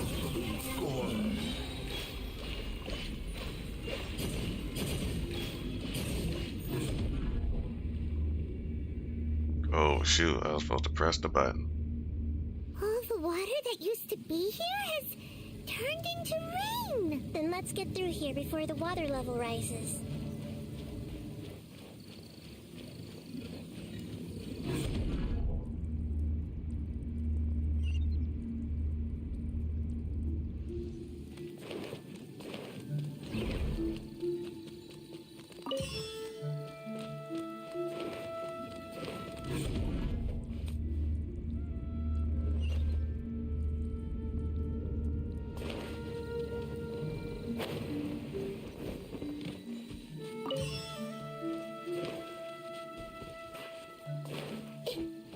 Heck, she's getting stuck on everything.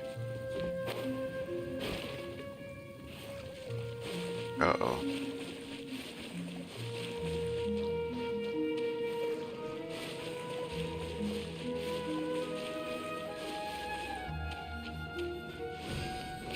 We finally made it! The destination is right ahead!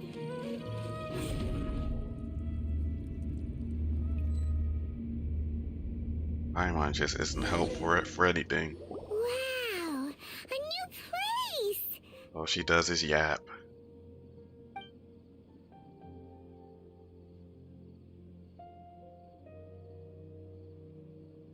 Well, it's just new to Paimon in this dream. This should be the final destination. Huh? Really? Yeah, these are just ordinary city streets. I have powers related to dreams, so it's usually easy for me to tell who's dreaming and who's created by dreams. I guess only those who have thoroughly accepted this dream will be able to come here. There are so many people here. How can we find the host? What's up with that crying emote, sis? Don't worry, I have a way.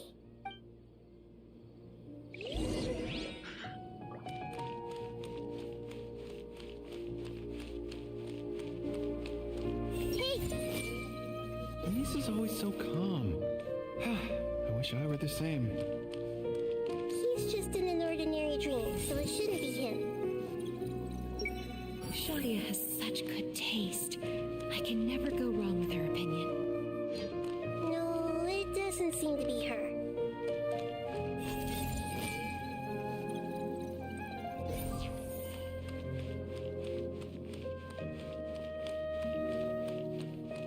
Everyone hold hands! Who doesn't want a dream to last forever? He's just entered the dream recently. It's definitely not him. However... Sometimes I wish Rakesh could be more assertive, but I guess I'm also happy enough with the way things are. No, it's not her, unfortunately.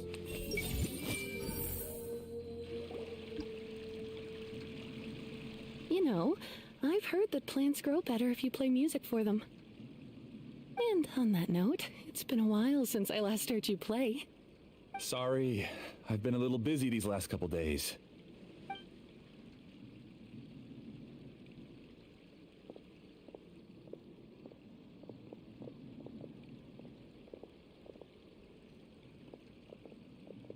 Oh, the Dendro Archon. What a pleasant surprise. Hmm? Oh, welcome, Great Dendro Archon. And your companions, too. Welcome. I'm Amira. I run the flower shop here. And this is my husband, Moses. Yes, how may we help you? You already know all about me. There's no need for all the pleasantries. Perhaps I should call you the dream's owner? As expected of the Dendro Archon. I'm sorry, Amira. It seems my research has attracted the Dendro Archon's attention. Why don't you go back to the flower shop? I'll come help you a little later. Okay, of course, dear. I'll see you later.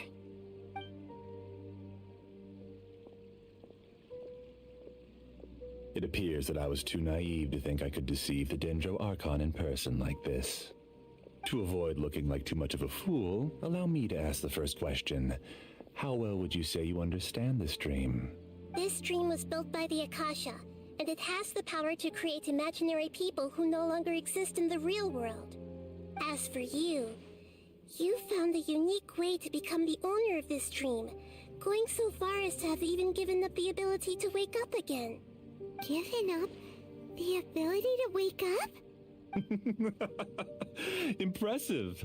You truly are the embodiment of wisdom. She's just smirking. Like, why thank you? Please, tell me how you were able to arrive at such a conclusion.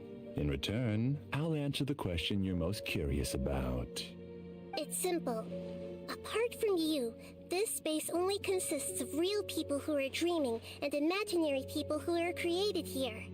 Although you are here and appear no different from the others, I can't sense your dream.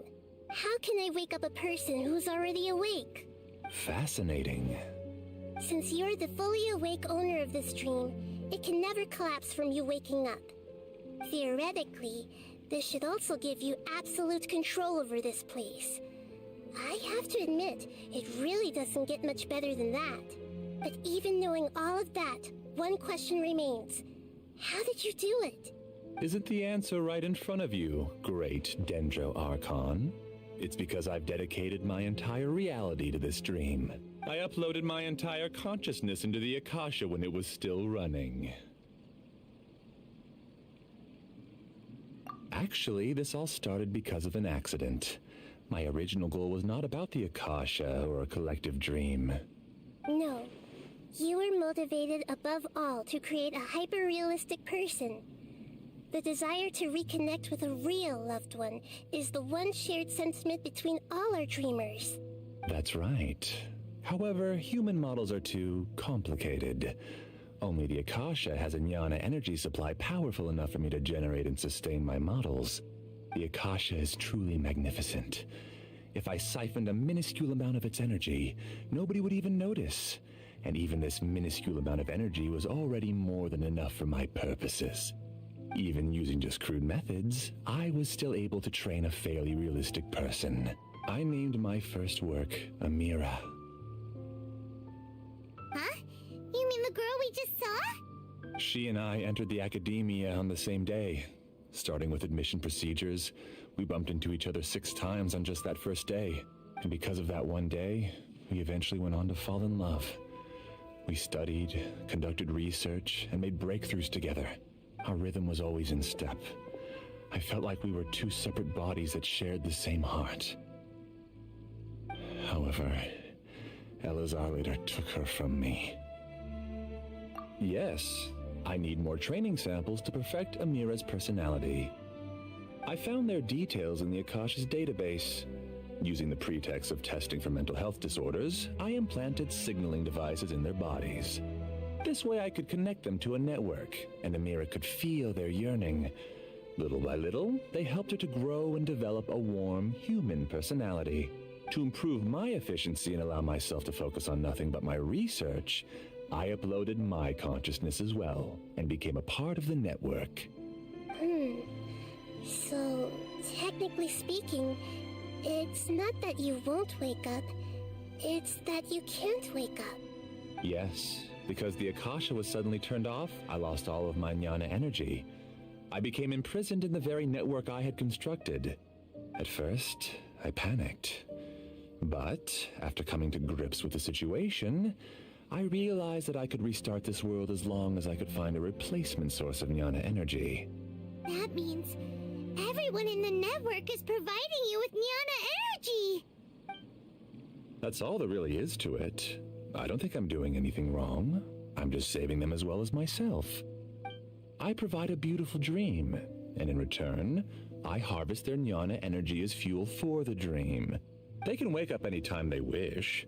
People need to sleep anyway, so why not have some beautiful dreams while they rest? I agree. This is the home we spent a great deal of effort on to build for ourselves. Yeah, she's right. We're staying here of our own free will. I don't understand this at all, but I just want to spend some more time with my family. I don't want them to be sad. Thank you, dear.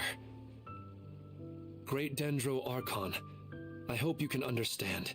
You don't need to gather around here. It's all right. The Great Dendro Archon is nothing if not kind and considerate towards her people. She won't interfere with what we're doing here. Uh-oh, now he's playing dirty. It seems like I won't need you to answer my last question. You're willing to tell me all your secrets because you have nothing to fear. If you use real people as your weapon and turn them against their Archon, then there's nothing the Archon can do. They just want to be with the people they cherish. I don't think there's anything wrong with me providing them with that opportunity. They don't wish to eternally part with their spouses and friends. What's so wrong about that? If you understood humans a little better, or had also experienced firsthand the absolute devastation of loss, then perhaps you wouldn't be so cold towards us. If you had used your talents and determination for a just cause, You could have become a sage of the new generation. Unfortunately, you've committed one of the 6 cardinal sins of the Academia by attempting the forbidden and fearing none. You equated people's feelings with cold jnana energy and deprived them of the pain that they have to face. You lured them into these dreams, and even now, remain completely unaware of how evil all of this truly is. Pain? Luring? Those kinds of things haven't existed here from the moment this world was created. She's right here. This is Ilmon's child, Haidar. Huh? My daughter? What's wrong with her? This dream relies on a set network, which means that only those with devices planted in their bodies can enter this world. Carefully think back and retrace your steps. I secretly went back to the mountainside with Haidar. Minar was already there waiting for me, and Haidar was able to see her mother. You mean she isn't actually the real Haidar? No, because unlike you, she can't enter this dream. The moment you came into this dream, it created a Haidar to realize your wish of reuniting with your family. So, tell me, where's the real Haidar? She's still out there on the mountainside. That's right. And she must have been terrified to see her father not in his right mind. Not to mention the monsters in that area. The situation is very dangerous. If Haidar's still out there, then... What are you talking about, Dad? I don't understand. I must wake up right now. I can't leave her there alone. It seems the others have also remembered something. People try to avoid pain and stay in their perceived bubbles of safety out of an instinct to protect themselves. This is human nature, but it is also one of their weaknesses. However, why are there still so many people striving to move forward even when they know the path ahead is dangerous and painful? It's because people don't only live for themselves. They have families, loved ones, friends, and communities. They have dreams that they are still trying to achieve. But in this dream, you showed them only the most comfortable and soothing things. This entire world has been built on the foundation of buried and unseen pain. It's all just a well-devised scam. It seems like I've stayed in the dream for too long. I still have so many things I haven't done. I thought gods didn't understand humans. That would have explained why they created such a flawed world where countless tragedies took place. I didn't expect you to arrive at the answer through sheer power of observation. But unfortunately, it means nothing now. If you wanted to spend a little time in the waking world, go right ahead. In any case, I wanted to spend some time alone with Amira. As long as this dream continues to exist, you'll come back. Humans aren't as strong as you think, and even if you're a god, they won't always listen to you. It's time to purge all the extraneous data and noise. Monsters, be careful! All of you, please get out of here and find somewhere safe.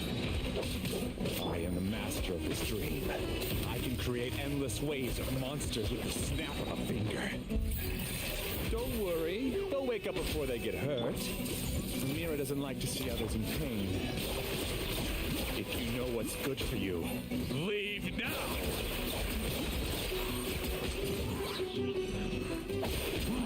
The depth's back!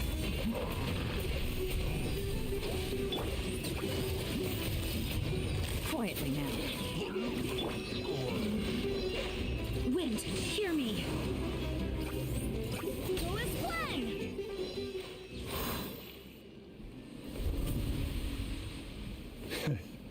You haven't won just yet. This dream is mine! If I go into hiding here, not even an Archon can ever find me. And as long as people yearn for happiness, they will return here and rebuild this paradise! Hey, stop! What's that? This dream is spiraling out of control and is collapsing now.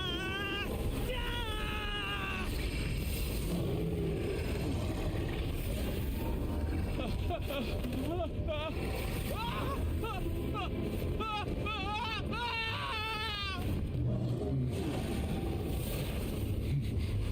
no.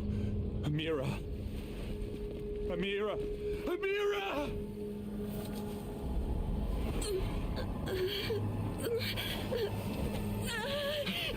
Amira, are you alright? I don't feel well. No, no, no! Please, no!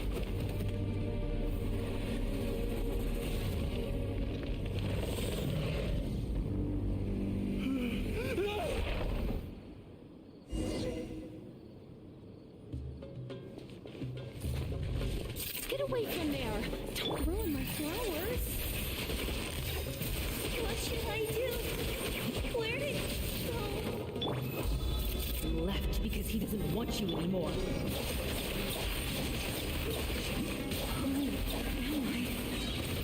I'm not Amira. Glad that's over. But what happened just now?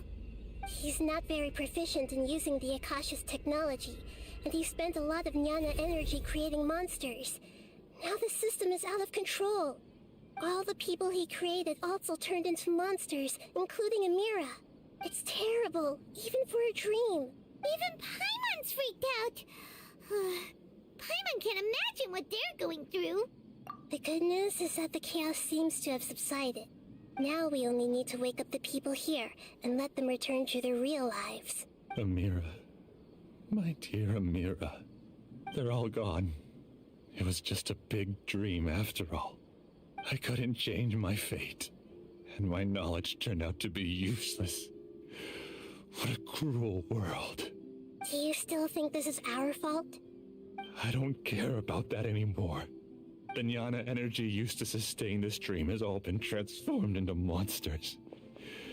This dream will soon collapse and my consciousness along with it.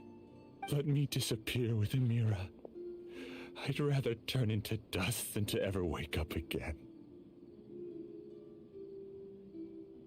It seems that everything that's happened is too much for him. He's lost all hope. I think seeing Amira turn into a monster was punishment enough for him. After comprehending the hollowness of the unreal, it's time to revisit the meaning of existence. Existence? I'm different from the others. I've long given up everything outside of my consciousness. Using my knowledge of the Akasha, I have a way to extract your consciousness from here and put it inside a knowledge capsule. The Academia has probably kept your body, so you should be able to wake up soon. No need. Just let me disappear. Reality means nothing to me now. This isn't compassion.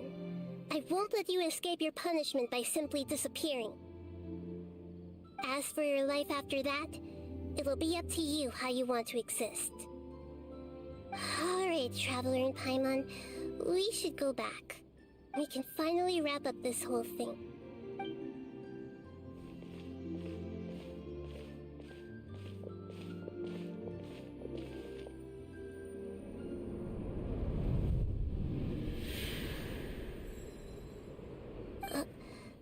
Uh-huh?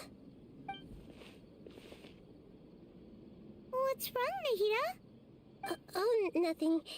Let's tell the people here to gather at a moment of dreams after they wake up.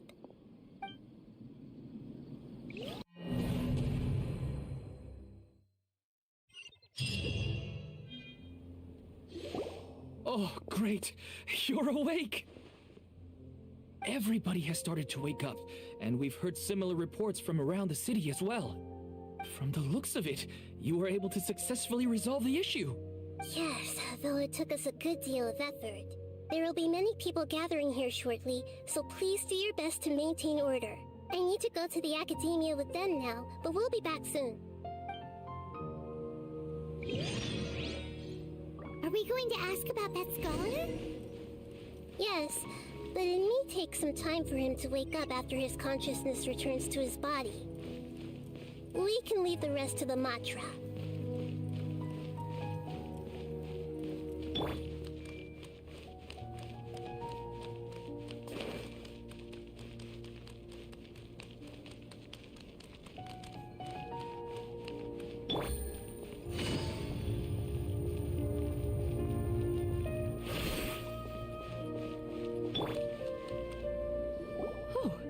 It's the great Dendro Archon. How can I help you? I would like to check the registration records of a Kashara War scholar. He should be in an unconscious state right now. Okay, just a moment. Sorry to keep you waiting, Dendro Archon. We have confirmed that there's a scholar named Beinuni who's been unconscious for a while. The cause was improper operation of the Akasha. He hasn't regained consciousness yet, and is still receiving treatment at Bimarstan. Huh? Isn't his name Moses? I guess he didn't want to be recognized or bothered by anyone. Please, give the knowledge stored in this to the Matra, and ask them to import it into Beinuni's brain. Understood. But for safety reasons, I need to know why. It's simple. This contains his consciousness. It's long been trapped inside of a dream. He's committed an act that affected the safety of Sumeru. After he wakes up, I'll inform the General Mahamatra of all the details. I see. I'll take care of this right away. Thank you, great Dendro Archon. No problem. Alright. Everyone should have gathered at a moment of dreams by now. Let's head back.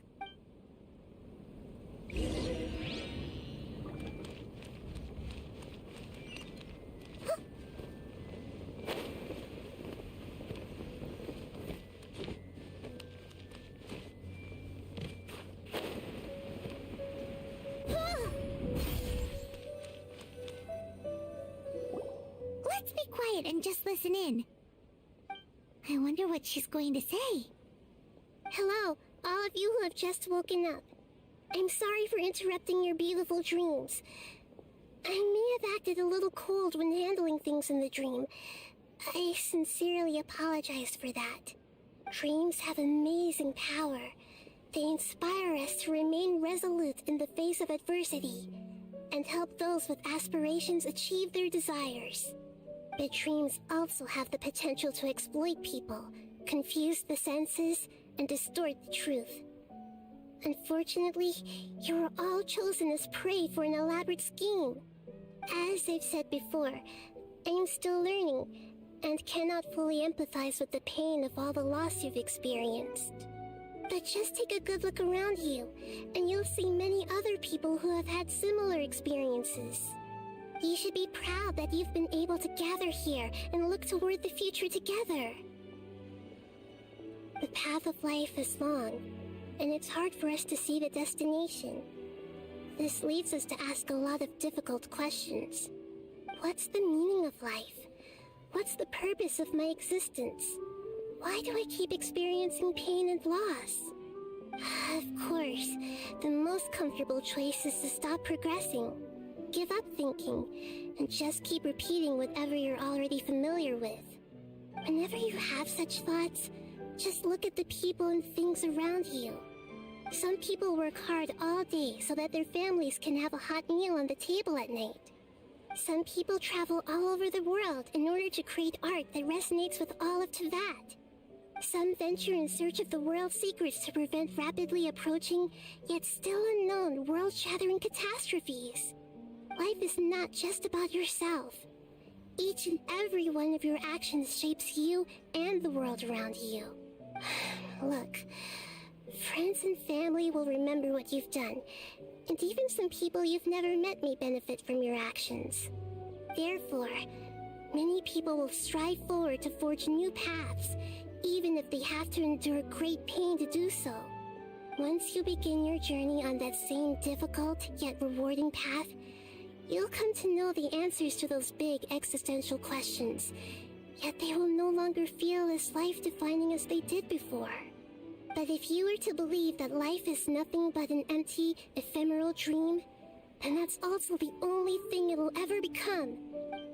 You are free to choose how you want to live your lives, but as your Archon, I should first make this information known to everyone.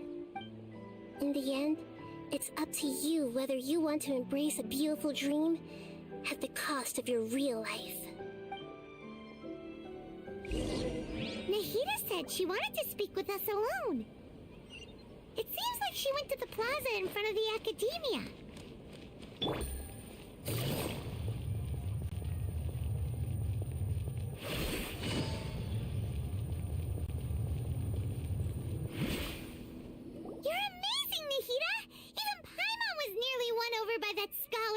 dream? Well, he's very good at manipulating the weaknesses of human nature, but perhaps he himself had fallen prisoner to them long ago. That dream was incredibly beautiful and enticing. Ordinary people conceive through it and easily lost themselves within it. But as long as you can still wake up, you can still move forward with your life. Huh? What makes you say that? Right!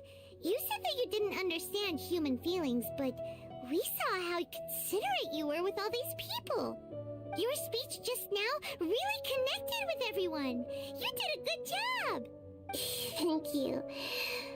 I've heard a lot of sad stories along this journey, and several of them have touched my heart.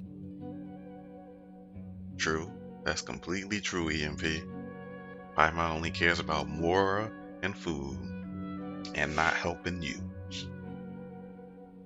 You can't say that the victims of the dream really did anything wrong, and what they wanted was also not unreasonable. That's why I could understand them when they tried to resist us and protect the dream. But all of my understanding and stirred feelings probably can't even account for even 1% of the pain they've experienced. I don't think this 1% can be seen as an example of what you call empathy. You're too hard on yourself, that's for sure.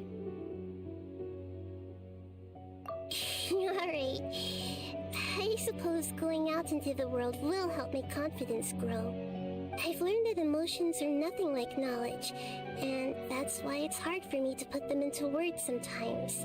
Beinuni, or Moses, said that I had never personally felt the pain of loss, but I have a vague feeling that this isn't true. The moment I entered the dream, I felt like I was wrapped in a blanket of warm feelings. It was so warm that it felt like I had returned to the start of my life, and I didn't want to wake up anymore. But when I opened my eyes, the feeling was gone without a trace. If I have to make an analogy for it, I would say I can no longer see words on a piece of paper after they have been erased, but I can still see the slight indentations of where the words had been written. But now that I've experienced this dream, I think I can say with confidence that I won't dwell too much on the meaning of that warmth. It's enough that I can tell I was once supported by that warmth, and its existence has allowed me to get to where I am today. If I dwell too much on its exact nature, I would be putting the cart before the horse. I gave a speech to inspire my people, so if I were to fail to live up to those words myself, then that would be too embarrassing.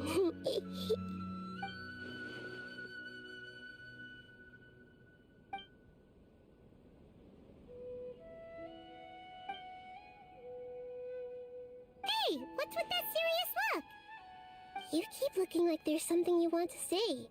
Is there anything you want to tell me? Okay.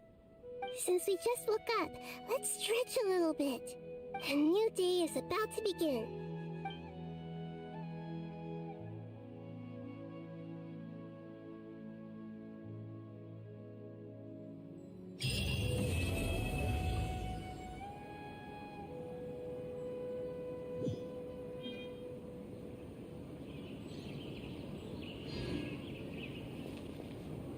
Alright.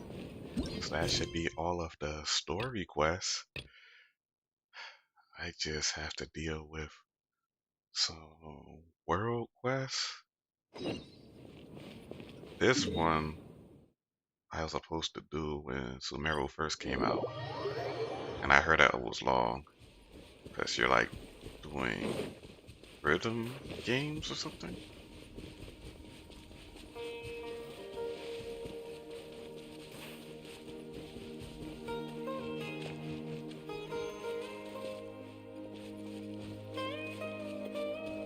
She was waiting here for a couple of seasons.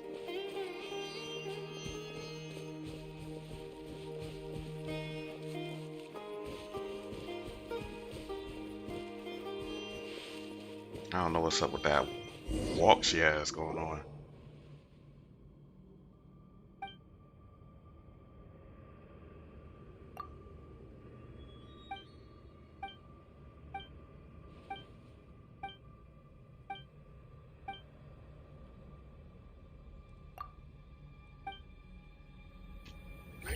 fast forward to bees.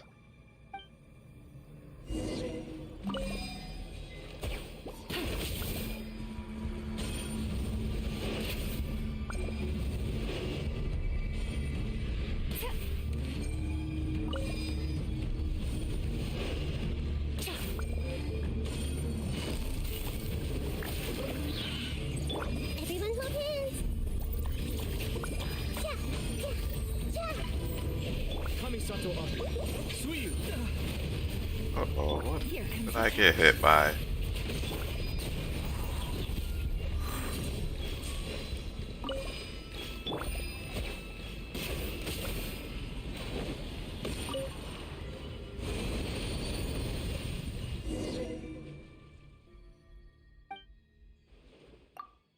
Blah, blah, blah, blah, blah. Let's get to the plants.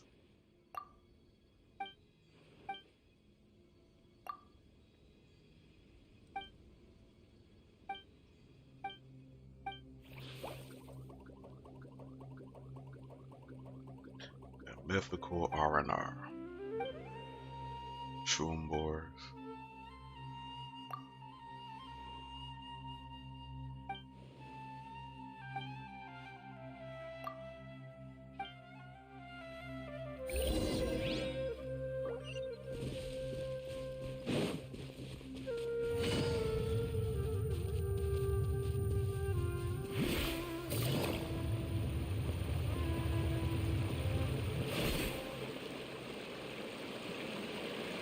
Yeah, see, these are the long quests that don't give voice dialogue. It's kind of rough. You can't be having these long behind quests and don't have people talking.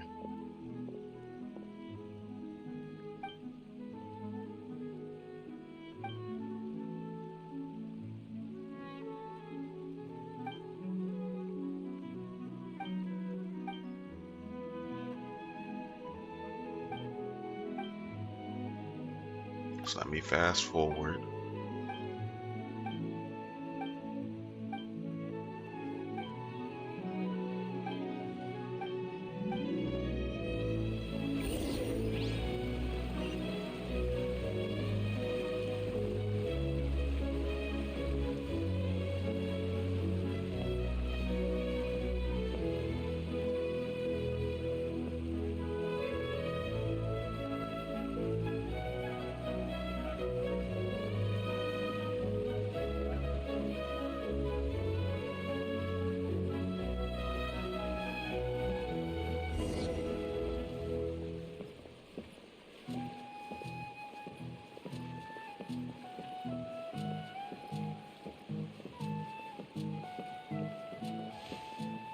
I couldn't pick that up.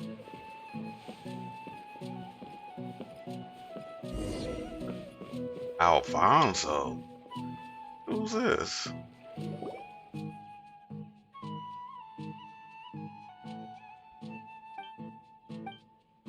No lip sync, no voiceovers. Making billions upon billions.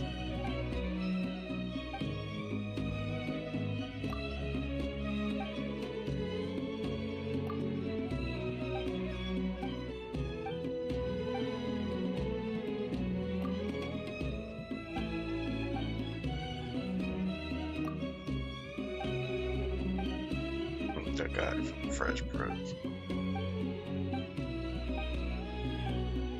Let's get to the event part. For Bluey. Oh no, don't tell me we have to deal with the Bluey in this event, this quest.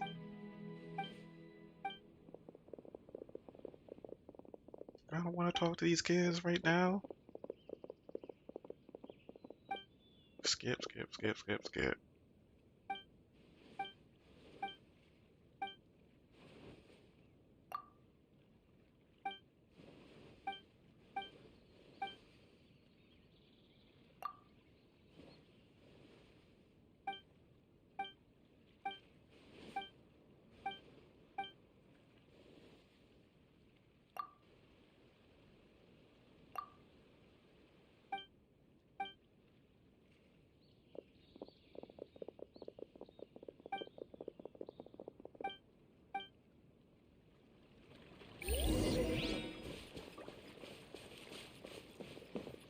Uh-oh, one of them stopped.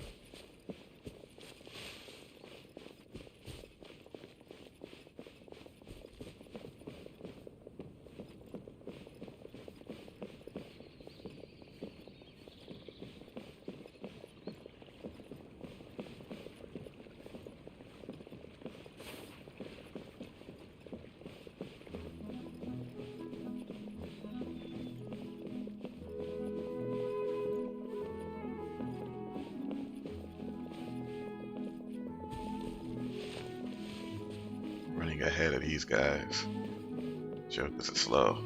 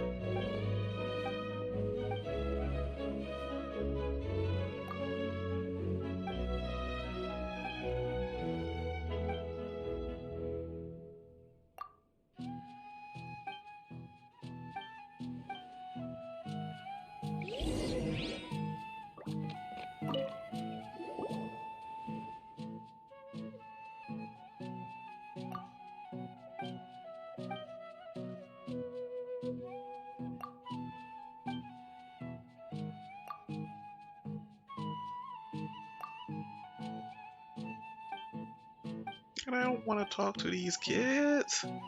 These kids can talk to someone else.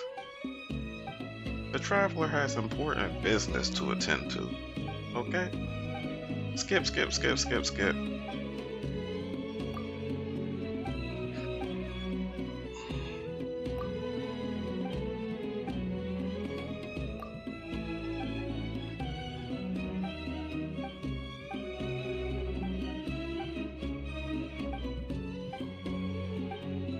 Alfonso.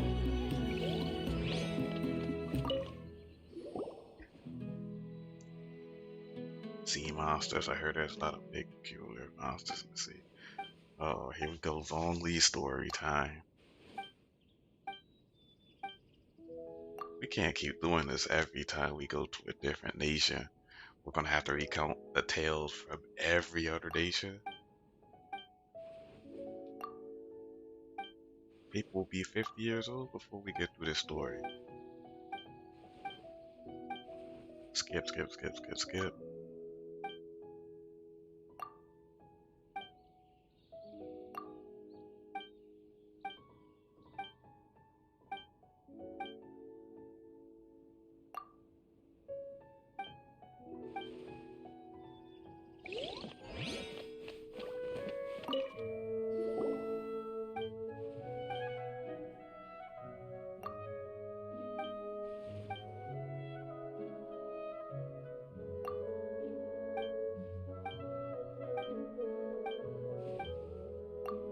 Now the Inazuman story.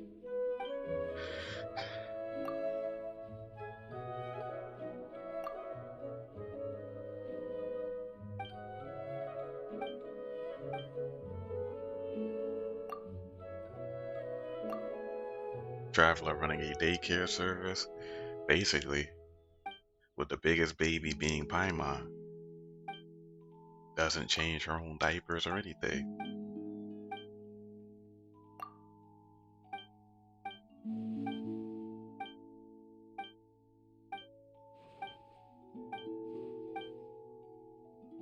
Just a stinking flying baby.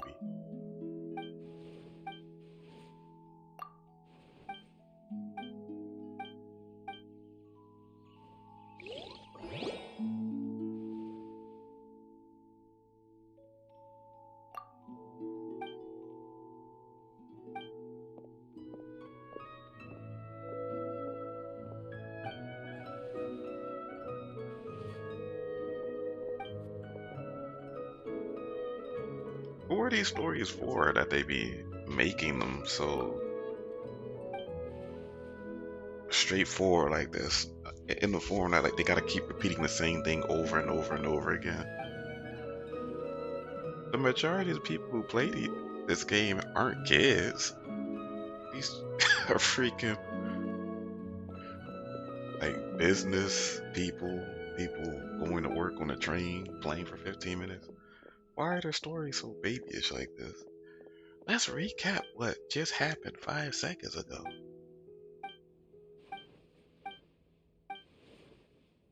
What's going on with them? Unless they're trying to say all of these workers that play this game are just grown babies.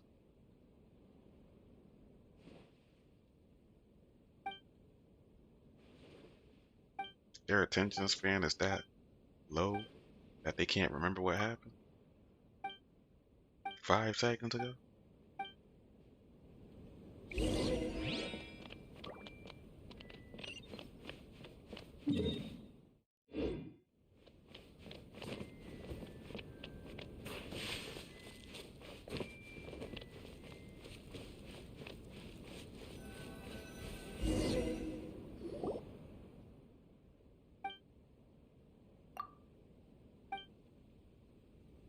Back to business. We had to go through all that.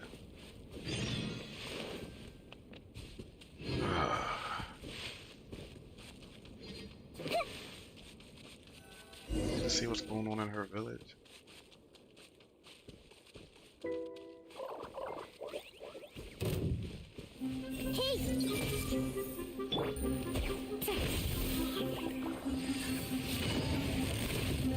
Busted. Everyone hold hands. Can't be like that.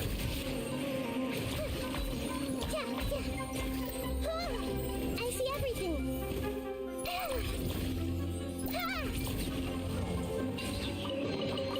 I wonder who this gift could be from.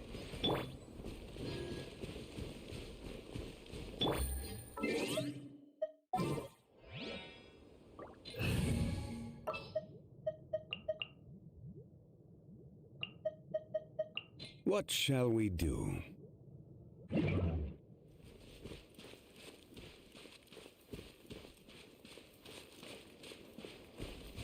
Oh, I need to use a bow character, I think.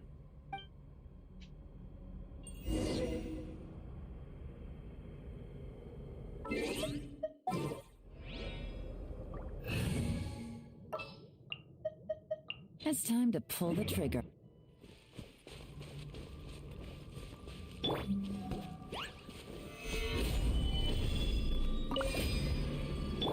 Make yourselves at home.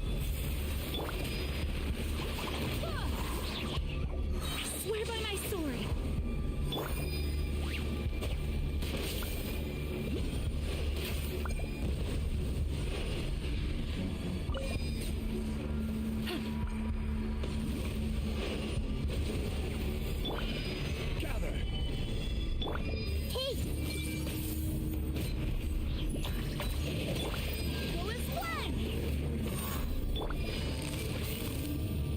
Quietly now. Game's up. Fun's over.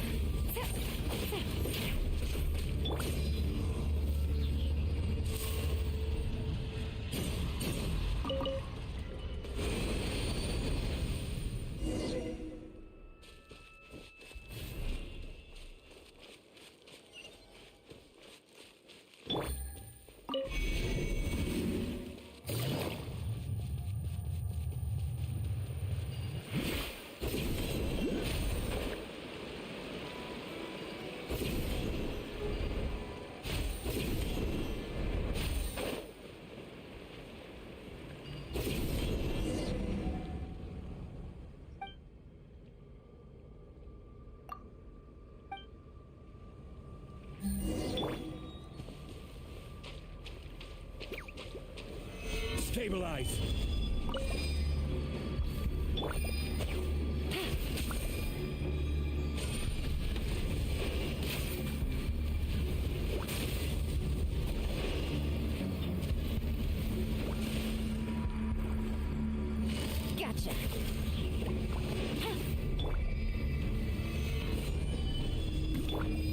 is. Yeah, yeah.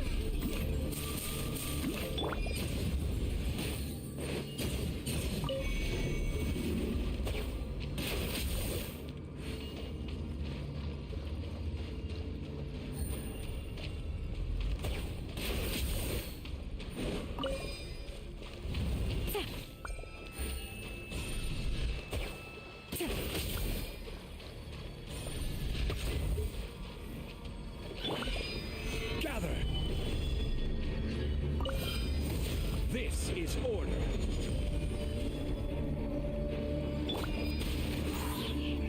This may hurt a little. Sharing my knowledge.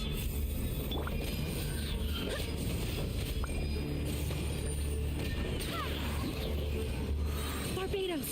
Nice.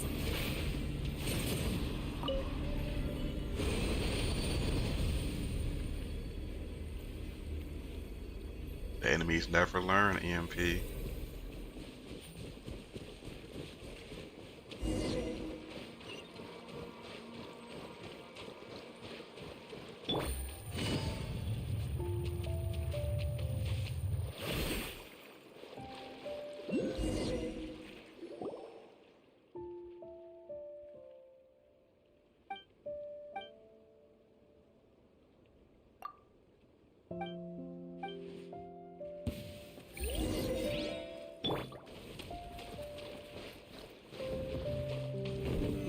Solidify!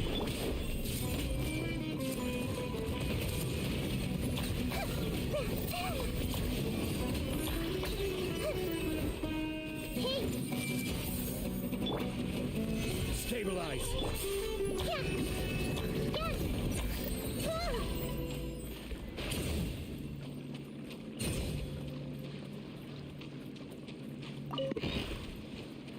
I see everything.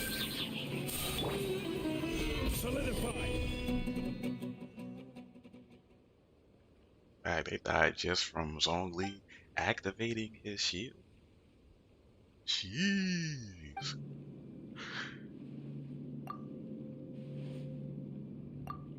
Blah blah blah. Skip, skip, skip. Where are we going?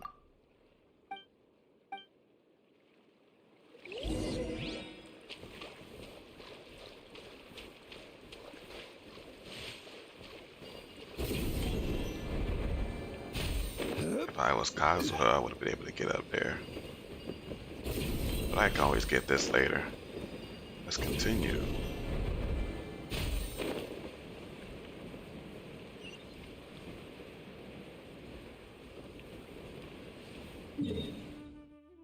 We went from here, and we're going into the Apam Woods. Apam Woods.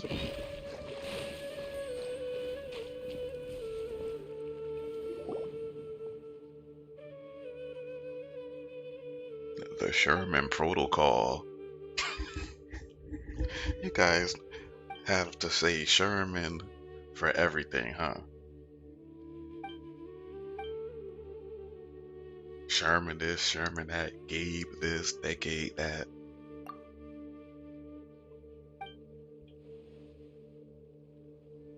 No, I finished the character stories. This is just a world quest.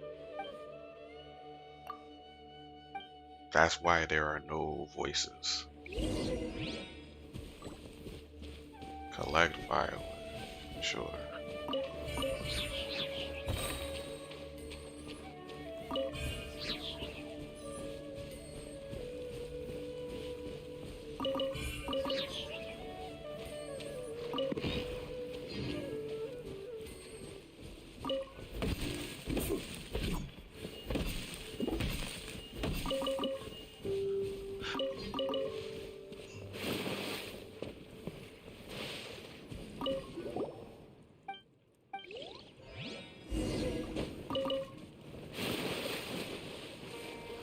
These world quests should have voiceovers too, though. And they need lip sync. I don't know how we can't stress this enough. This game makes too much money to not have lip sync. It's not even about the money, it's just, that's just bad. This is 2022. Did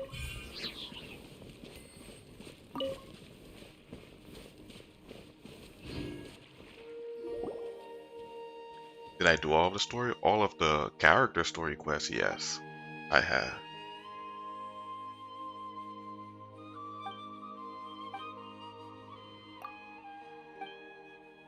I've done all of the character stories.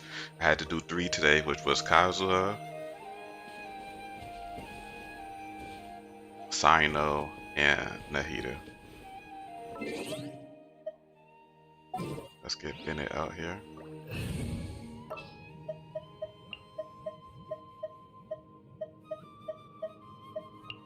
You... Me put a shield on before I burn myself.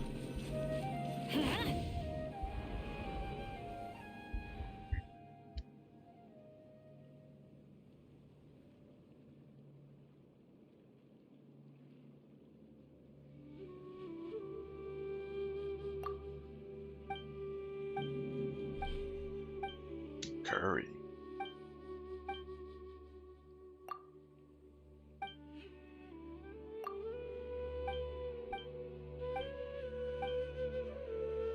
I'm supposed to be talking to these little creatures. I'm waiting to do these mini games.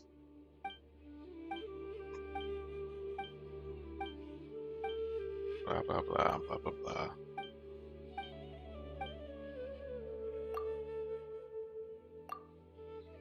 Nara Nara. That's what we're here for. They're the guardians of the forest. Okay, okay.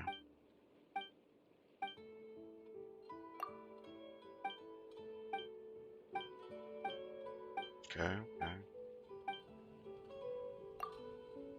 About Alfonso? I don't want to hear about Alfonso.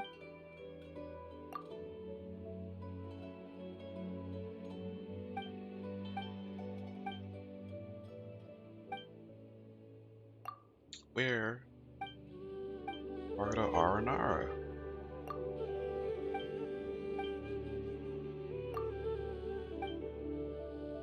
This probably would have taken a couple of hours to read all that.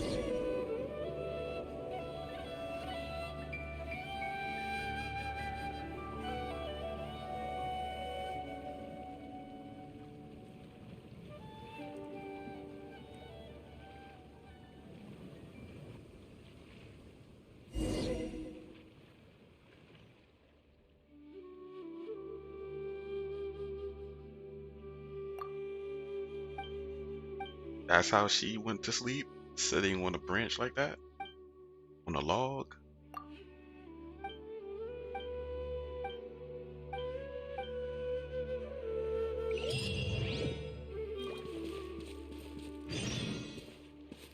Return to the village. Okay.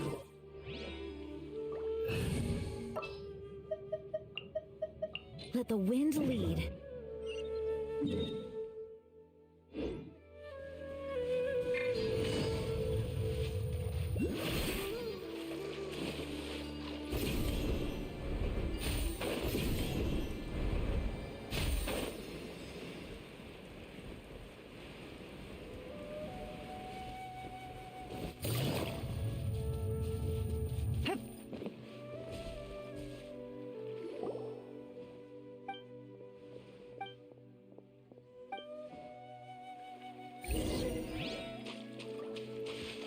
That's time to go to work.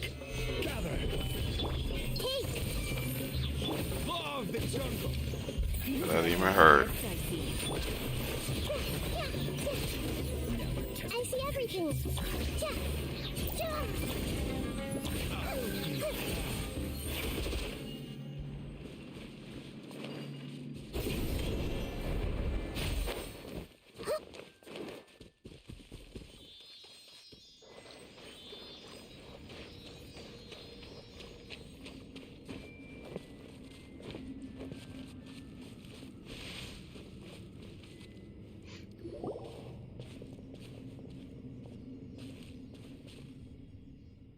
Where are their weapons? They were walking as if they had the weapons still in their hand. F2. Need to whoop on you guys too?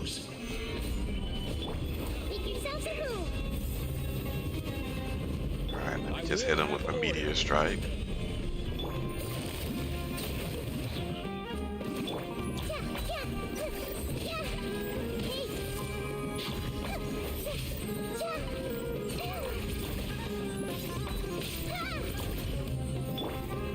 Solidify!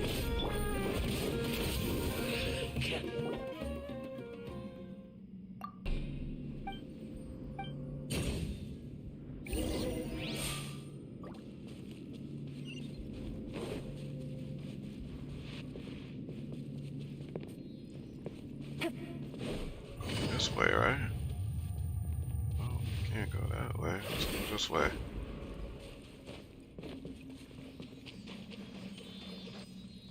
Yeah, this is not right.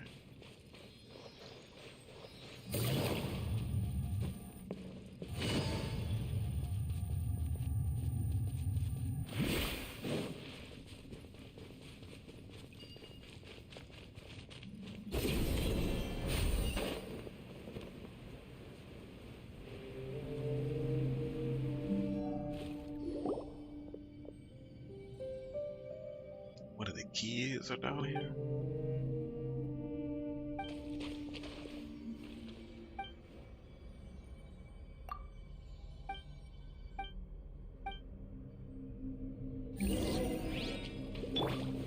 Gather!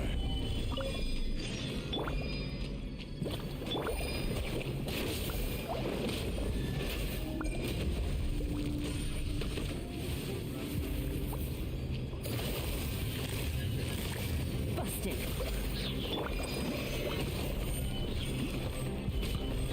Doesn't even hurt.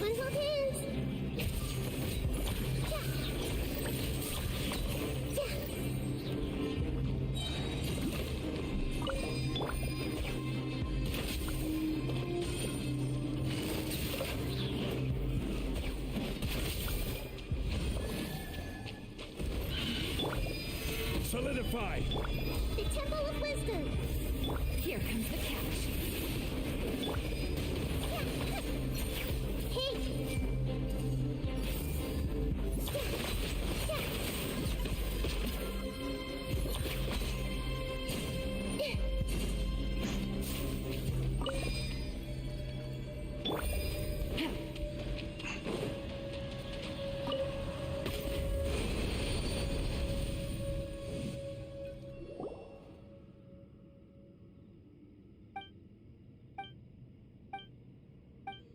Shouldn't have been running out here by yourself, little kid.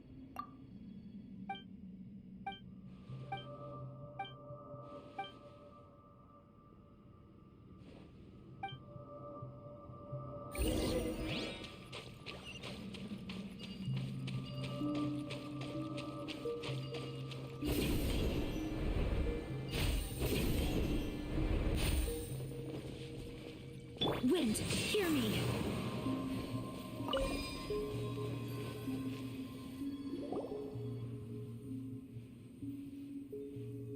Should have stayed in the village.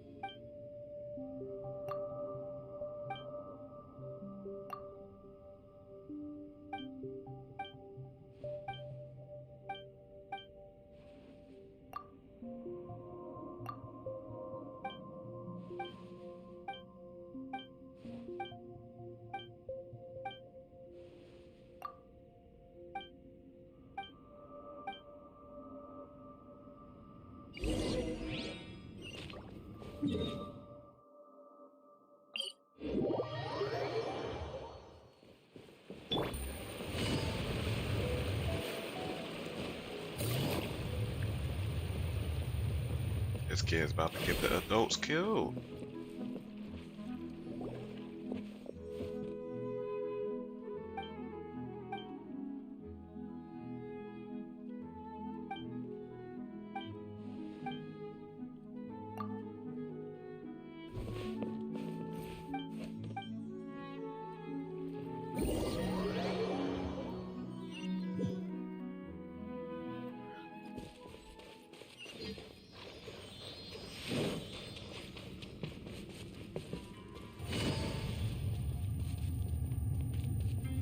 these people all talking to the traveler, and they just see him disappear because he could teleport.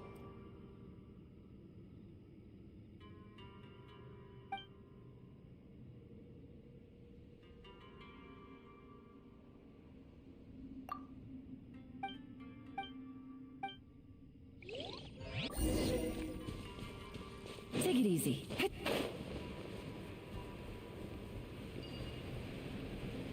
And now this person done ran off.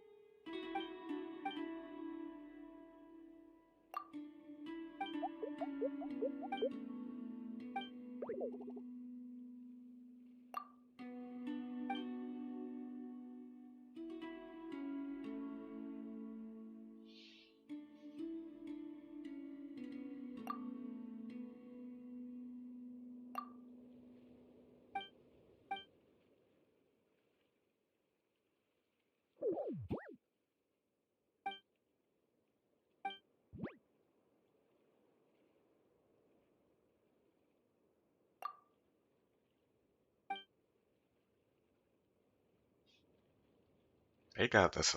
These creatures got smiley faces like EMP and Sim. That's how you guys be smirking. You, Kitty, the whole lot of you guys. That's how you guys be walking around going to work and stuff. I've seen it.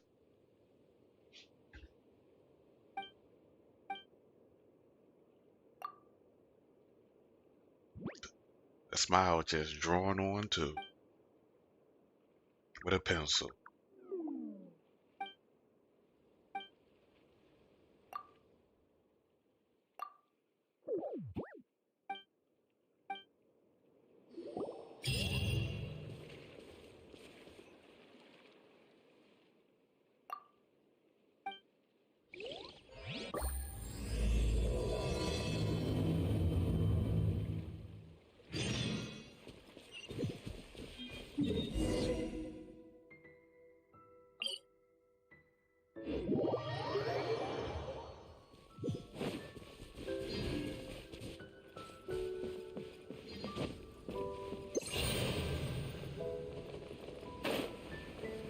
Yeah, okay.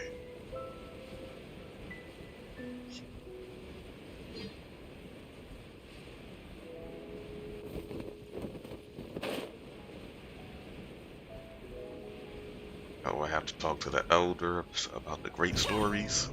Here we go.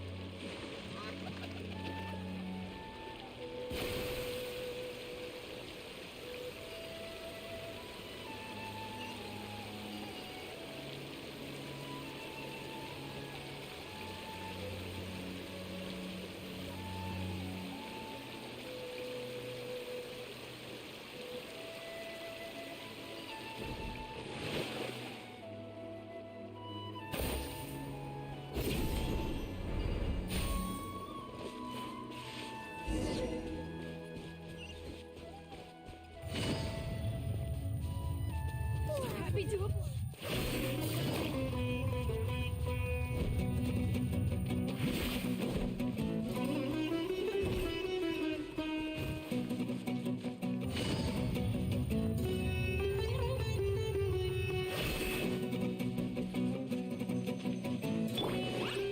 Order guide you.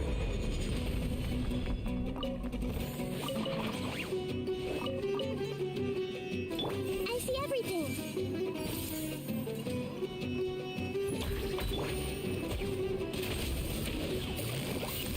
Quietly now.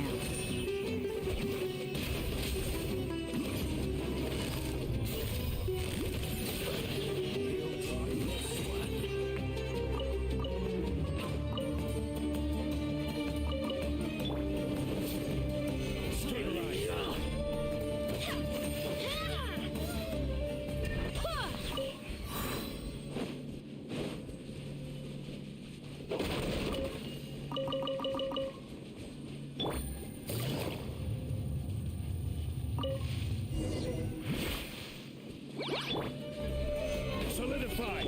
Make yourselves at home. Everyone hold hands. Gotcha.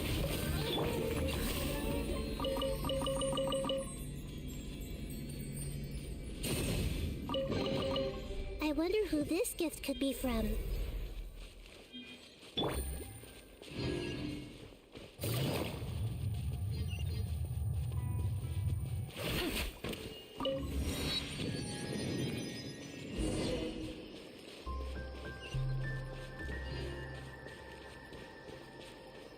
This is how I unlock this area. Nice.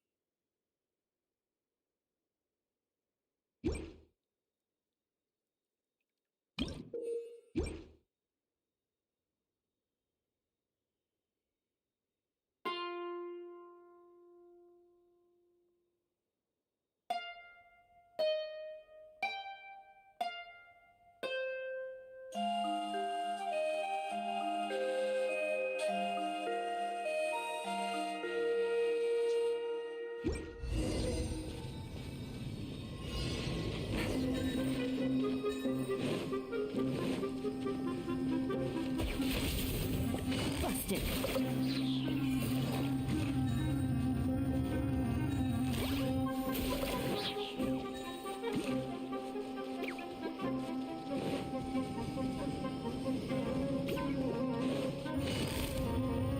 Gotcha.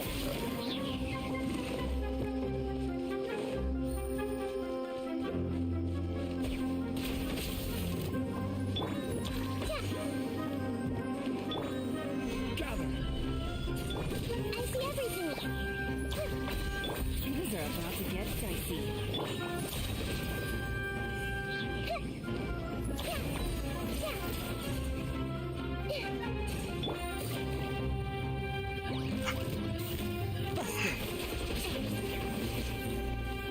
Take it easy.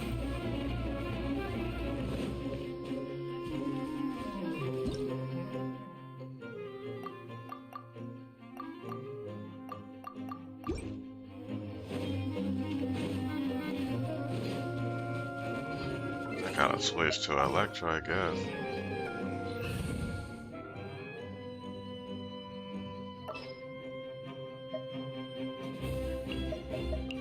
The campaign begins.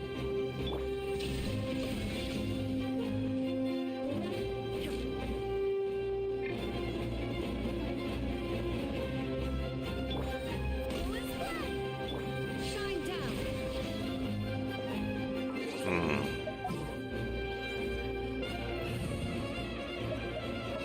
Let's try this.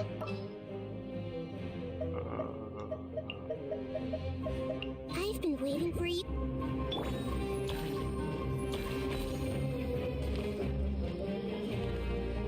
Actually, I gotta figure out my order. Let's do Bennett for fire. You want me on your team?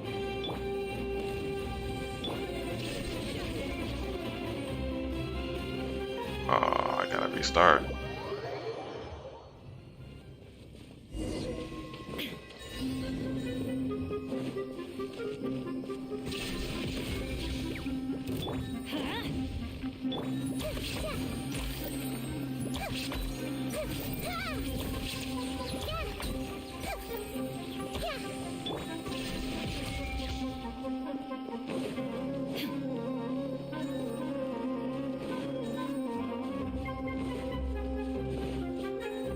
There is no escape. The Temple of Wisdom.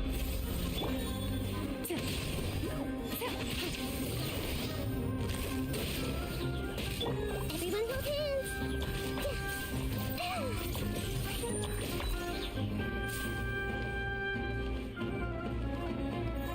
I see everything. Gotcha.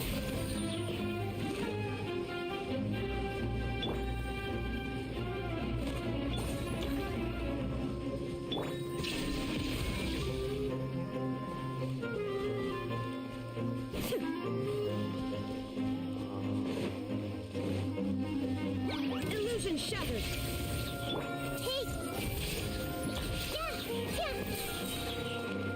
Just going outside the realm. I gotta read this more carefully. And I have to use the bathroom. Be right back.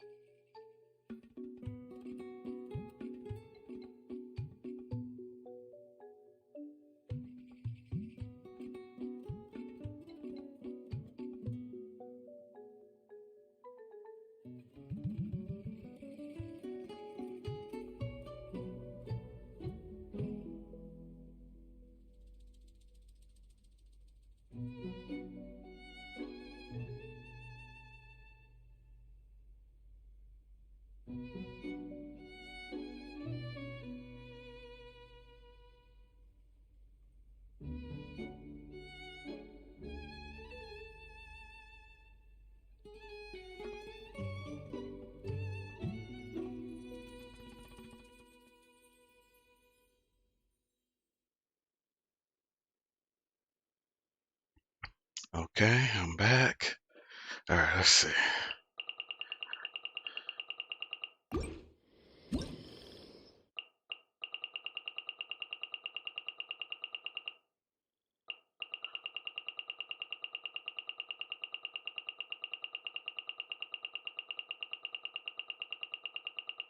Why did they put me all the way down here?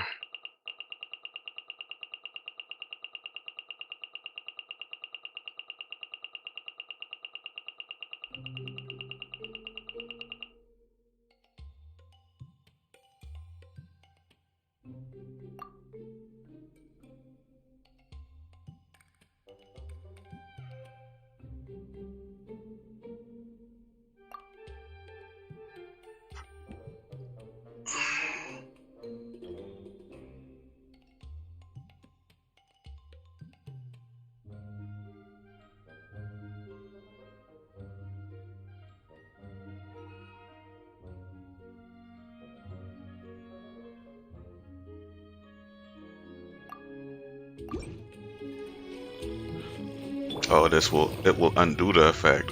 Well, what if I kill these enemies? Then what?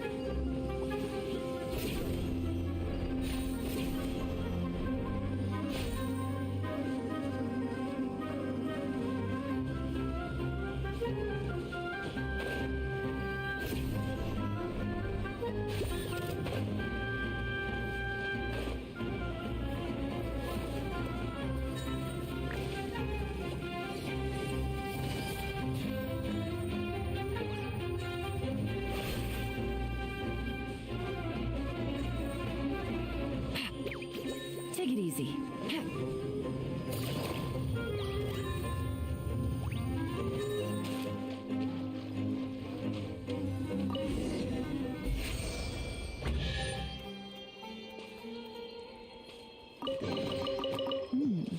Easy money.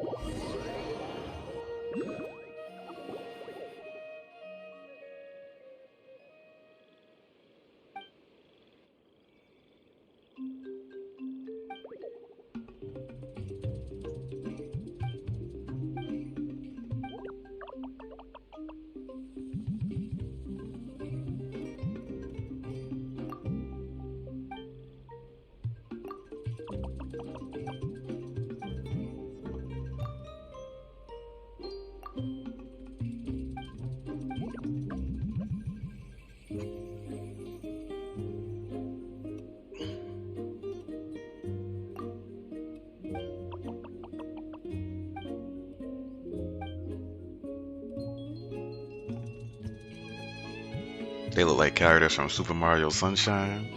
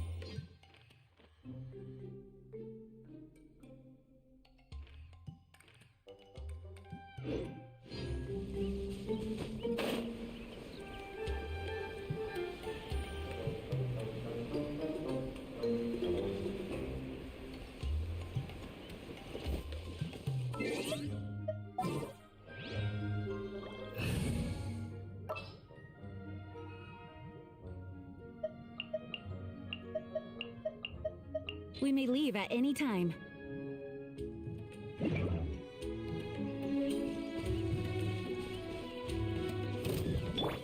Rise! I will have order. Make yourselves at home.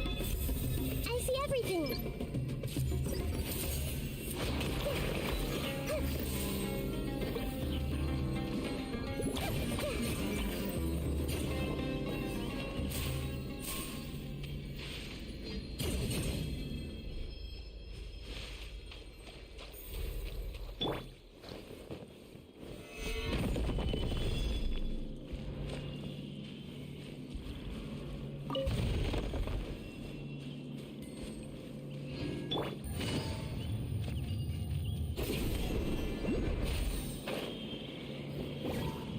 Everyone hold hands.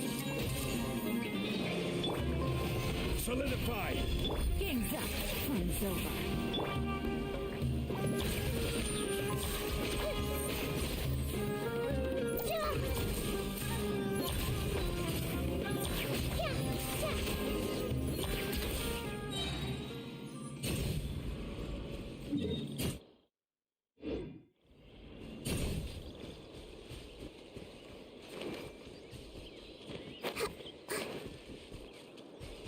I never got Ito's drum from that little rhythm even either.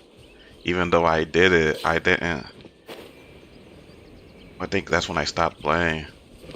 I didn't go into the store to collect the drum.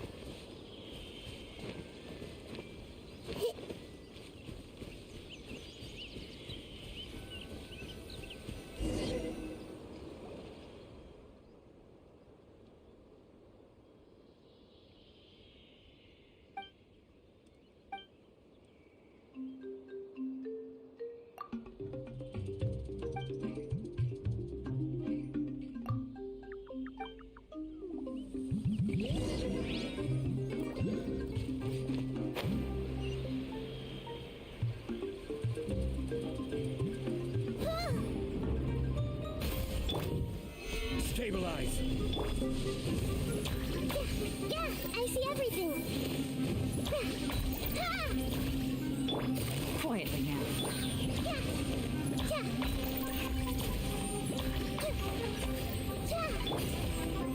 Solidify! The Temple of Wisdom.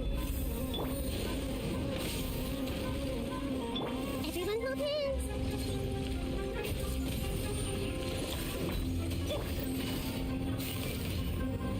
Gotcha.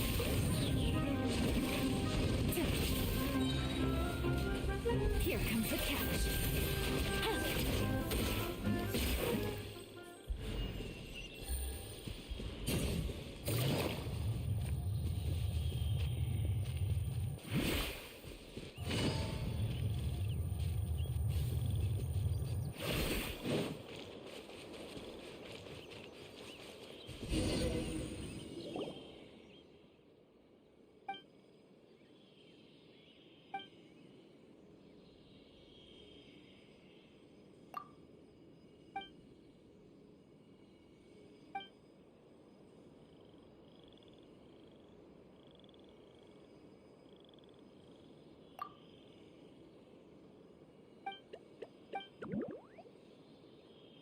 They have a little scarf too.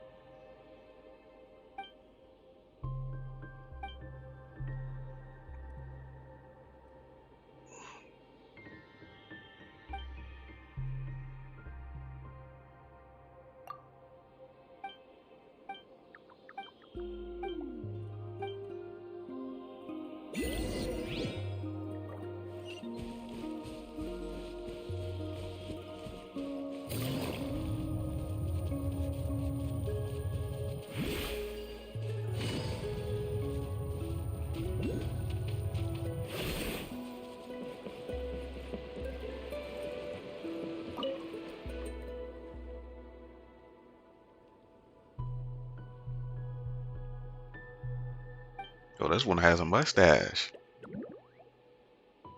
and a cane.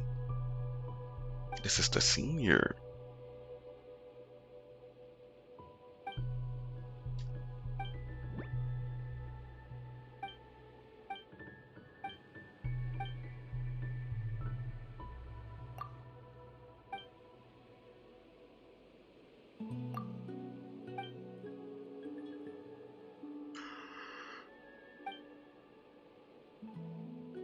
The last time they prepared a bija was a long time ago.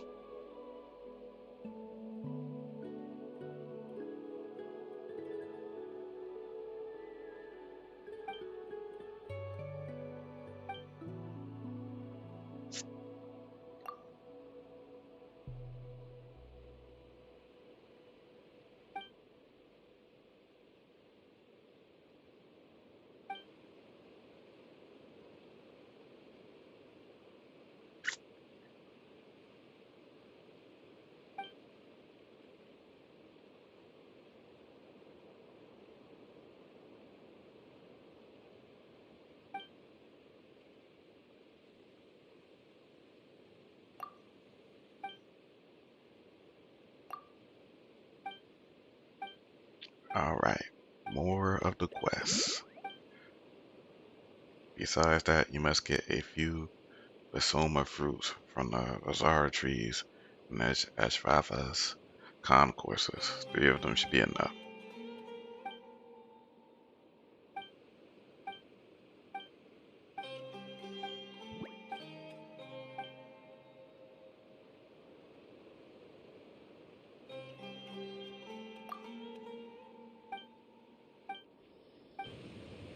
Oh, I shouldn't have did that.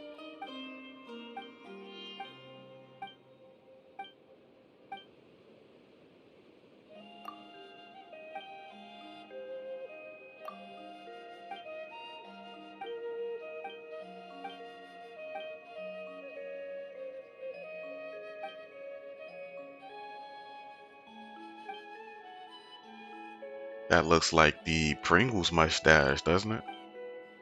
On that R&R.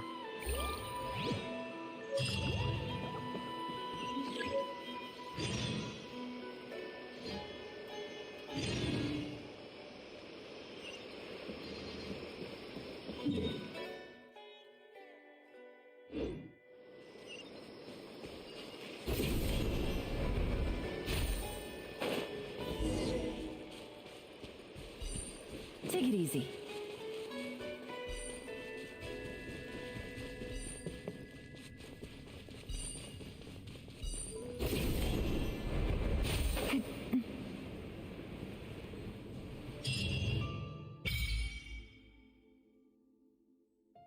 Offer the Dendro sigils to collect rewards.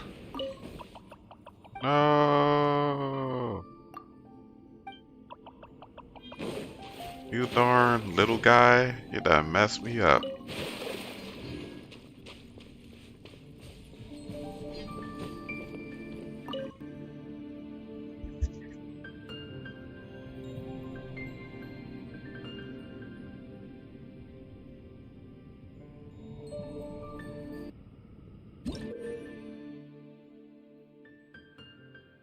This is like the tree from Dragon's Mine, or the tree in Inazuma.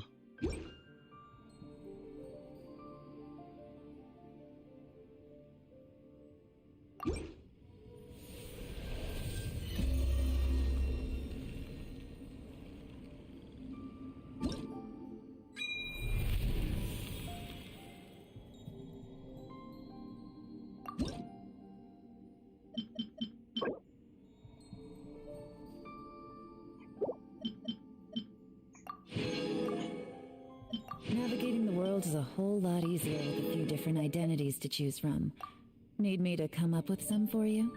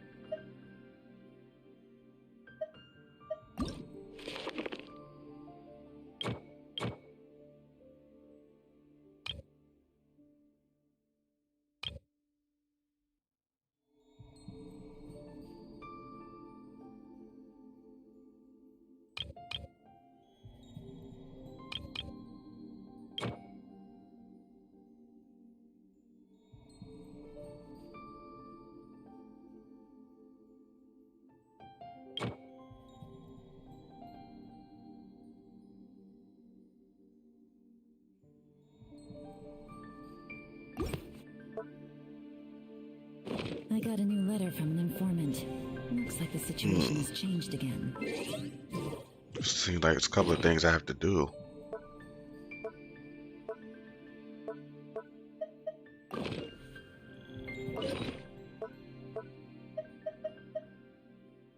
This mustache got a few crumbs in it.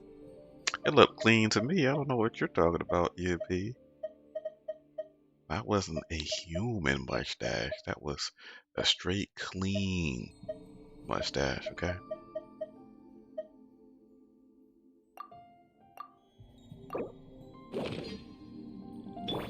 Quake! Crumble!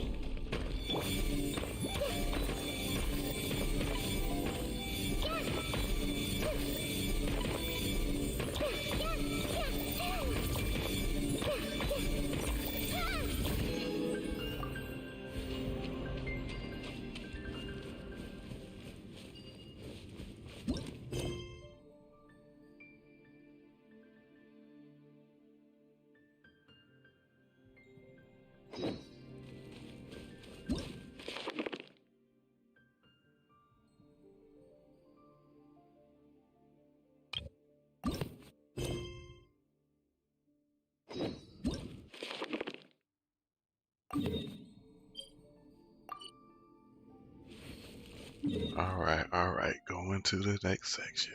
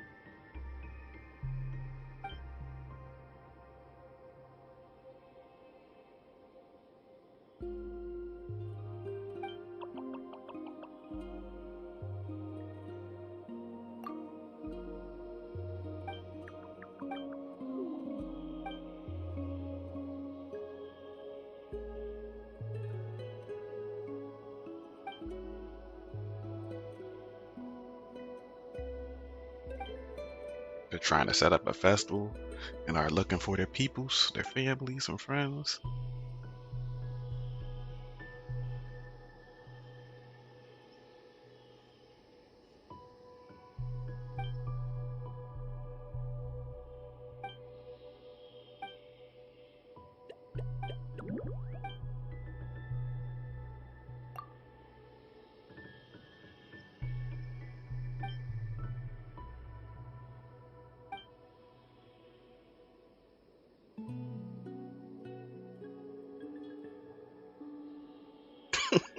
These emotes.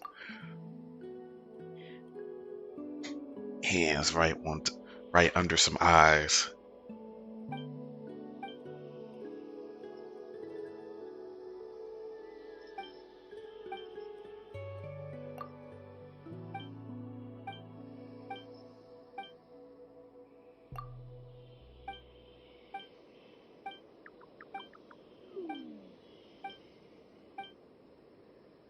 The rising pillars of smoke.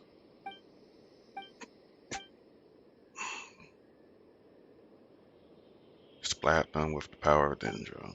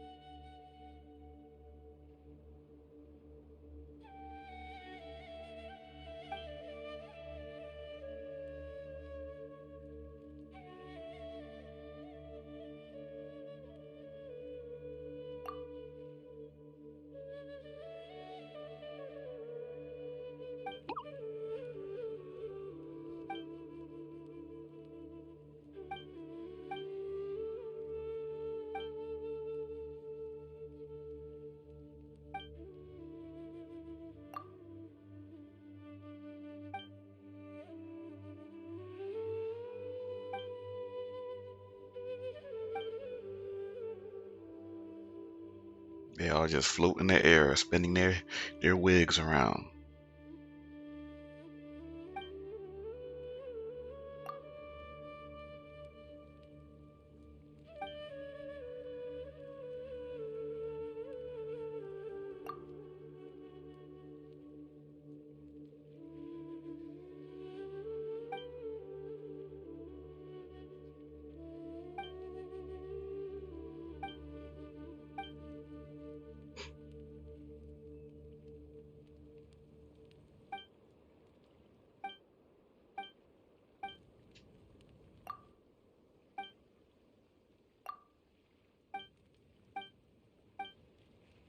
Looks like we have some work to do.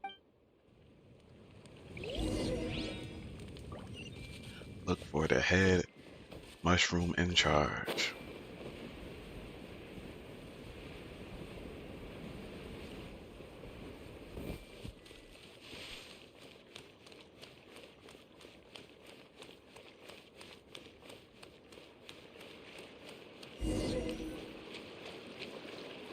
And now instead of showing us the actual destination, we have to go through these checkpoints first.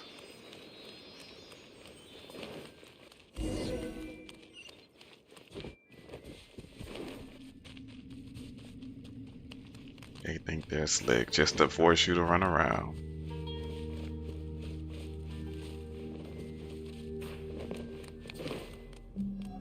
Uh-oh, head mushroom in charge.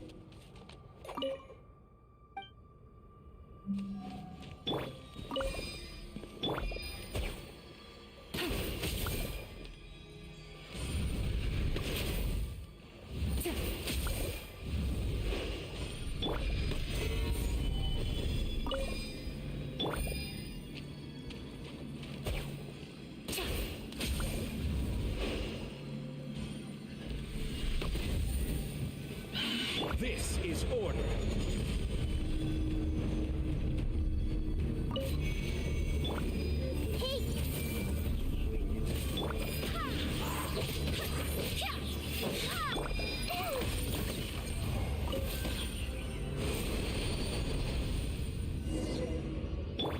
Barbados, guide us.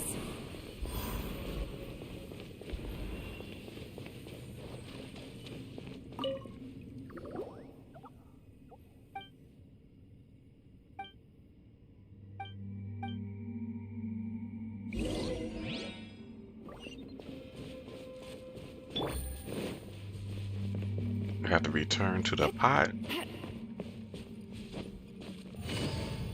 After this guy was cooking food and nearly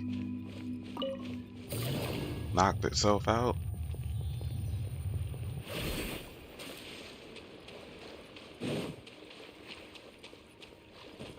Trying to cook some darn mushrooms. Big Chief Danny. Oh, no.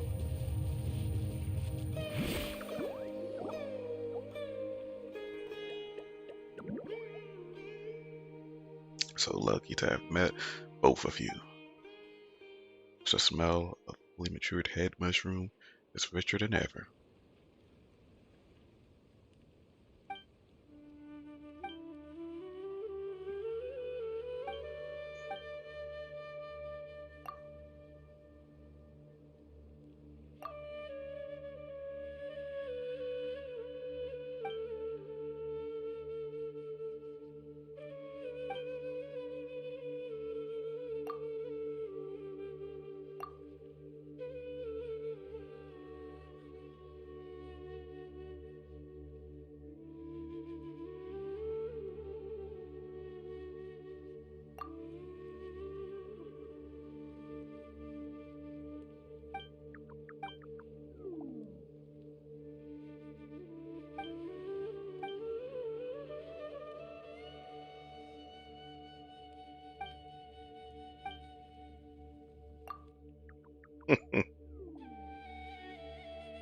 Yeah, you gave that food to another human before and they just ate it.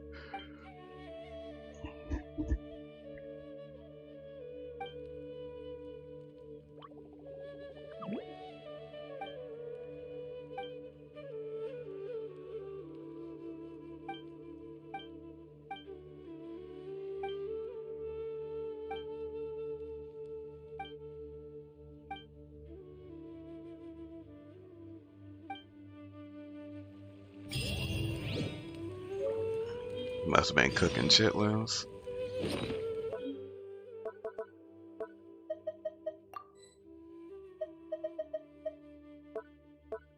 There was something I got from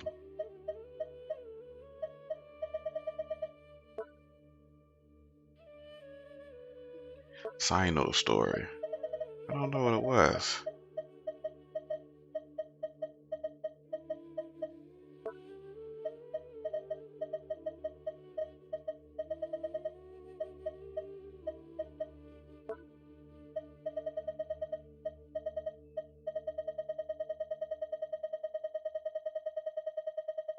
Today's Saturday.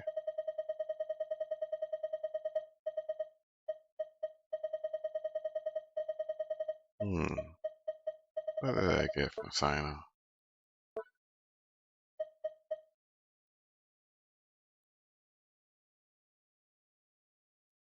When did I get this?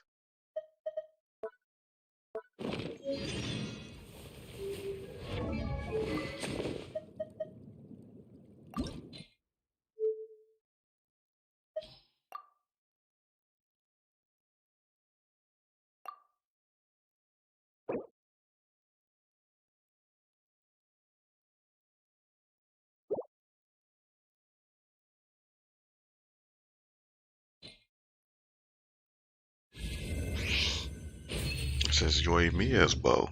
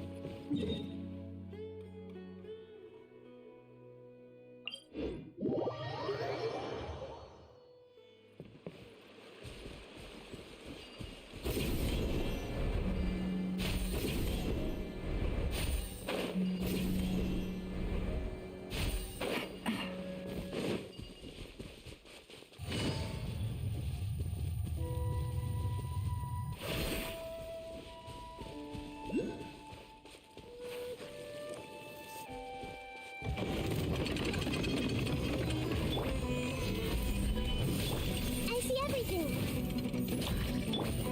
Quietly now.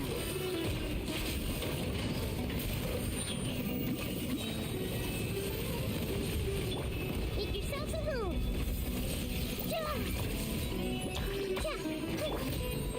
Stabilize. Gotcha.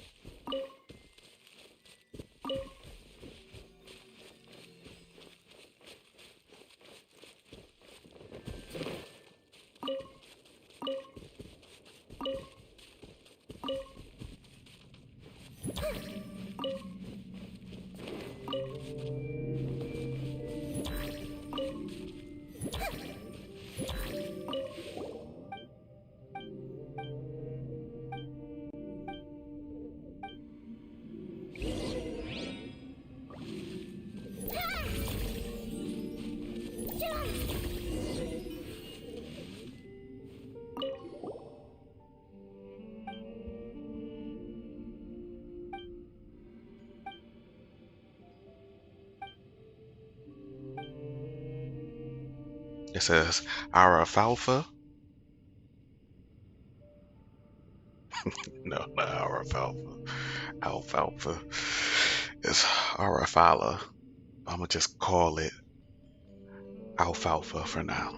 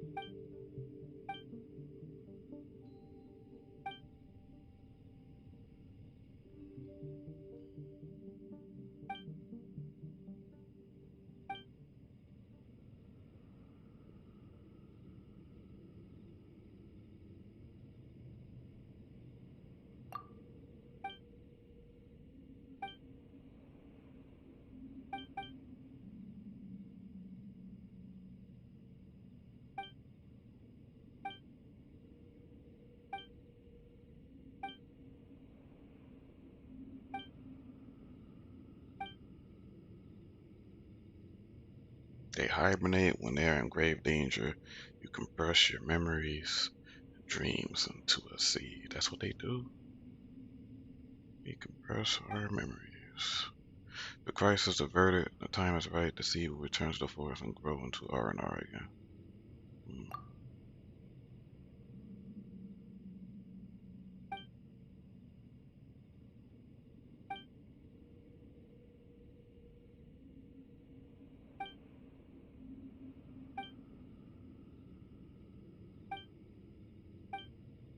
Alright, got big guy. You gotta cook this fruit meal so we can get back to our merry ways. They said they have was picking fruit with another golden Nara, probably talking about his sister, Traveler's sister. It's like 500 years ago.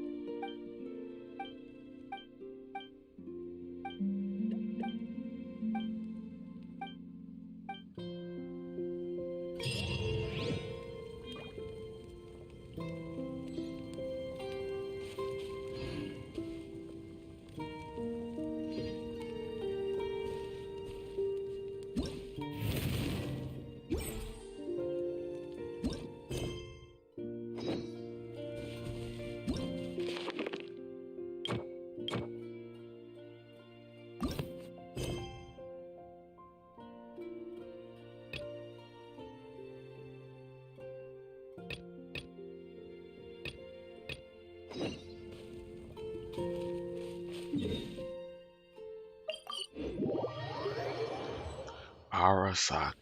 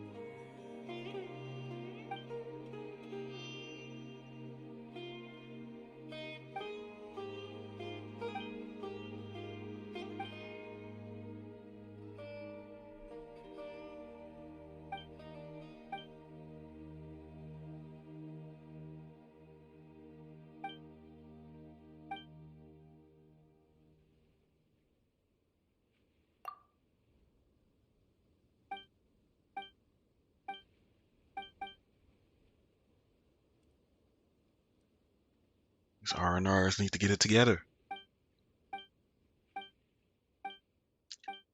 Hey, do you guys know if there's any news on the Fortnite update? Oh, excuse me.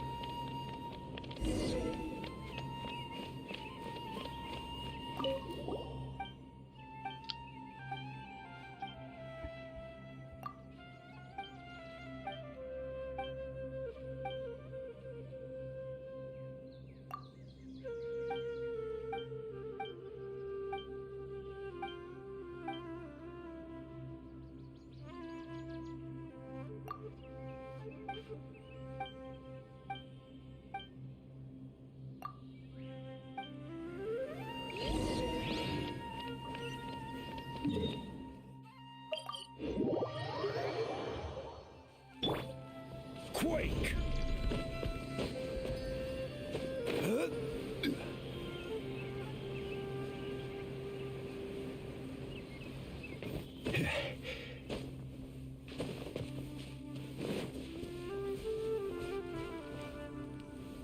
This guy is boogieing. You see him?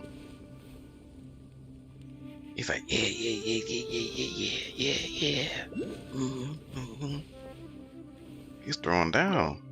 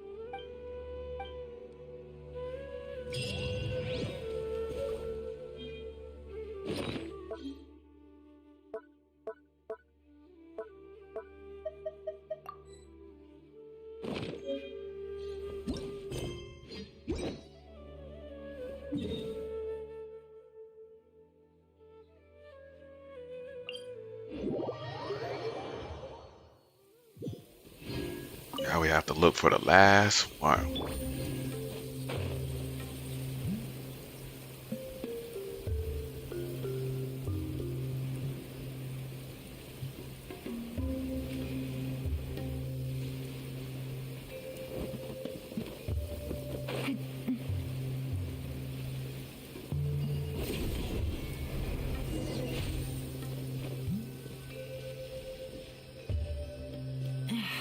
This blinding sunlight is such...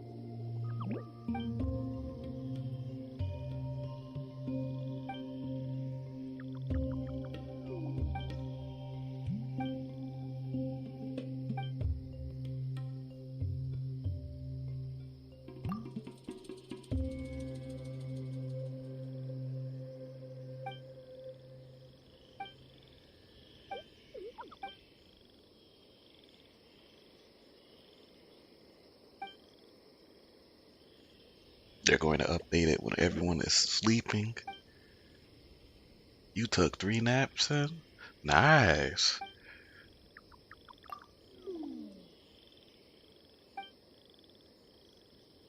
How far? Oh, yeah, son. How far did you get in Sherman Protocol?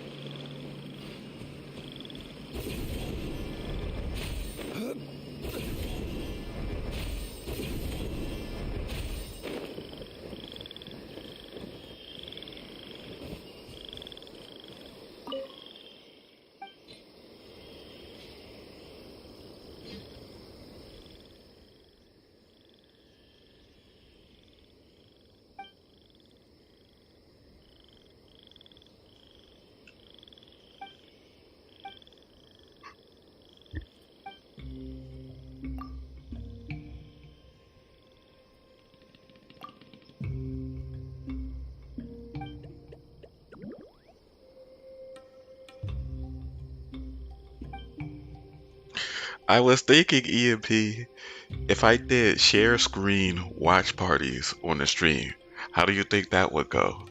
Would you guys be down for that if, like, we're in a party and we're watching someone play, everybody's having a good time?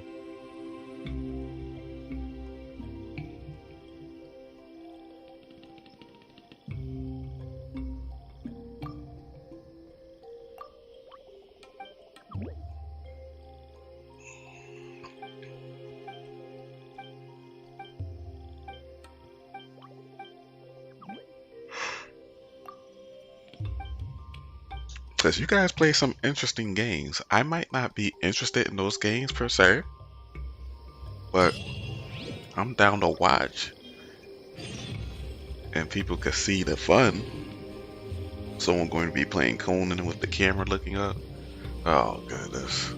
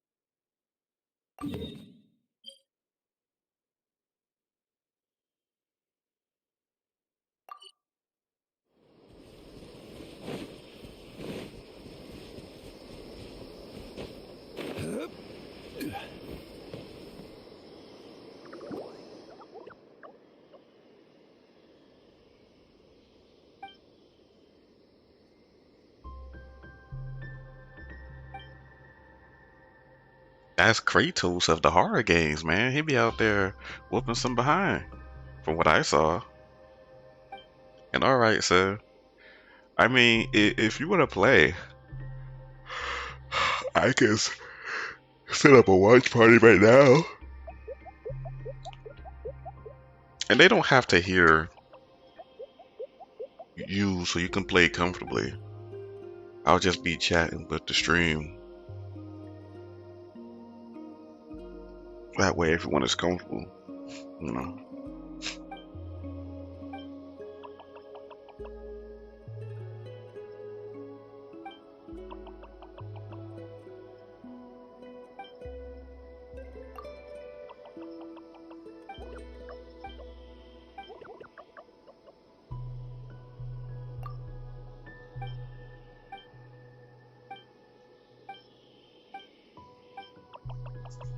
Because all I have to do is watch the share screen, right?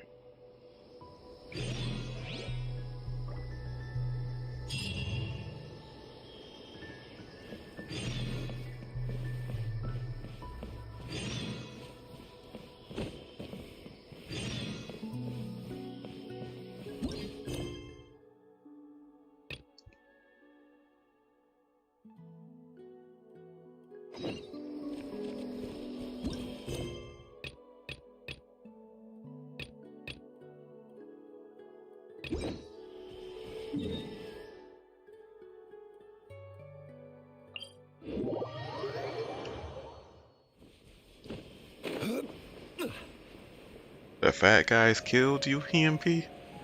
Oh, you're gonna have to get him back.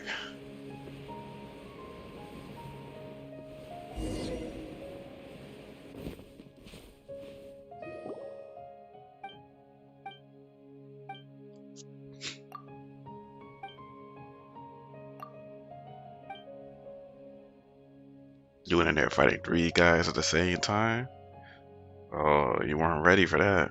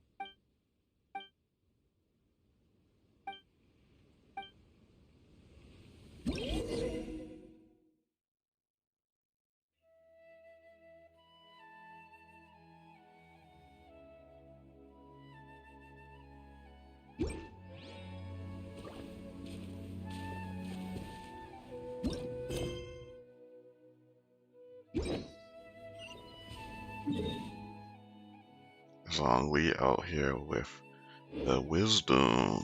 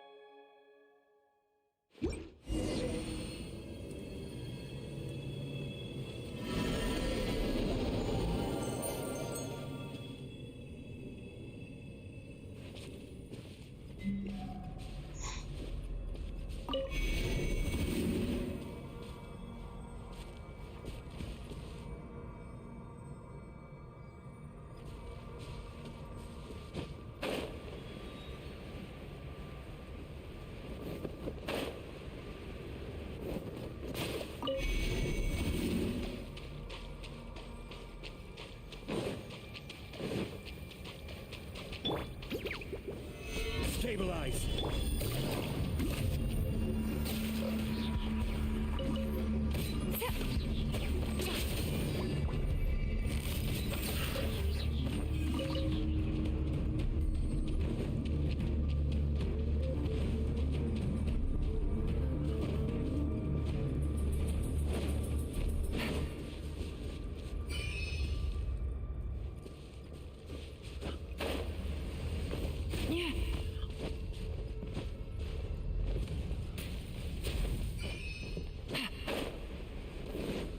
Take it easy.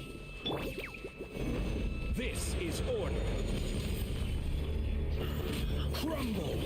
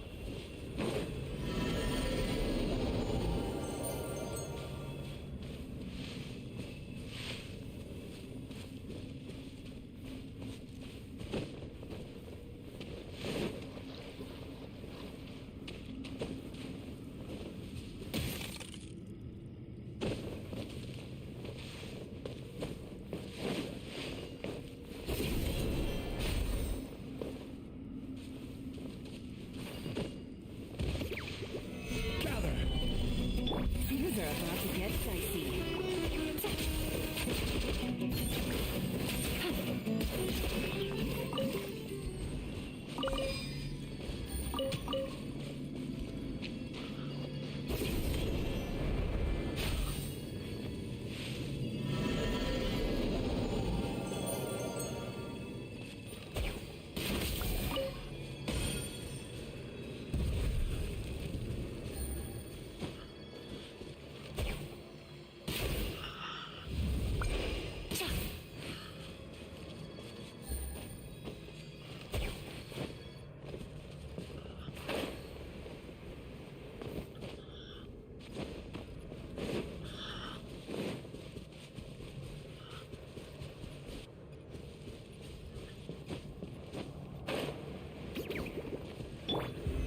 Stabilize!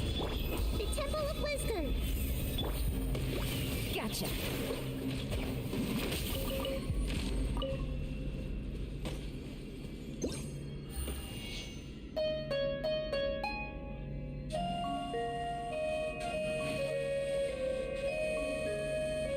Do you block a lot, EMP?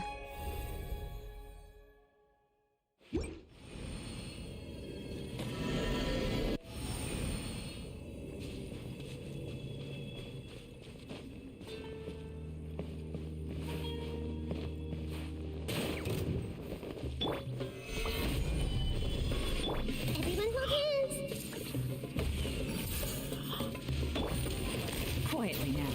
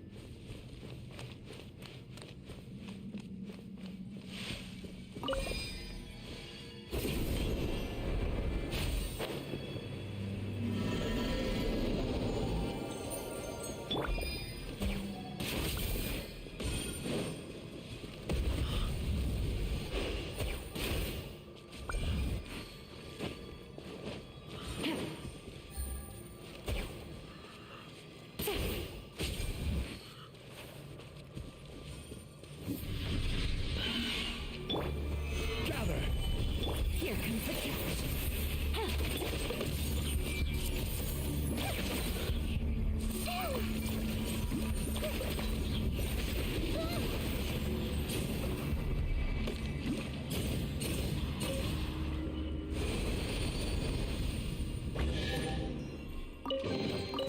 Find anything you like?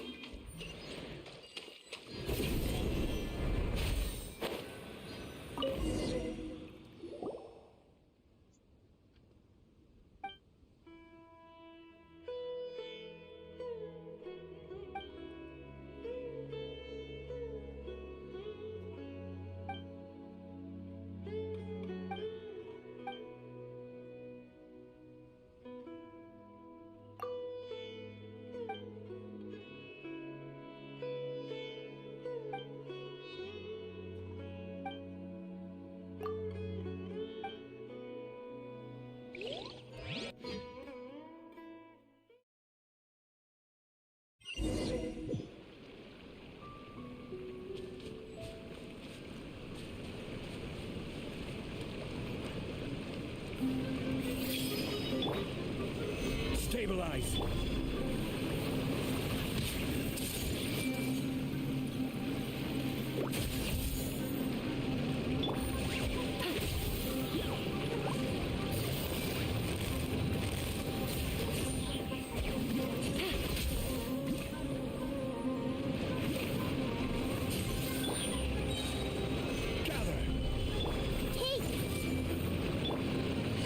Gotcha.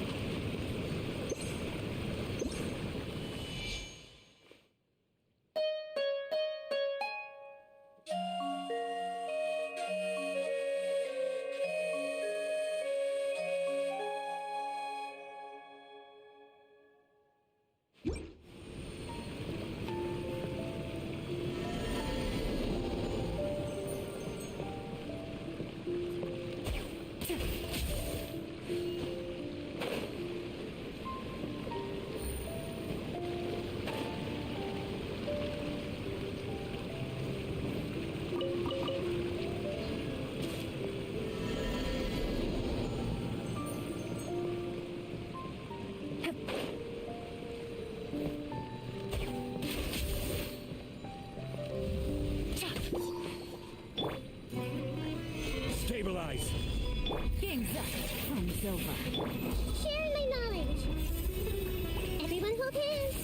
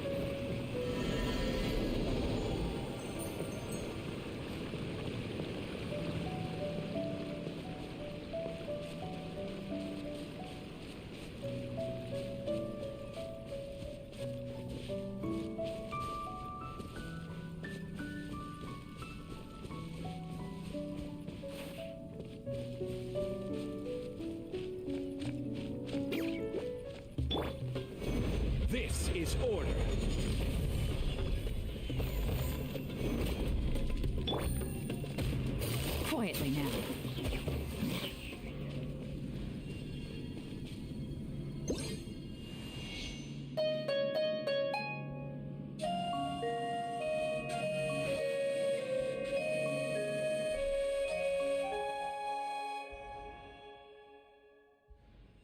Dang. These monsters are whooping on you guys?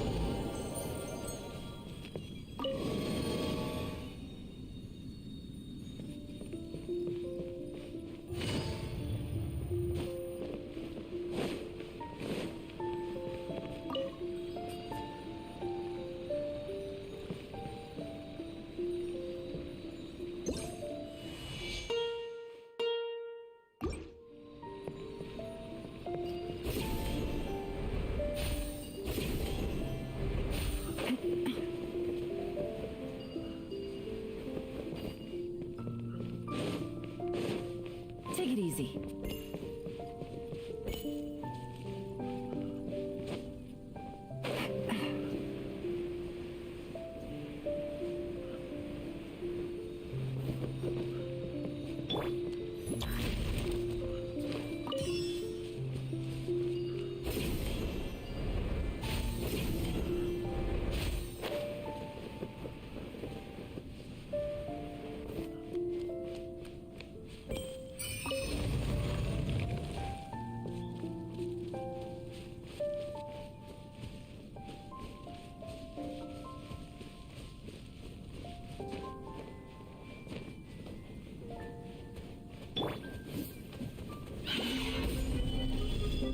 I see everything.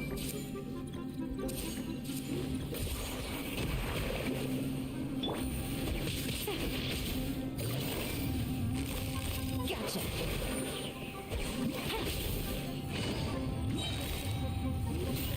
Quietly now. Gather. Hey.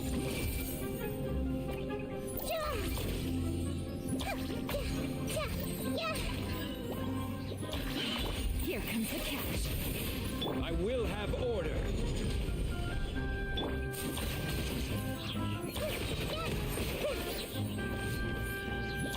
Everyone hold hands.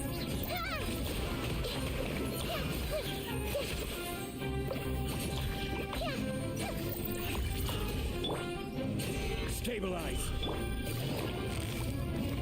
Busted.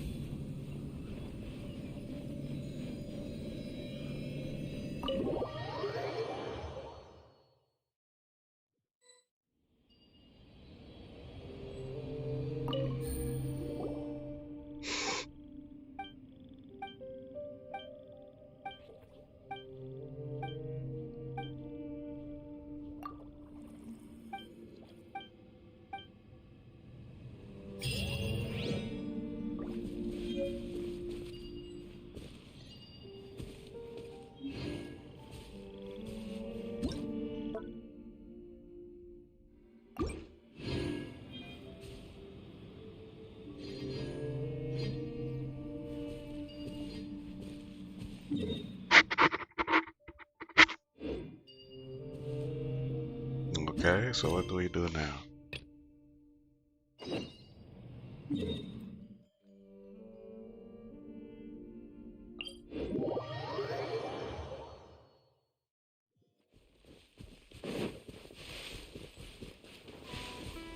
We don't have to do the watch party today, but I'm down to watch some gameplay in a bit. It's just up to you. I don't know how long people are planning to stay up.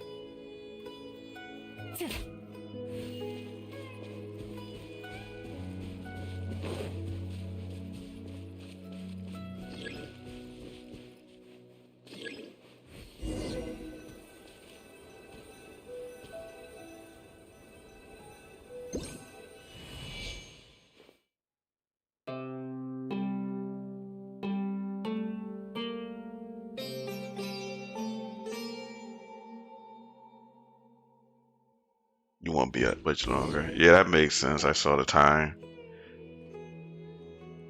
I'm about to be done with this in a second. I'll continue this another time.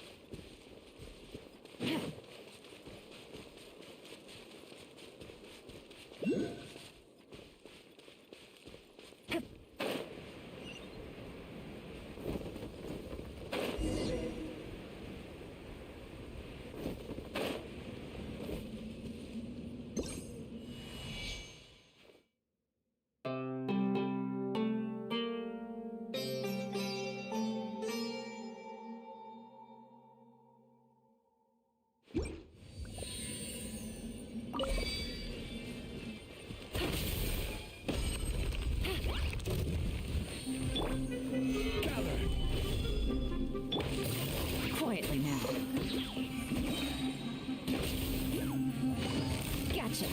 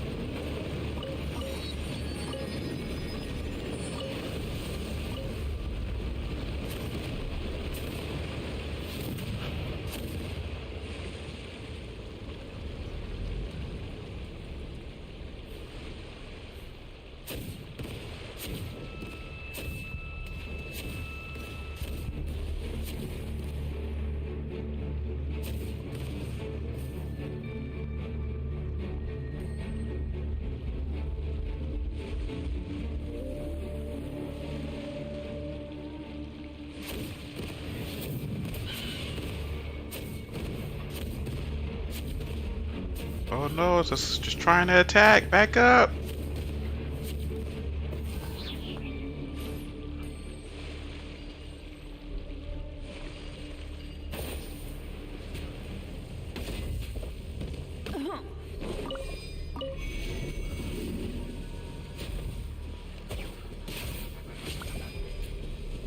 Take it easy.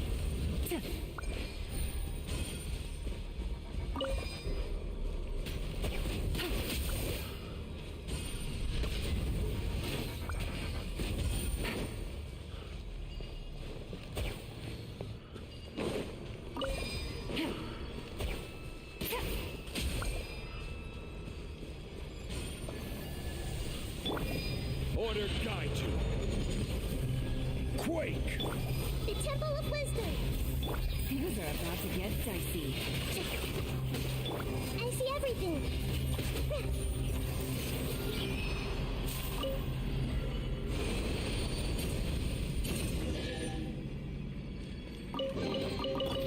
find anything you like? Wind, hear me.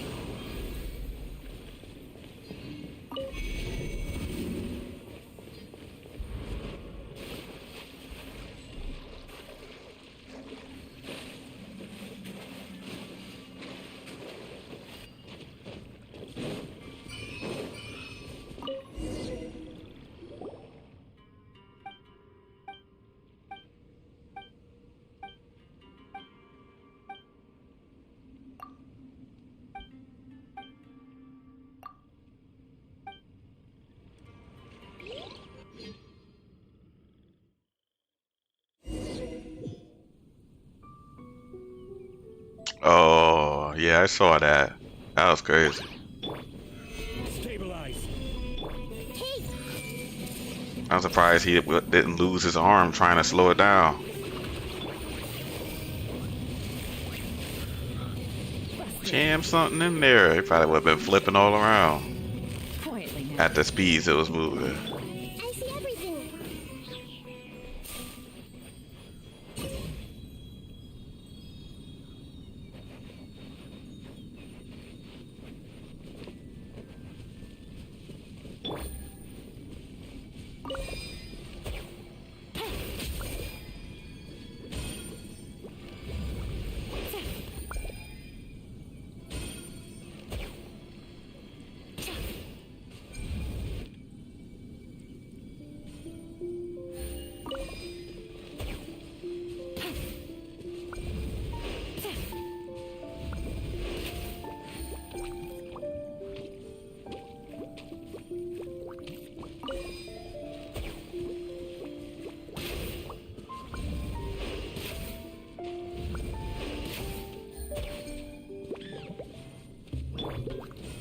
Solidify.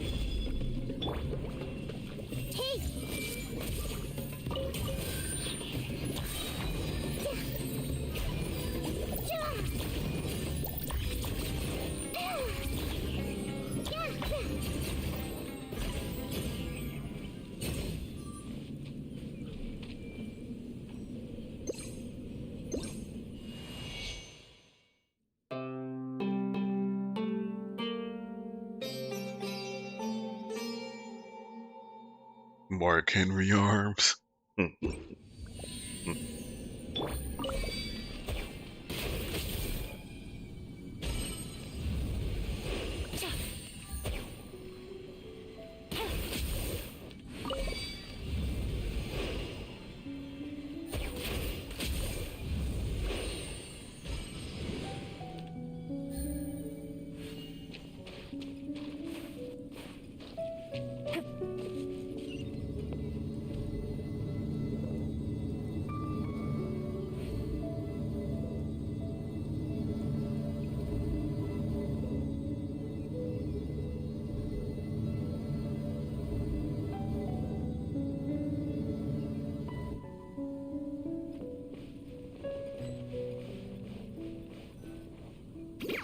Crumble!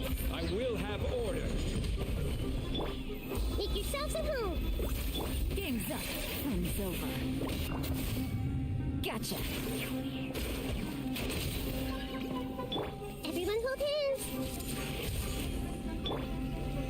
Stabilize.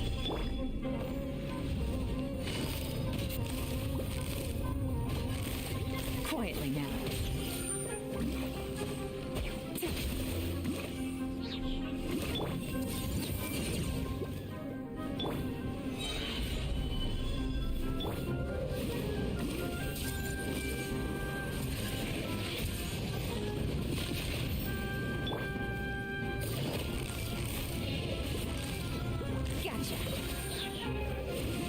Order guide you. Rise!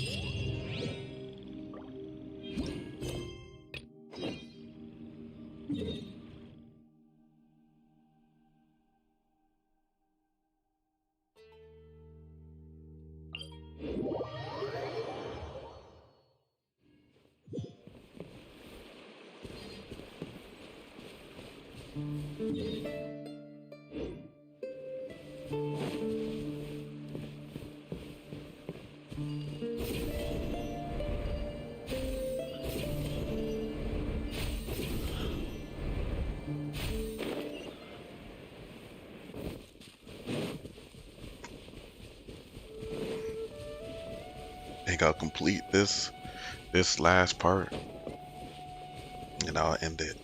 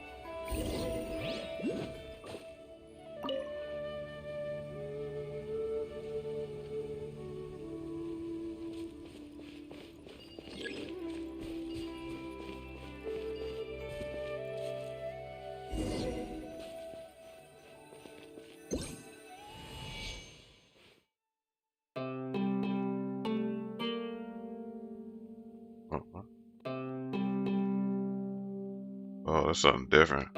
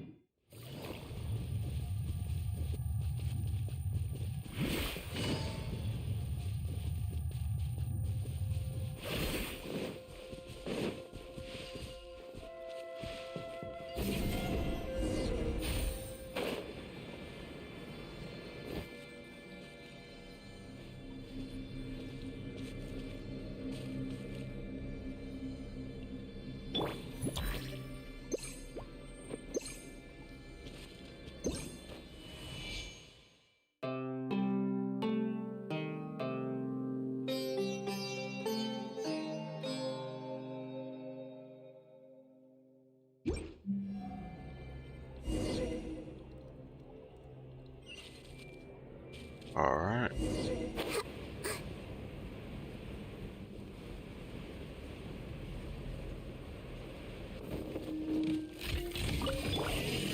Solidify! Things are about to get dicey. The Temple of Wisdom!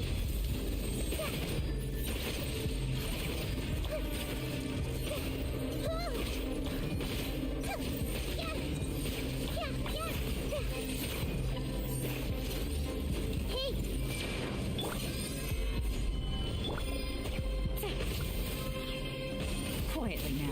Gotcha.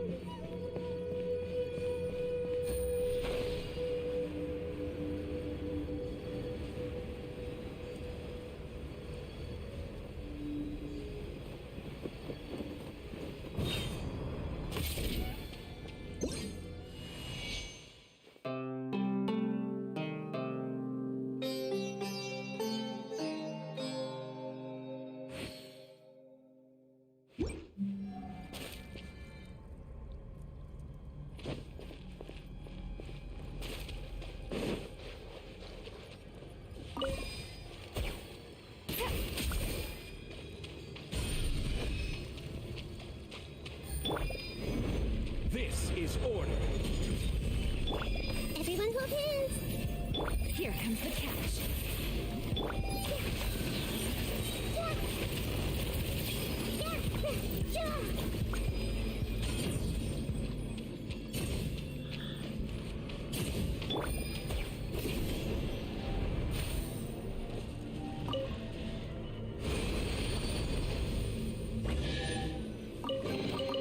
Treasure. One way to draw your target out of hiding.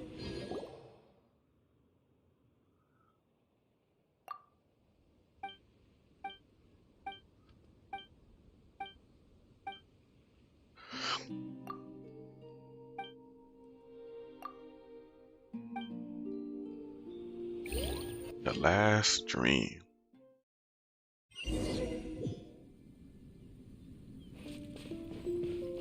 So maybe tomorrow we could do a little watch party of stuff. Take it easy. And see how we like it.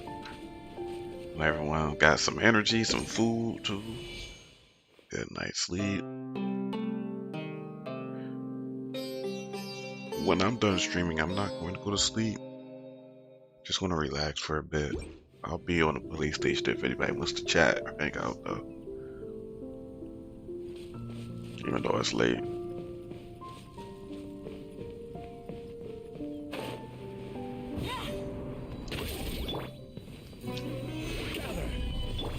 Make yourselves at home. Quietly now.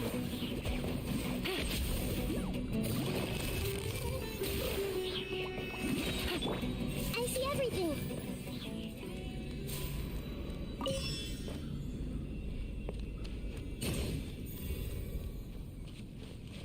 The watch party.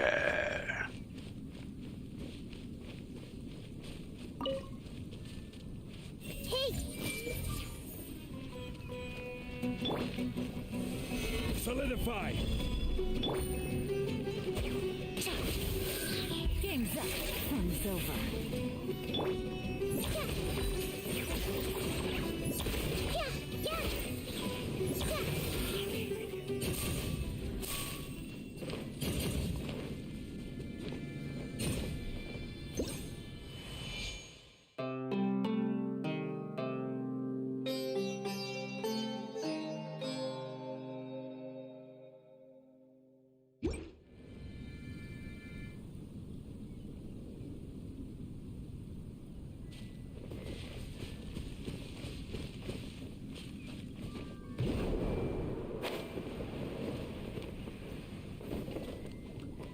I see everything.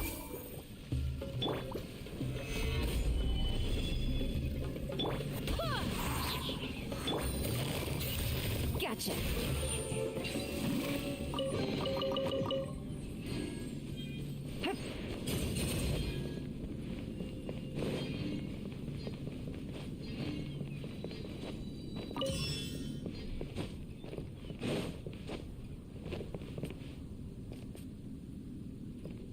Ooh. Jeffrey Dahmer.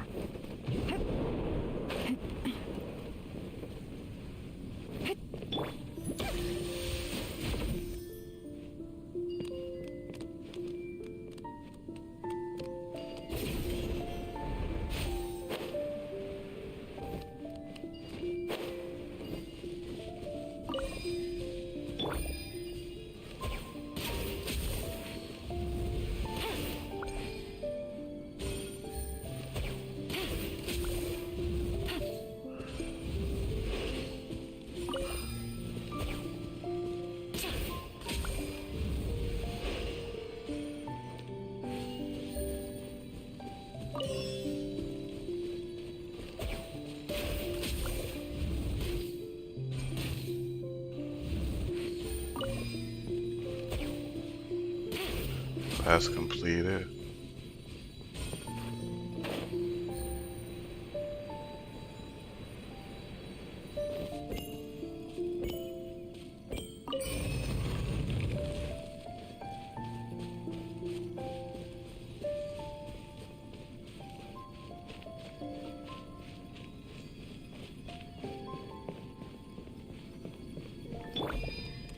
Everyone hold hands.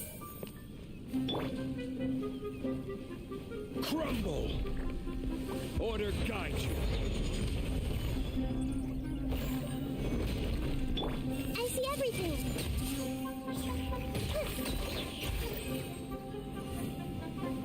Sharing my knowledge. Stabilize. Busted. Things are about to get dicey. Everyone hold hands.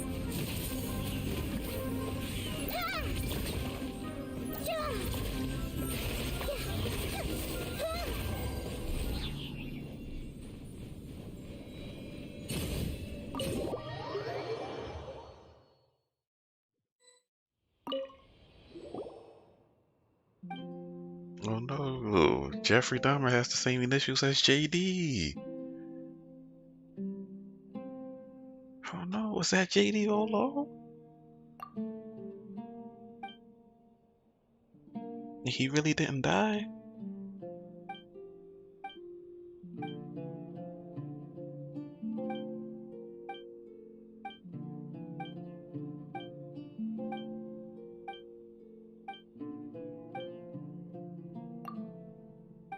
We gotta be careful, guys.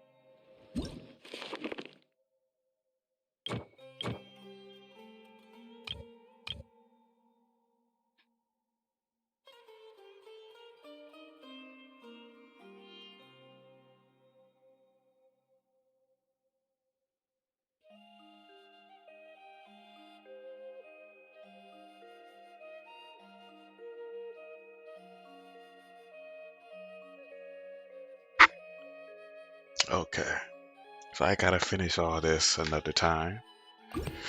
I'm gonna take it down and just hang out. I appreciate you guys hanging out with me. I'm down to watch anybody play if they're still gonna be playing for a little bit. We'll do a watch party when we have more energy and stuff. Not sure what to So I do know next. people are tired right now. How about I take you on a walk? So okay, thank you all again. And I'll see you next time. Don't forget to follow, subscribe. Click on the bell too, so you get notifications of when I go live. Alright, peace guys, be safe.